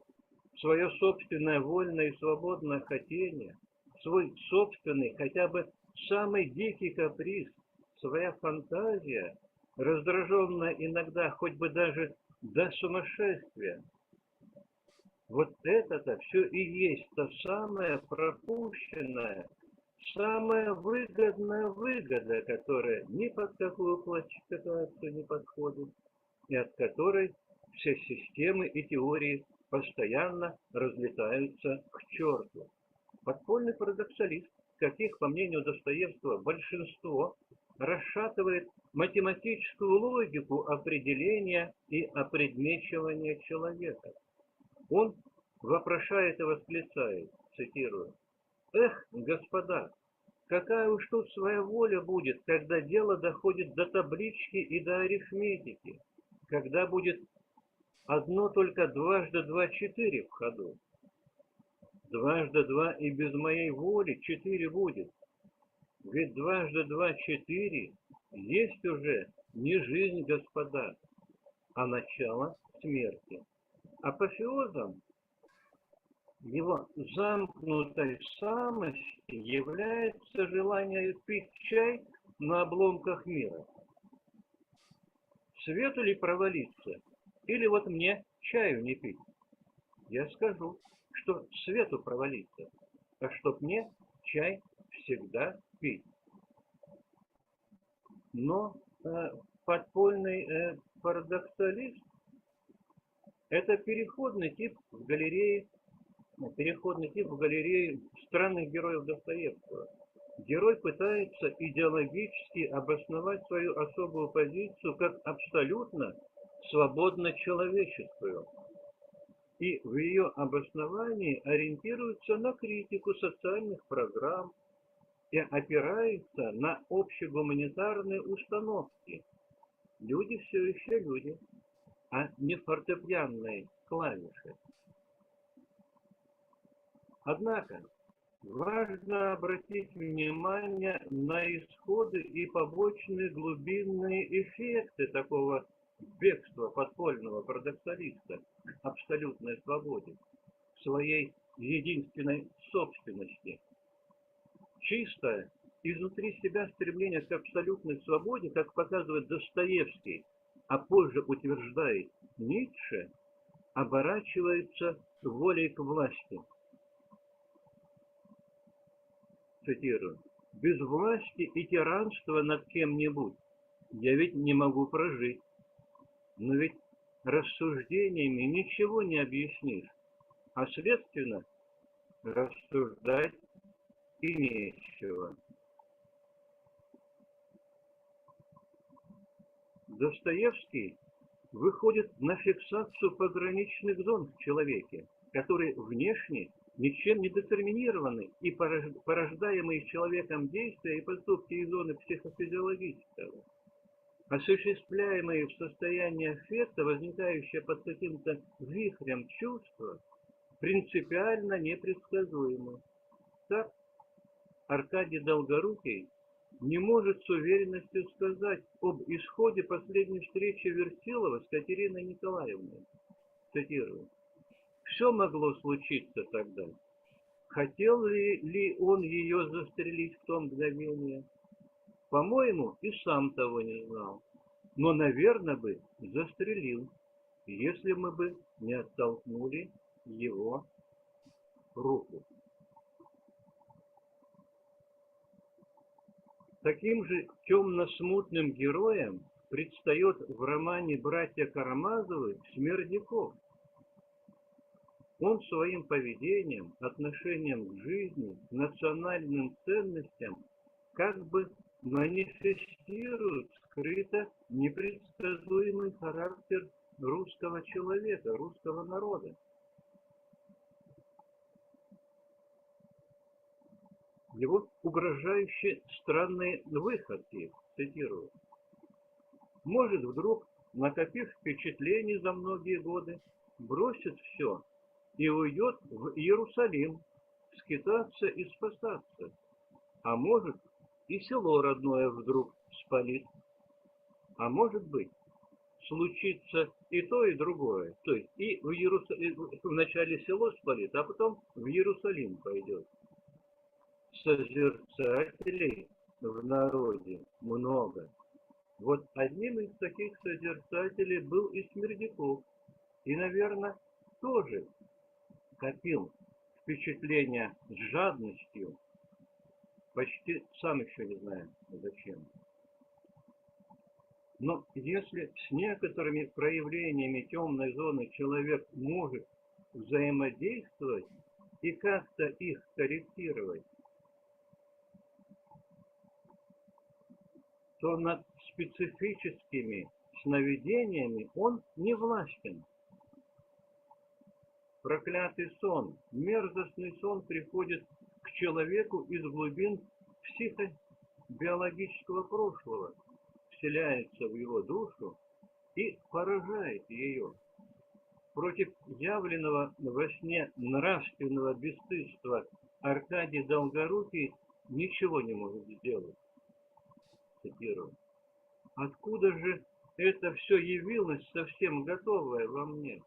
Это от того, что во мне была душа паука.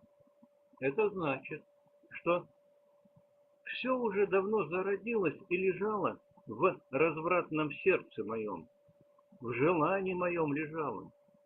Но сердце еще стыдилось наяву, и ум еще не смел представить что-нибудь подобное сознательно. А во сне душа сама все представила и выложила. Такого рода непросветляемую антропологию, сумеречную харизму человека исследователи творчества Достоевского пытаются чаще всего обойти, так как она мешает непротиворечивой концептуализации антропологического. Но вполне очевидно, что темная харизма человека-демона, несчастное состояние психики требует отдельного рассмотрения и освещения.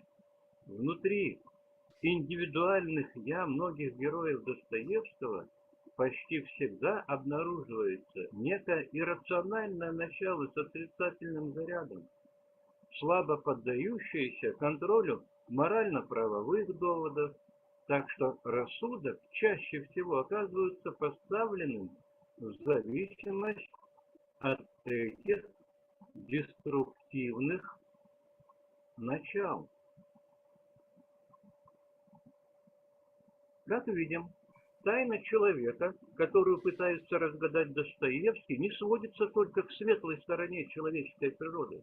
Интерес к темным, психоментальным зонам человека, который освещает писатель, приобретает свою актуальность в свете последующей научной традиции изучения человека. Эволюционная теория Чарльза Дарвина открывала исследовательскую возможность более пристально посмотреть на связь человеческого с природно-звериным. Если христианская традиция и руссоистские идеи обуславливали однозначно изображение и изучение человека в его онтологической основе как доброго существа, то дарвинизм и связанное с ним направление мысли скорректировали понимание человека. Он стал мыслиться продуктом не только Божьего или социального мира, но и животного, хищного мира.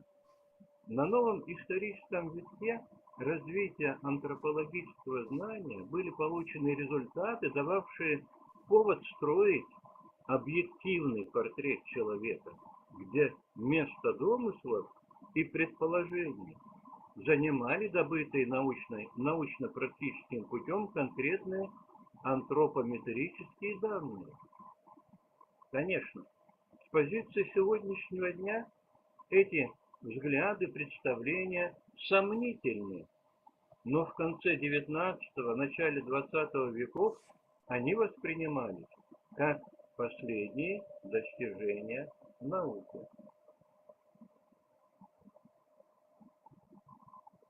Так, в творчестве Бунина,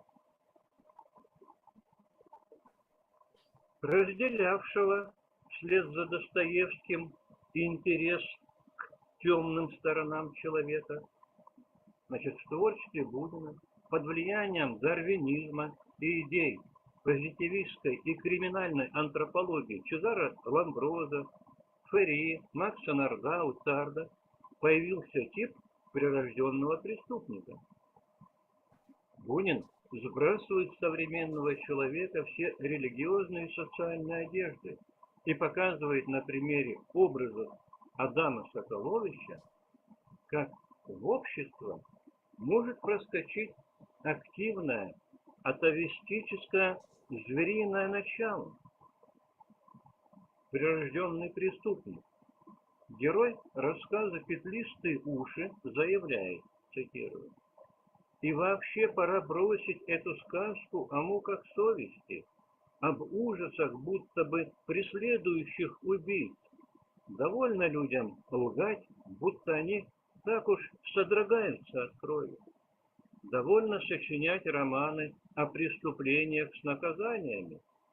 Пора написать о преступлении без всякого наказания. Я так называемый выродок», это Адам Соколович говорит о себе. «У всякого выродка одни восприятия и способности обострены, повышены, а другие, напротив, понижены».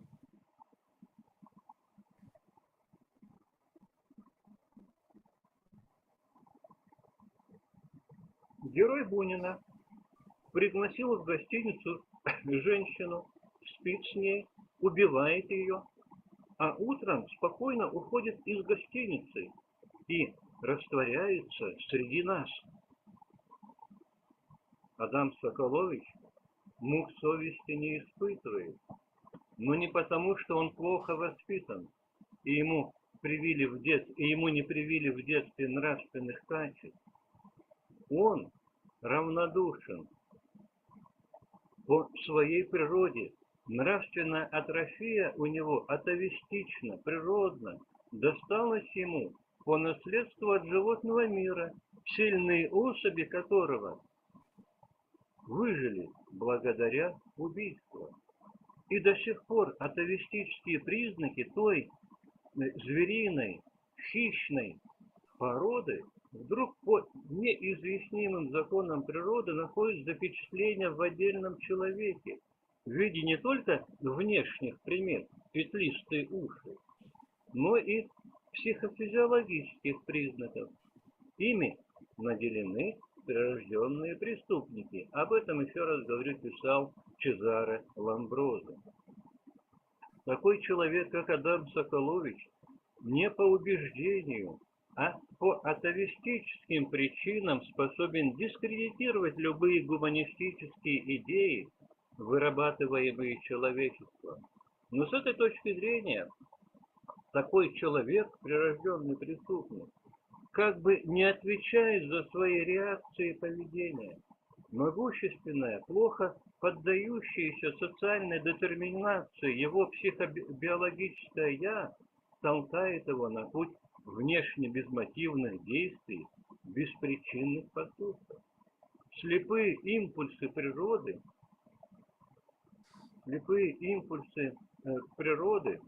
необъяснимые взрывы чувств властно вторгаются в его сознание, заставляют его действовать нецелесообразно, неразумно, вопреки логике и здравому смыслу.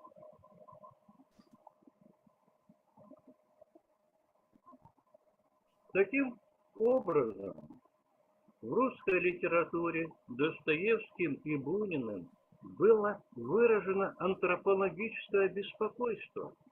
Человек – более сложное явление, чем он представлялся в предшествующих традиционалистских учениях. Если Достоевский обратил внимание на темную сторону человека, которая ускользает от света божественного, то Бунин заострил проблему зоологического. Он высветил в человеке другое «я», не менее реальное, чем «я», религиозное и разумное. Писатель напомнил о грозной силе человеческой природы, которая живет своей таинственной жизнью, творя свою собственную историю. Так и было обозначено в русской литературе наличие в человеке маргинального. Оптимистические концепции человека, рисовавшие наступление социальной гармонии Царства Божьего на земле, были дополнены идеями о всевластии атовистических процессов внутри человеческого рода, который может породить выродка, нравственного идиота от рождения. По убеждению Бунина, таким нравственным идиотом от рождения был Ленин, русский Каин. Он, цитирую, он разорил величайшую в мире страну и убил несколько миллионов человек. Спасибо за внимание.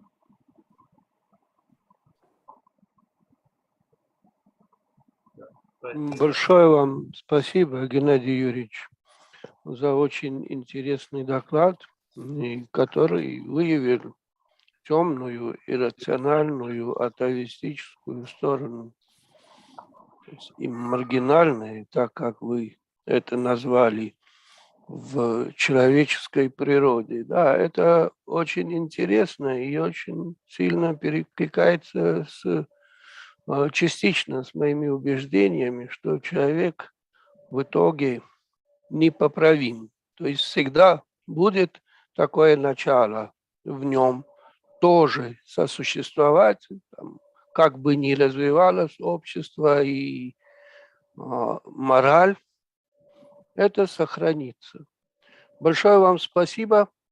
Я думаю, что про обсуждение докладов тут не говорилось, поэтому я передаю слово, то есть благодарю всех докладчиков за интереснейшие выступления и передаю слово организатору, а именно Сону Сайни. Большое спасибо. Спасибо вам большое, профессор Чаранджит Синг. Конечно, вы свободны, то есть если будут вопросы, вы можете пригласить вопросы если для обсуждения, если есть. Потом мы можем пойти дальше. Хорошо. А что вы собираетесь дальше? Только это конец на сегодня. Ну, это То есть же это конец, да? заканчивается. Поэтому время некоторое есть, если Да, у желающих, если есть желающие задать вопросы, то милости просим, слушаем. Назовите себя и задайте вопрос. Или можно даже написать в чате. Да. Ну, в чате Участники вопросов могут, нет. конечно, в чате либо вы можете поднимать виртуальную руку, либо открыть, включить свой микрофон. Да, то есть любой из способов. Ну, мне кажется, что поскольку заранее это не было объявлено, то люди не подготовились к тому, чтобы задавать вопросы. Поэтому мы еще раз поблагодарим докладчиков, и на этом с моей стороны все. Большое вам спасибо. Спасибо вам большое. Теперь хотел попросить Шамсы высказать некоторые слова. Шамсы. Здравствуйте. Good evening, everyone.